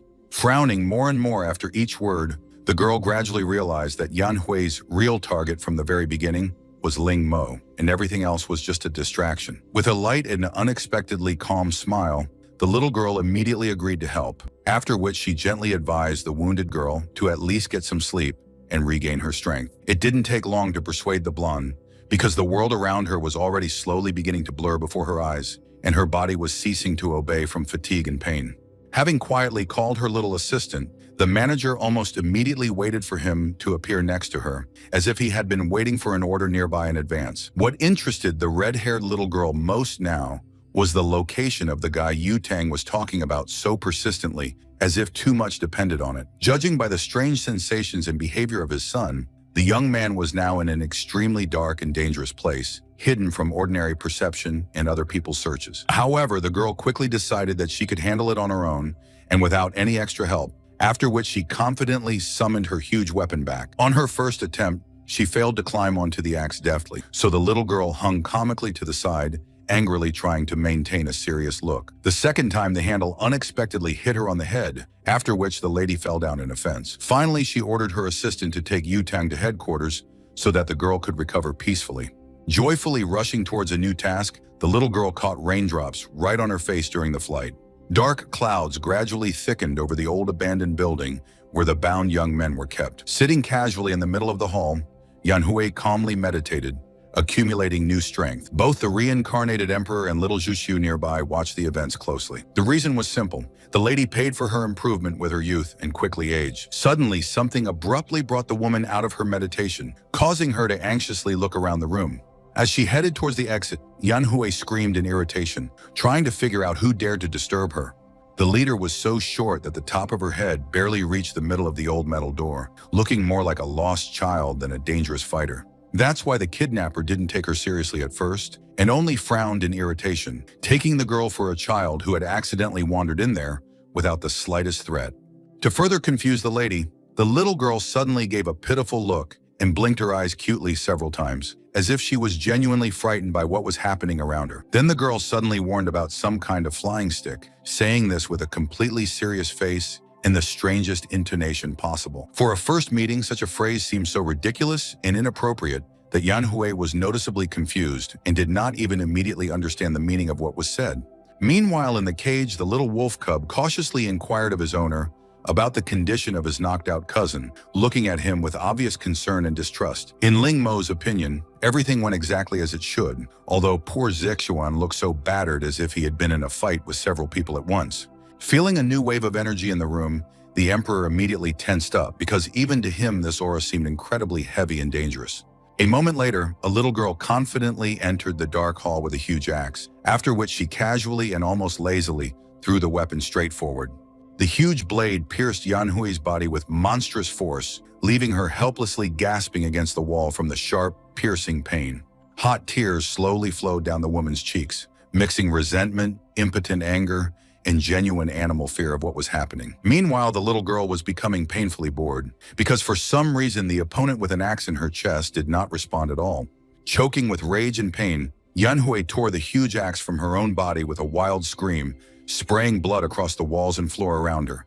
Meanwhile, the group's leader circled calmly in the air, moving lightly and annoyingly, like an annoying mosquito in the face of an enraged beast. Unable to contain her furious anger, the wounded woman threw the bloody blade with all her might straight towards the small attacker, wanting to cut her down with one blow. When the first wave of adrenaline finally began to subside, the girl painfully bent almost in half, feeling how every wound inside literally tore her body apart. What particularly infuriated Yanhui was that such a severe and humiliating wound was left on her by some small brat who looked younger than an ordinary schoolgirl. Meanwhile, the girl sat quite comfortably on her stick in the air and lazily asked if this was really the end of it. In her mind, Yanhui desperately turned to Ju Yu, trying to figure out how to get out of this terrible situation and not die right here. In response, the fragment of the sword only grinned vilely and contentedly in her mind, clearly continuing to build its own plans somewhere in the depths of the silence. Just a day ago, the surrounding world remained surprisingly calm, quiet, and almost untouched by this endless, brutal battle between the parties. Two girls sat quietly opposite each other, so similar that it seemed they were not separate people, but reflections in a perfectly clean mirror. Only the long red horns on her head revealed a more demonic and frightening appearance of one of the mysterious beauties, calmly looking at each other. Student Han leisurely played Go with her own clone, calmly honing her patience, attentiveness, and skill in complete silence. Suddenly, the calm space was cut through by an alien energy, so dense and sharp that it instantly attracted the attention of both girls at the same time. The lady looked around warily, trying to determine the source of this strong and alarming aura of the magic sword that had appeared very close by. In Ju Yu's powerful paws, a boy dangled helplessly, looking like a tiny ant next to this creature, almost of no importance. Despite his fear, the prisoner desperately tried to resist and shouted that he was a member of the Tanmo sect, hoping to somehow influence the situation. His brown eyes blazed with stubbornness, as if simply belonging to the sect could truly give him a chance to survive or at least delay death. However, the sword fragment only laughed mockingly in response, completely unaware of the threat and not even thinking of releasing the unfortunate captive. The creature knew almost nothing about the sect, but still, with cold mockery, promised to destroy it without the slightest effort, as if it were a trifle. For the captive, the aura remained his last hope, and the exhausted youth desperately called out to it, clinging to the sensation of any external force. As if in response to this plea, a powerful gust of wind blew the doors wide open with a deafening roar, breaking the silence of the room. Heavy dust instantly swirled around the room in a dense whirlwind, obscuring the outlines of the hall and the silhouettes of people, making the space almost blind. The first thing to appear through the murky curtain was the graceful foot of a girl, who slowly and confidently crossed the threshold of the room as if she were in no hurry. Even Ju Yu felt uneasy because the stranger's energy was so heavy and oppressive that it made everyone present tense. The reincarnated demon lord entered the hall, instilling a true primal terror in those around her with just her gaze and presence. It seemed that the purple clot of energy was completely incapable of embarrassment, but even he froze for a moment, surprised by his mistress's reaction. However, the lady did not appreciate such delight and immediately kicked the creature, coldly ordering it to behave more calmly and not to make unnecessary noise. She was much more interested in whether Ju Yu had truly teamed up with Yanhui for his own purposes, hiding a deeper plan behind it. It was precisely for this question that the girl came here, and quickly received the expected cold and confident, positive answer. Since the beauty also had her own plans for the emperor, she did not hesitate to ask the sword fragment for help, hoping to strengthen her chances. Suddenly, a brown-eyed guy fell at her feet, hastily introducing himself as the son of the head of the Tanmo family, trying to somehow indicate his importance. The green-haired youth added with undisguised pride that their demon sect was no less powerful than Feng Su, trying to sound convincing. Having settled down on a luxurious chair created by the sword, the lady coldly declared that ordinary people were of no interest to her at all and were not worth her attention. Wanting to save his life at any cost, the guy immediately obediently barked, which unexpectedly greatly amused the girl and knocked her out of her usual coldness. Continuing to lie right at her feet, the young man hastily thanked the mistress for the unexpected mercy and sparing granted to him, not daring to raise his eyes. Due to severe exhaustion, the boy's eyes literally closed while he tried with all his might to continue speaking, barely maintaining consciousness. In fact, the reason for his weakness was the lady herself, for her mere presence slowly drained the strength of men, suppressing their will and body. Since there was nothing else to do in the house, the mistress and Juyu went into the forest to discuss their future plans.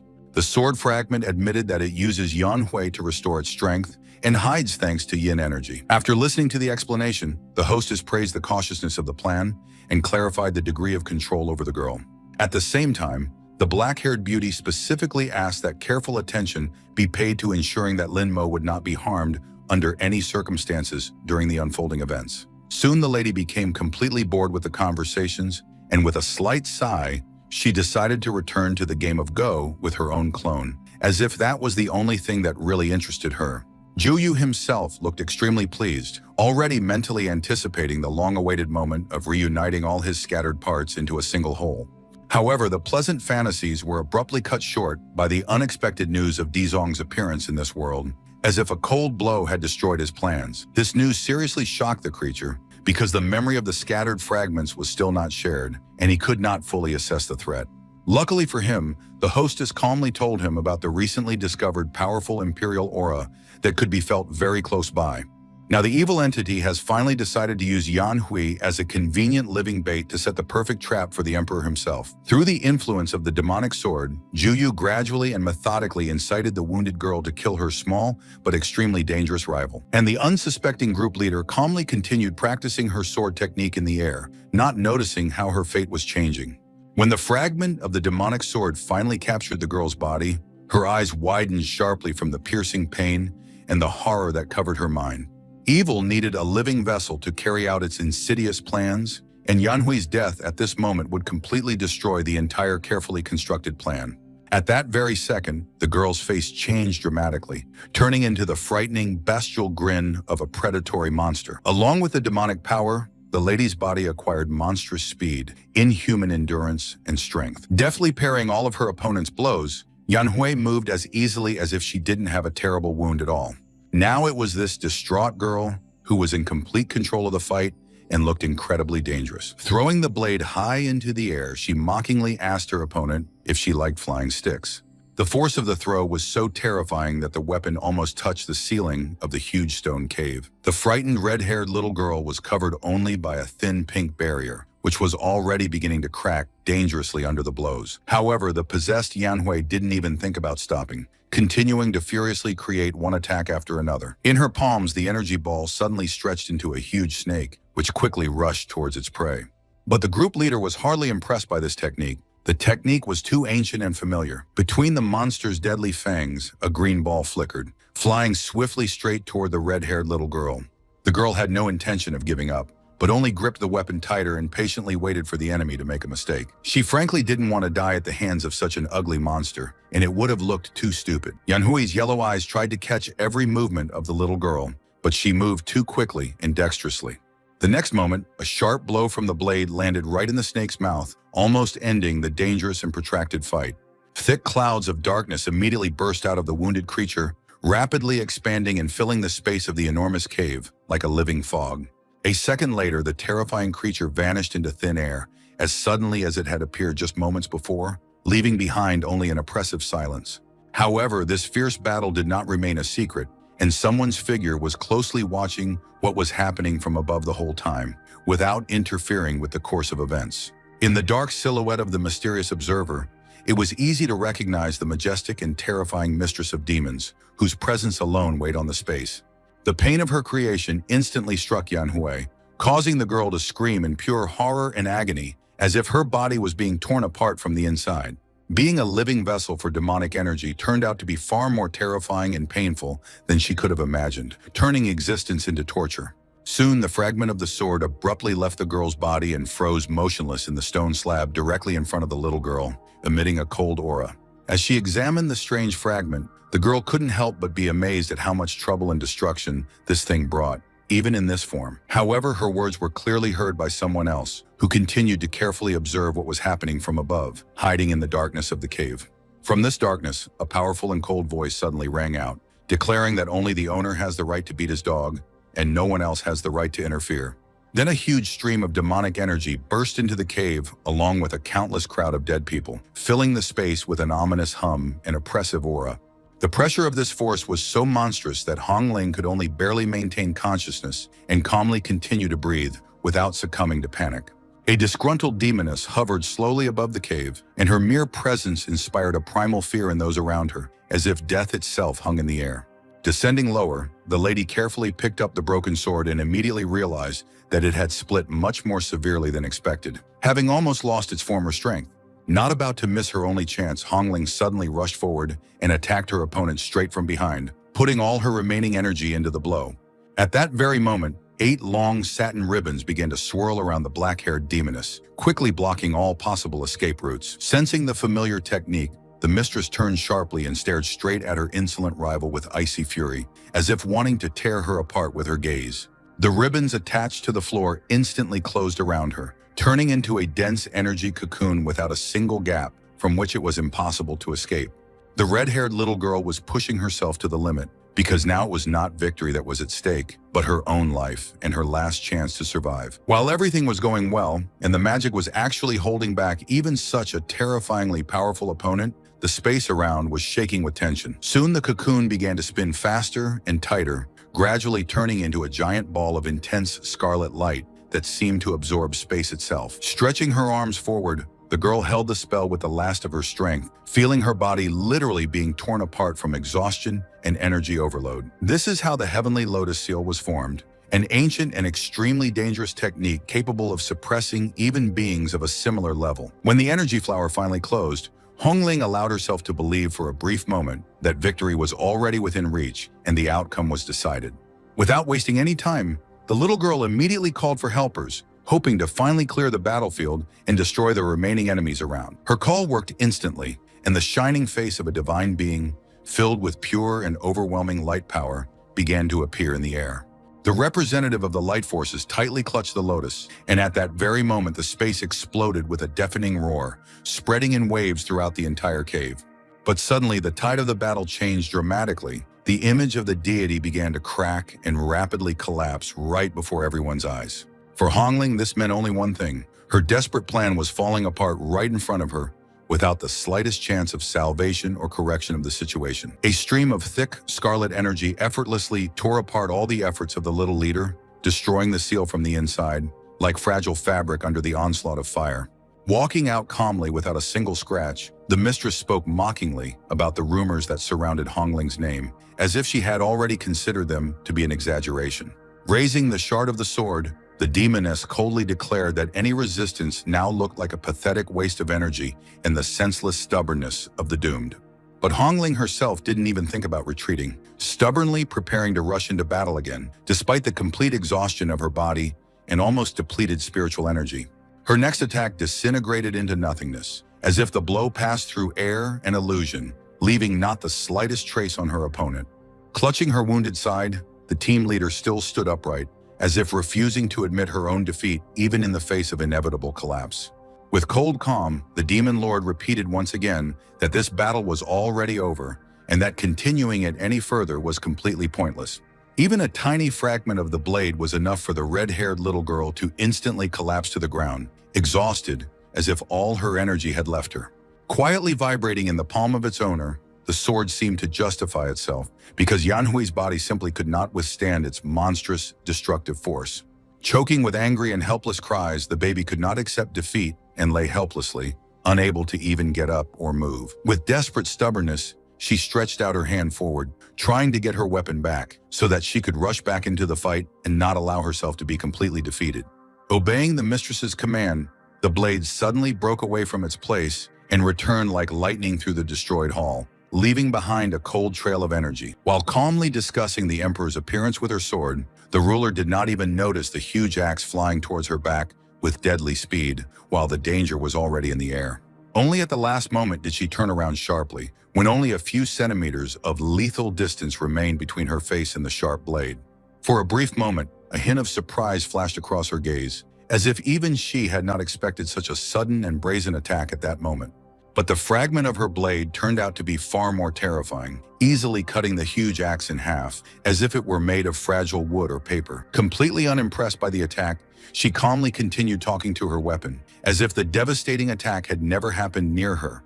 Slowly looking at the defeated Hongling, the lady could only think of how pitiful and weak she looked now, as if all her efforts had been in vain. But the time for empty talk was coming to an end, and now she had to move on to actions that were far more brutal and final, with no possibility of retreat. The next moment, her voice rolled through the cave like a heavy echo, amplified many times over by the stone walls, calling for the emperor to finally come out of the shadows and reveal himself. Addressing the void, the mistress mockingly asked if he had seen enough blood, destruction, and spectacle to finally muster up the courage to show himself in person. Walking slowly around the room, she sarcastically asked if he had become as weak and spineless as all the other men she had met before. With a contemptuous smirk, she declared that anyone who hides behind the backs of others and avoids direct confrontation is simply unworthy of being called the ruler of the world. Ling Mo's very reluctance to engage in battle caused her almost genuine disgust. Such caution seemed to the ruler something pathetic and unworthy of a true ruler. Deciding to speed things up and finally break someone else's patience, she slowly turned her gaze to the wounded girl, who was barely able to stay on her feet after a difficult battle. Slowly approaching the helpless Hongling, the demon lord coldly threatened to destroy the entire world if the emperor continued to hide and avoid meeting her. And in that crazy smile that spread across her face, there was no longer a drop of doubt, because she was really ready to carry out her own threat. The exhausted Hongling looked up at her through angry and powerless tears, and now even the most terrible words sounded frighteningly true and real. Even Ling Mo's little assistant covered his mouth with his hands in fear, because the urge to scream in terror was almost physical and paralyzed his entire body. Amidst this heavy and oppressive atmosphere, only Ling Mo himself maintained a frightening calm, as if what was happening around him did not concern him or disturb him at all.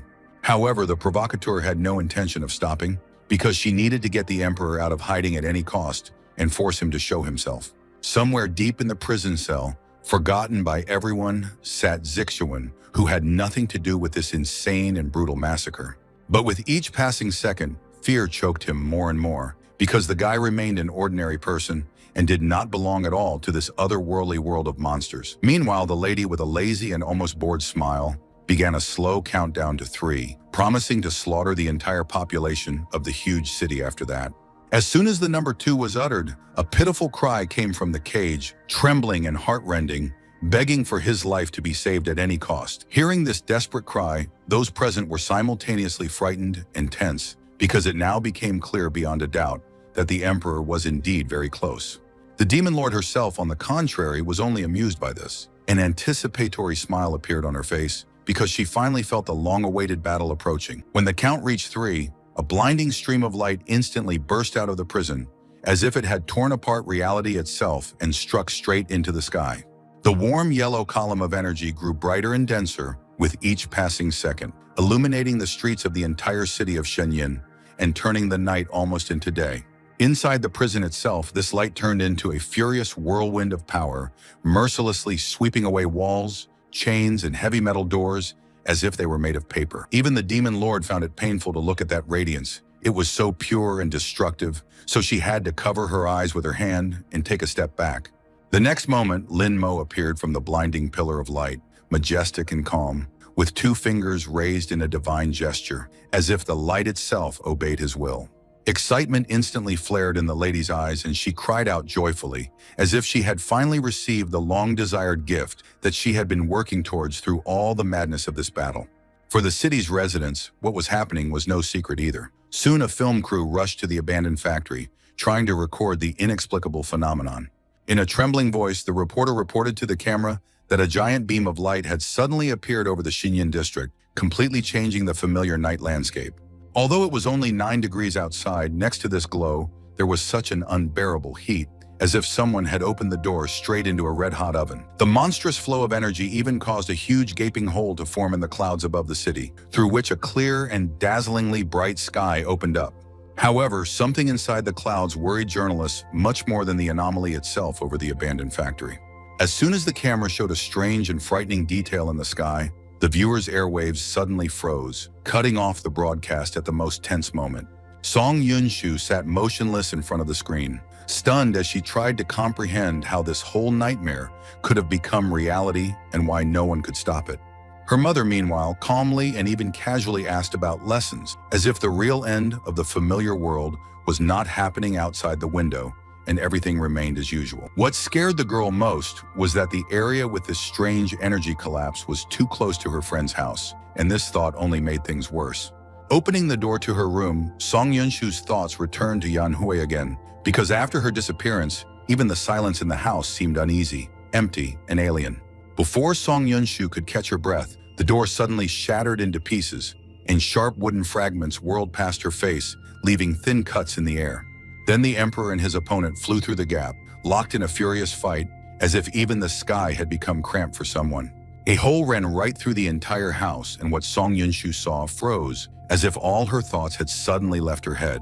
Continuing to grip the door handle, the girl looked ahead in confusion, trying to understand how an ordinary evening had turned into such a nightmare. Only a moment later, it became clear that their collision had not broken through just one room, but had literally passed through the entire house like a hurricane. Attacking the Lord of Light, the black-haired lady furiously shouted that without his sword, he was worth absolutely nothing. And there was an unpleasant truth hidden in her words, because the young man really was taking blow after blow, noticeably losing his advantage. Another attack threw him straight out of the sky, after which his body crashed onto the roof of the house, breaking the beams like toys. But the girl clearly had no intention of stopping, already spinning a thick ball of dark red energy with an eerie glow in her palms. Raising her hand to the sky, she dispersed the flow of power around her, and the streets were instantly covered in such darkness as if night had fallen. Using her inner energy filled with hatred, the lady cast one of the most monstrous spells of her clan. It seemed as if the heavens themselves were beginning to split apart, swirling around a giant pillar of dark scarlet light with a roaring vortex. A huge dragon burst out of the swirling abyss, flashing sharp fangs and mad yellow eyes full of hunger. The creature loomed over the city so large that it could wipe entire neighborhoods off the map with a single flick of its tail. The flames bursting from its mouth fell upon residential buildings, and entire streets were turned to ashes faster than people could scream. Trying to escape the disaster, residents rushed away in panic, but the raging flames caught up with them too quickly. Since there was no retaliatory strike, the girl had already decided that the emperor simply did not survive the fall.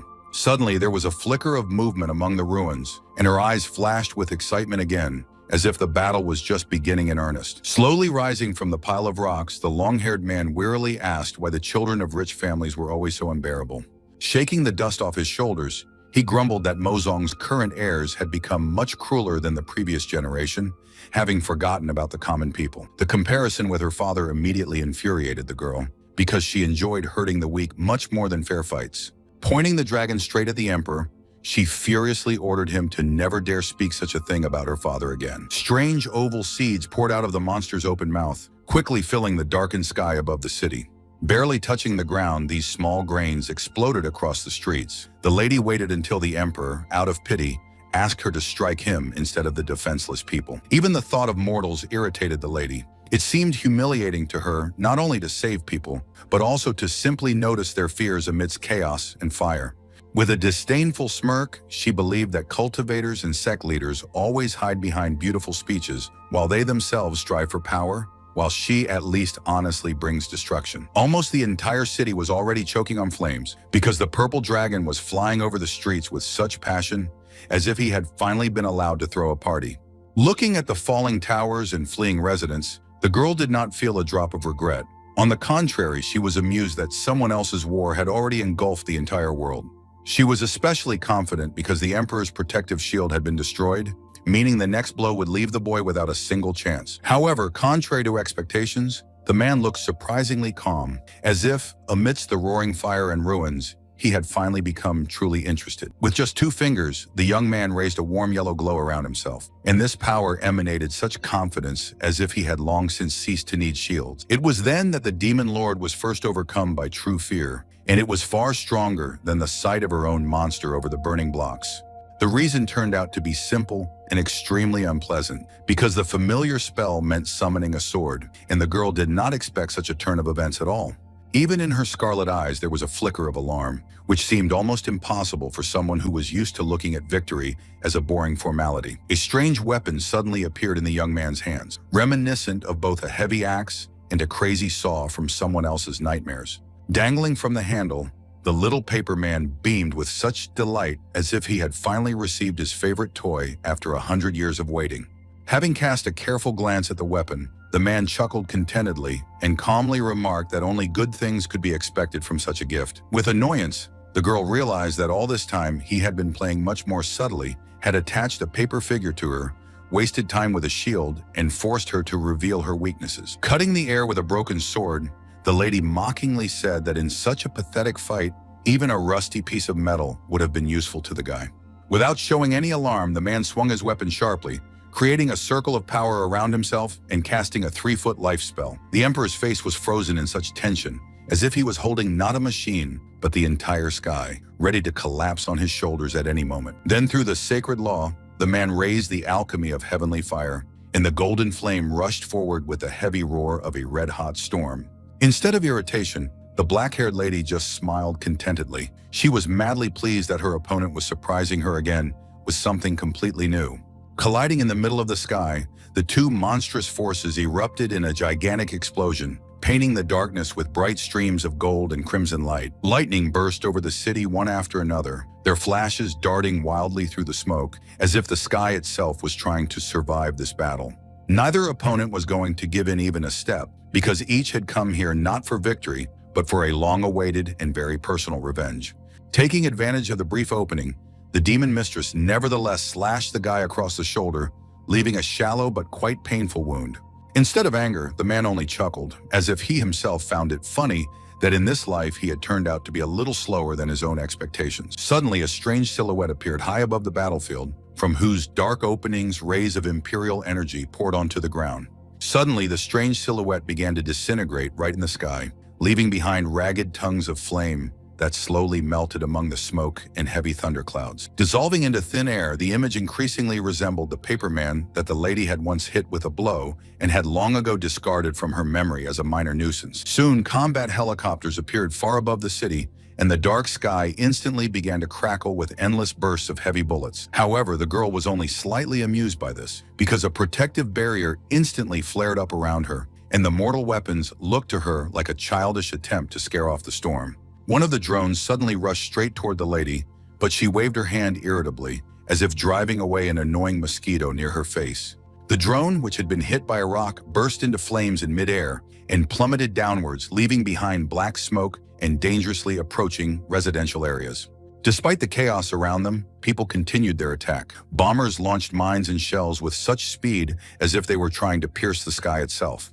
However, this speed seemed impressive only to ordinary soldiers, because for the demon lord, all the projectiles moved almost painfully slowly.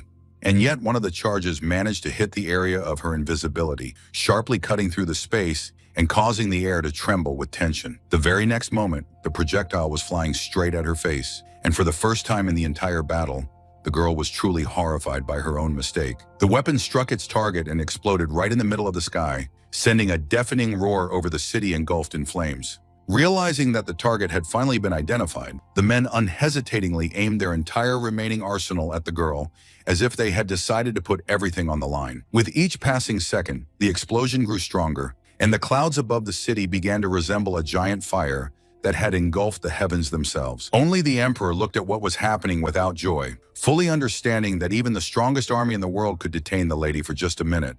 It was already clear that until the holy sword was completed, no amount of effort would allow it to become a true threat to her. Fortunately, the forging was almost finished, and now the man was holding a weapon in his hands that was so hot it seemed as if a small sun was burning inside. He exhaled heavily, as if trying to collect his scattered thoughts, while simultaneously assessing the chaos around him and his own chances of winning. Meanwhile, people decided that the danger had been eliminated, and due to a lack of ammunition, they began to gradually return equipment back to bases.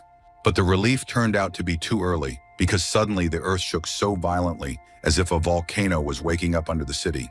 A giant purple hand stretched out from the broken asphalt, towering over the streets higher than most multi-story buildings. Enormous claws grabbed drones out of the air with frightening ease, as if someone had decided to play with someone else's technology instead of toys. No matter how fiercely the people attacked the monster, it was ridiculously easy and even a little boring for him to deal with the weapons of this world. The creature swung its paw, and hurled the drones at each other, sending new explosions over the city one after another like a chain reaction. But the hand turned out to be only part of a huge monster, which slowly crawled out, opening a terrible mouth with several rows of teeth. A giant spider with incredibly long fangs appeared before the people, and its strange sounds were more reminiscent of the creaking of rusty metal at night. Despite the barrage of shells and the desperate attempts of people to somehow stop the disaster, the demon lord continued to calmly hover above the city without a single scratch. The sword fragment hovering nearby quietly informed its owner that the monster was already moving towards the largest source of the aura and would very soon overtake the emperor. Looking down, the girl expected the usual pleasure from the destruction, but instead of delight, a strange, heavy feeling suddenly arose inside. Suddenly, her eyes widened in shock, and then something completely alien to the mistress of evil appeared, as if a long-forgotten emotion had broken through. Right in the middle of the street stood a little boy, wiping away tears with trembling hands and calling for his dad through his sobs. Left completely alone in the chaos, the child was overcome with panic, complaining through his tears that he was scared and no one was coming for him. Meanwhile, a huge paw of a creature, created by the most powerful demoness in the entire universe, was slowly approaching the baby. Looking at the frightened child, the black-haired lady suddenly felt real horror, as if something very old had suddenly cracked inside her. For a brief moment, she closed her eyes as if trying to hide from this picture and not feel the strange pain inside her own chest. The reason turned out to be much deeper than she wanted to admit, because the feeling of fear was all too familiar to her from the times when she herself was left alone.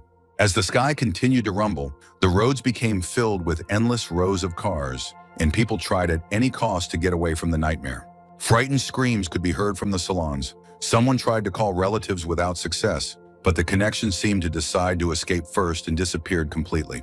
Among the stuck cars, neighbor Lin Mo sat with her family, watching the scene through the shaking windows in confusion. At this time, news channels were hastily broadcasting breaking news reports that the monster had suddenly disappeared right in the middle of the battle. As soon as the monster disappeared from sight, rain suddenly poured from the sky, as if the world itself was trying to wash away the accumulated pain and destruction. However, this only made Song Yunshu wary. The girl immediately turned to her father, quietly noting that this kind of rain now seemed completely wrong.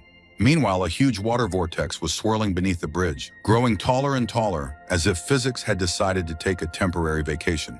What was happening looked so unnatural that many people even got out of their cars and started filming it on their phones. Right in the center of the raging whirlpool, a red pillar gradually emerged, the outline of which increasingly resembled a giant sword. High above the sea, the emperor was casting one of the most powerful spells, and it was his energy that was causing the water to go crazy. Squeezing his will to the limit, the man was going to literally cover the entire sky with his power, using endless streams of water. The next moment, a furious pulse of energy tore through the sea surface, and giant waves rose so high they seemed to reach for the clouds. For ordinary people, this battle also turned out to be a nightmare, as the gushing water immediately began to drown cars and passengers. The usually bold and lively Song Yunshu could no longer sit quietly, so she went outside to see what was happening with her own eyes. Approaching the bridge's railing, the girl cautiously looked down, and at that very second, her eyes widened in genuine shock. There was indeed reason to be surprised, because not long ago, the raging river had completely disappeared, revealing damp land where the dark expanses of water had once stretched. Calmly observing the glow of the new sword, the emperor was already calculating in his head every next step and how exactly he would use this power. Gripping the handle tighter, the man smiled with such pleasure, as if he had been moving his whole life towards this short and long-awaited moment. The moment the emperor finally connected with his weapon, a bright yellow flash suddenly pierced the empty sky. There was not a single drop of water left under the bridge, and the dried-up riverbed looked like the best proof of the monstrous power of his spell. Standing in the heavy rain, the man closed his eyes and exhaled slowly, preparing to meet the next attack without hesitation. Suddenly, something made him wary, and for the first time in the entire battle, real curiosity appeared on the emperor's face. Through the slowly dissipating smoke, the man saw his opponent, who was calmly leading a little boy by the hand. The baby held the world's most powerful evil with such trust, as if it were not a demoness next to him, but the kindest person in the world. Having brought the child to his father, the girl silently stopped next to him, and a moment later, they were already hugging each other tightly in the middle of the crumbling city.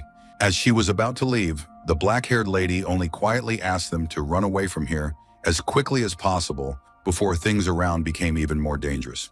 Holding the sword fragment tightly, the girl grinned, and declared that fatigue did not suit her at all, which meant it was time to end the protracted battle.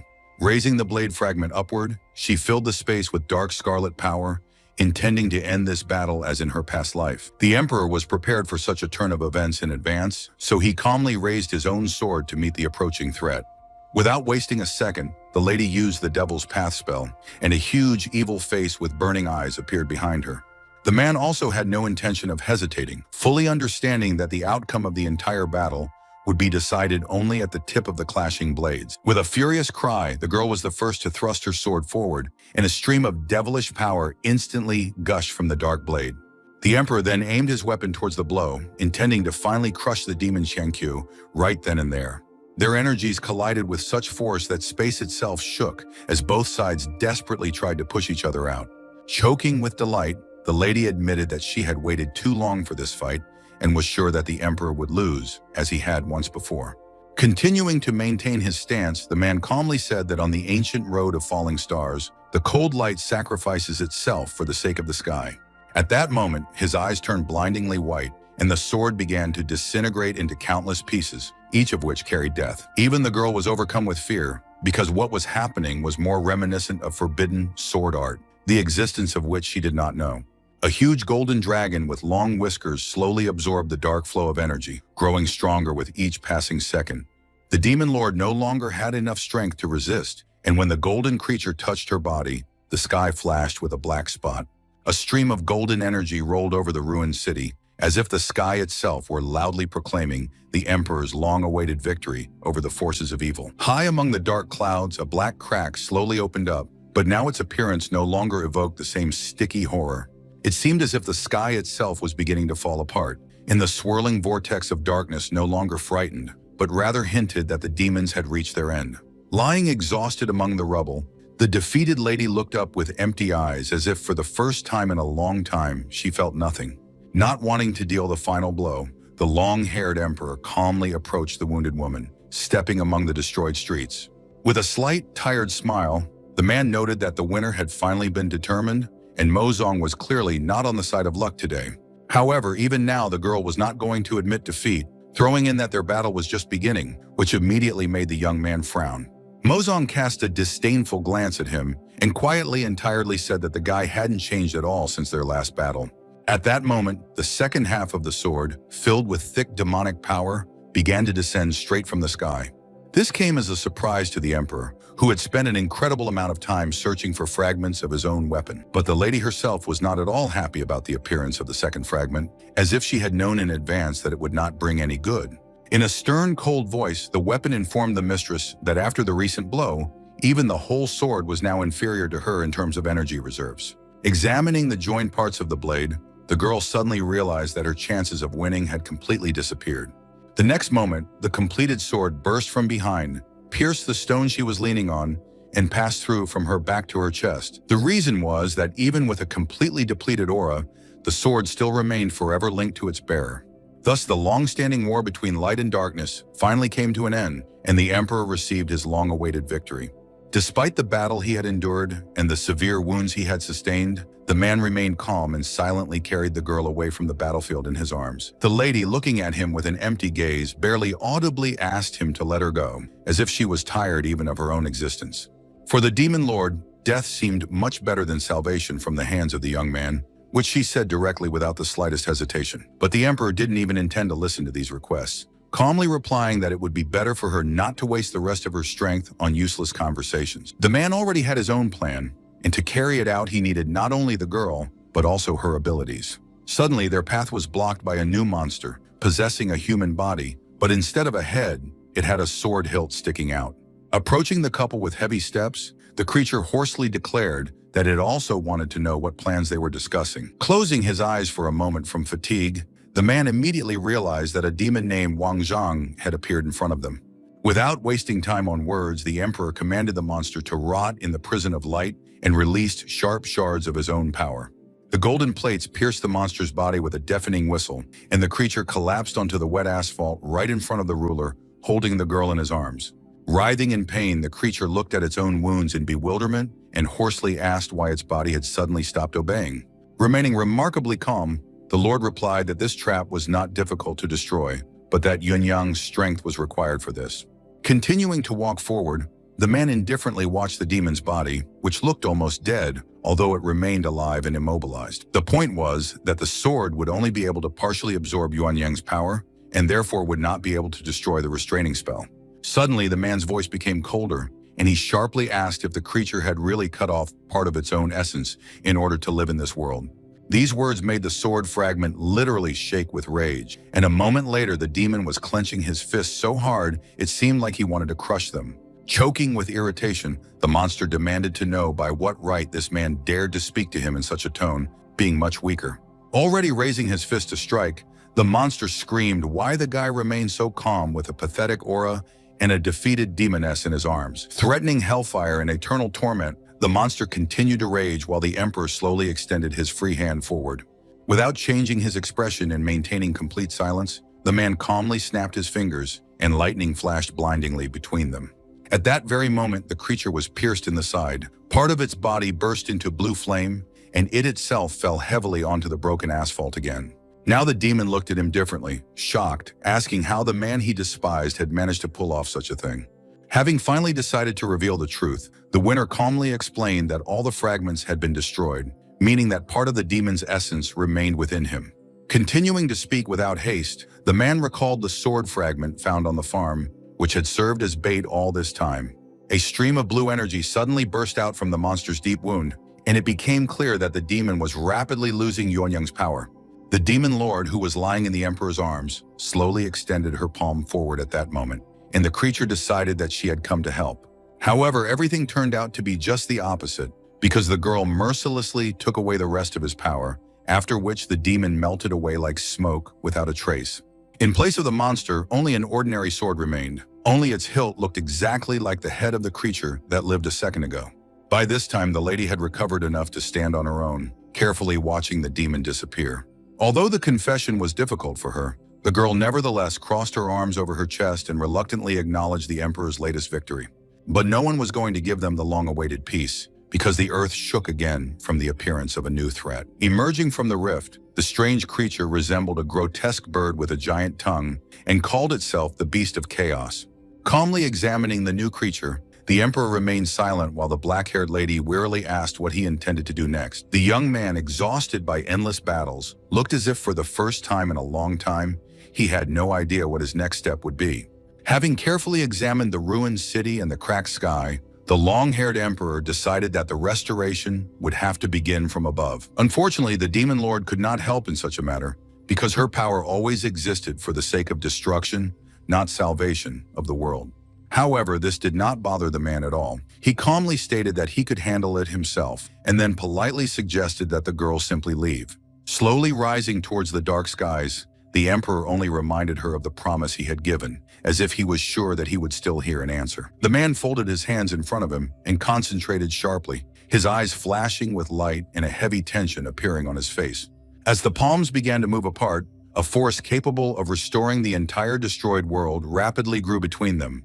With difficulty holding back the rushing flow of energy, the man slowly raised his hand to the sky as tensely as if he were trying to hold onto falling stars with his bare fingers. The next moment, debris from houses, pieces of stone, clouds of dust, and traces of recent destruction began to rise upward, as if the city itself had suddenly lost weight. All of this was silently drawn into an invisible rift, which greedily absorbed chaos and carried it away somewhere far away, beyond the boundaries of reality itself. Watching what was happening, the demon lord looked at the young man almost with admiration, amazed by the monstrous force of his attraction and the way he was still standing on his feet. Only the emperor himself felt more and more burdened with each passing second, although his gaze still held a quiet joy that the shattered sky was gradually healing. A moment later, the man began coughing up blood, once again turning his own body into payment for saving another world and other people's destinies. Almost nothing remained of his aura, and the emperor himself was slowly being pulled into the portal along with the remains of the destroyed city. Without a moment's hesitation, the black-haired lady instantly appeared next to him and grabbed his hand tightly, as if she was not going to let go even in the face of the abyss. The girl, frightened and screaming, demanded that the guy immediately go back and stop approaching the rift. The young man's words suddenly came to her mind, saying that killing had never made her stronger, despite all the accumulated cruelty. He spoke too calmly then, understood too precisely the reasons for her actions, and even guessed why she resurrected again and again. Despite everything, the man always tried to save her, allowing her to figure herself out and repeating that he sincerely believed in the girl. Now she pulled him back in desperation, almost losing her voice from screaming and the fear of losing the man right before her eyes. However, the young man's body continued to be pulled ever more tightly into the rift, leading to a place from which no one ever returned. Not understanding what was happening, the girl screamed in fear, asking why he wasn't doing anything, not wanting to admit that he no longer had the strength. The man only managed to say one thing at the end. He admitted that he saw how the mistress of evil saved that little boy. Hearing this, the girl froze in horror because she did not even suspect that the Emperor was watching her at that moment. All the other words he tried to utter dissolved in the noise of the wind and could no longer be distinguished among the roar of the portal. Soon the crack finally closed, dividing good and evil for an unknown number of years, and the lady herself silently fell down. Just a moment ago, their palms were clasped together, and now the black-haired lady was rapidly falling downwards, feeling only emptiness and a cold wind around her. But suddenly a small figure flashed to her right, and the girl instantly turned all her attention to it. A paper man was flying through the air nearby, the very same ones that the Emperor loved to attach to people when he wanted to observe them discreetly. Meanwhile, the ruined city continued to smolder below, as if even after the battle was over, it could not fully recover. Already sitting on the edge of the roof, the demon lord couldn't help but be reminded of Lingmo and Han when they were chatting together on the school rooftop after classes. Carefully turning the paper man in her hands, the girl with wet eyes remembered her most dangerous enemy and at the same time her closest person. Exhaling loudly, the black-haired lady finally made a difficult decision within herself and clearly had no intention of putting it off until later. Slowly rising to her feet, the girl stretched her hand upward and a huge shining blue circle appeared directly above the city. Within a second, the glowing ball shattered into countless beams that shot out in all directions over the destroyed streets. Despite the blinding radiance around her, the creator of this miracle looked at what was happening with surprising coldness and calm. Her glassy gaze gradually closed, either from the harsh light or from the monstrous fatigue that had accumulated over the course of the day. Having finished the spell, the lady suddenly bent in half and began to cough heavily, her own blood along with the remaining air. Looking down at her palm stained with a scarlet mark, the girl remembered that the resurrection of even one person cost a century of cultivation. As she let the paper man fly free, the lady quietly said that she had fulfilled all the promises she had made to the Emperor. In response, the small figure seemed to smile contentedly and, with surprising ease, was carried forward by the evening wind. Goodbyes were always hard, so the girl's thoughts returned again and again to the man she had just lost. The moment when she lay wounded after the defeat, and the Emperor still refused to leave her to die, appeared before her eyes. He especially vividly remembered how his cheeks burned with anger and embarrassment when the girl stubbornly refused to accept his help. Now all these memories fell upon her like a heavy burden, while the demon mistress silently watched the sunset.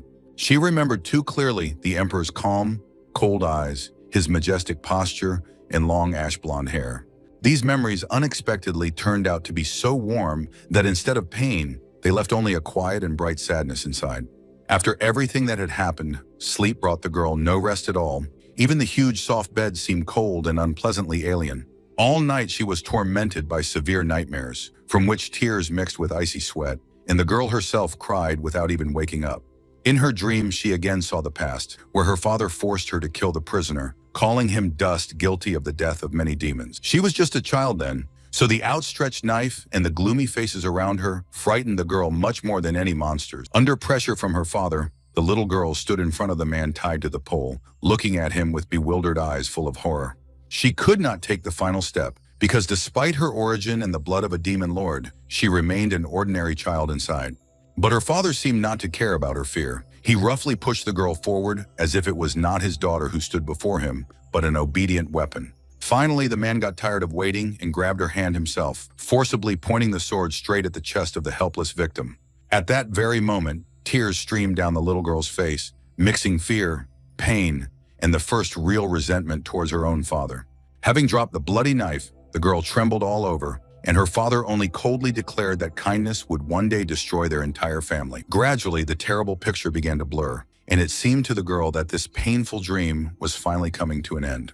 However, the next dream was no better. again showing the moment where she held the emperor's hand in the middle of the rift. The girl again felt too vividly the pain and horror that had become even more severe in her sleep and seemed to be digging straight into her chest. The moment when the young man was being sucked into the crack and she realized that she was no longer able to save him was repeated endlessly before her eyes. And even though the demon mistress had fought with him for almost an eternity, letting him go again, and for an unknown period of time, proved unbearable. Suddenly, her subconscious began to return to her the emperor's last words, which reminded the girl of her hidden kindness. She didn't want to listen to this at all, because another person was again trying to see something bright and alive in her. It seemed as if the emperor's voice was speaking to her through her subconscious, stubbornly repeating that Mozong had never been a monster. Unwilling to accept this part of herself, the girl in her sleep began to scream and demand that he finally shut up. Only with the appearance of the first rays of the sun did the nightmares begin to dissipate, and the girl rose heavily from the pillow. The tension didn't go away. She remembered what she had seen too clearly, continuing to nervously clutch the blanket in her hands. Meanwhile, the city was already returning to its normal life, as if yesterday's apocalypse had simply been a very unfortunate evening for it. Meanwhile, in one of the tall buildings, many cultivators had gathered, sitting tensely around a long negotiating table. The girl who led the Phoenix group told how the emperor and his opponent managed to literally cut the sky itself yesterday. Being incredibly short, the manager had to stand on her toes and on the box at the same time, while she seriously explained that it was too early to relax. However, the inspiring speeches did not have an effect on everyone. The woman sitting to the left of the manager directly stated that they had almost no resources left for control. Lounging in a chair with the air of someone who was bored to death with all this, the daughter of one of the Taoists asked what they were capable of doing at all, except doing nothing. She wasn't the only one who had doubts. Even Holy Master Yaoshi cautiously questioned the story of someone being able to cut the sky with a sword. One of the girls felt frankly embarrassed because, given her level, she had never even heard of such a possibility. To be honest, many people thought what was happening was nonsense, because even if the immortals united their forces, no one, in their opinion, would be able to break through the heavens. As if returning from vacation, the man in a bright tropical shirt lazily reported that, according to rumors, the elder Zhao had been killed. Zhou Yutang, sitting with her side bandaged, wearily asked if they had been brought to this meeting for more complaints. The unperturbed elderly woman asked everyone to listen to the discussion of the measures that had recently been agreed upon with Hong Lingxing. In a calm voice, she explained that now the Baiyun Temple must preserve the ancient oracle, because it is the heavens that govern the order of the world. According to the oracle, the girl who drank the tears of heaven would become the daughter of fate, capable of administering justice, although the meaning of this remained a mystery. Propping her cheek with her hand, the bored blonde immediately asked what this ancient legend had to do with their plan. Ignoring the girl's tone, the old lady explained in detail that Yu Tang's soul had almost dissipated after the difficult treatment. Continuing her story, the woman added that the tears of heaven themselves merged with the girl after the appearance of the heretics and the beginning of the destruction of the world. Realizing where the conversation was heading, Yu Tang herself was noticeably surprised by the conclusion that she was now considered the daughter of fate. The others quickly realized how advantageous it was to have such a person nearby, and the looks of those present immediately became much more lively. Jumping up abruptly from her box, the group leader shouted that the idea of pairing Yu Tang with just anyone would not work without yang energy. Without letting up, one of the girls added that the ideal body for perfection is already imbued with immortal energy, which means the groom needs to be special. Then the discussion suddenly took a completely wrong turn because someone seriously suggested holding a beauty contest among the students. Moreover, the man in the shirt turned out to be so captivated by the idea that he had already conducted surveys across the country and even prepared a list of candidates. Hearing the reason for the meeting, the demon lord became noticeably wary. The idea of concubines for Yu Tang did not appeal to her at all. Kneeling before her, the green-haired youth quickly explained that Feng Su was looking for a guy to help the girl in her cultivation. The most absurd thing about the whole situation was that the intelligence officer himself was also among the potential candidates for the role of groom. Boredly sorting through the leaves of the plant, the black-haired lady declared that she wanted to see him among the participants of the selection in order to spy on the daughter of fate. However, the scout reported something else important. Although from the girl's expression, it was clear that she was already tired of listening to him. Finally, the guy added that the Phoenix group had thrown all its efforts into searching for the emperor, and these words unexpectedly embarrassed the lady. Looking at the flower pots on the store shelf, the lady thought gloomily that, even after a whole week since the battle, her aura had still not managed to fully recover. Even her own sword now seemed like an enemy to her. and the consequences of that fight turned out to be much more unpleasant for the girl than she expected.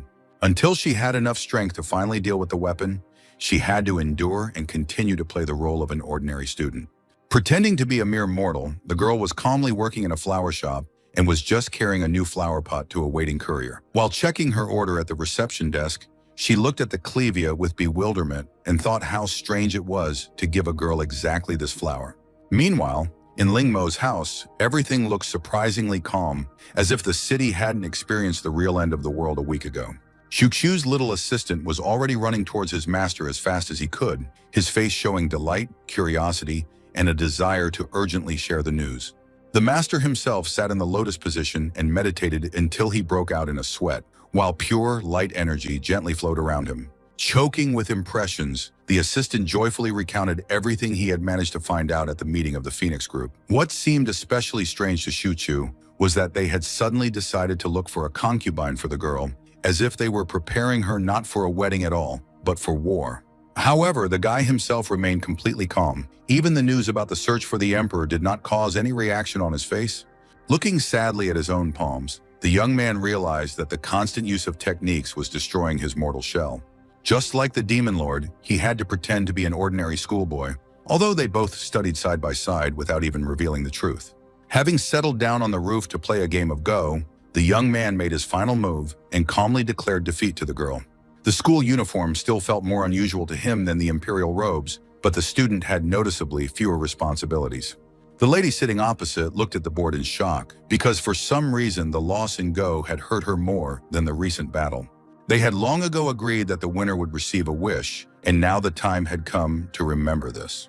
Only Lin Mo didn't even try to immediately exercise his right, lazily declaring that they would deal with it later. At the same time, the guy noticed that the girl played unusually poorly today, and she clearly needs to start getting a good night's sleep before matches. The lady almost burst into anger at this comment, not believing that a mere mortal would even dare to speak to her in such a tone. Later, Ling Mo was already waiting for Song Yunshu, tired of running around the school looking for this always disappearing guy. Waving her phone in front of his face, the girl was indignant that she wanted to vote for him in a beauty contest, but he was not on the list. For the young man himself, this seemed mortally boring, so he didn't even answer and simply walked past her down the corridor. Such indifference surprised Song Yunshu because her friend had once been deeply worried about his appearance and certainly shouldn't have ignored the competition. After standing in the middle of the corridor with an extremely thoughtful expression on her face, the girl came to a completely illogical conclusion and decided to register it herself. Meanwhile, the blonde sat lazily in front of the monitor, looking bored as she checked how the school's hottie elections were going. While the green-haired, bespectacled man confidently held first place, this situation frankly irritated the girl. But Lin Mo suddenly appeared in second place, which was a complete surprise for the headman and made her suddenly perk up.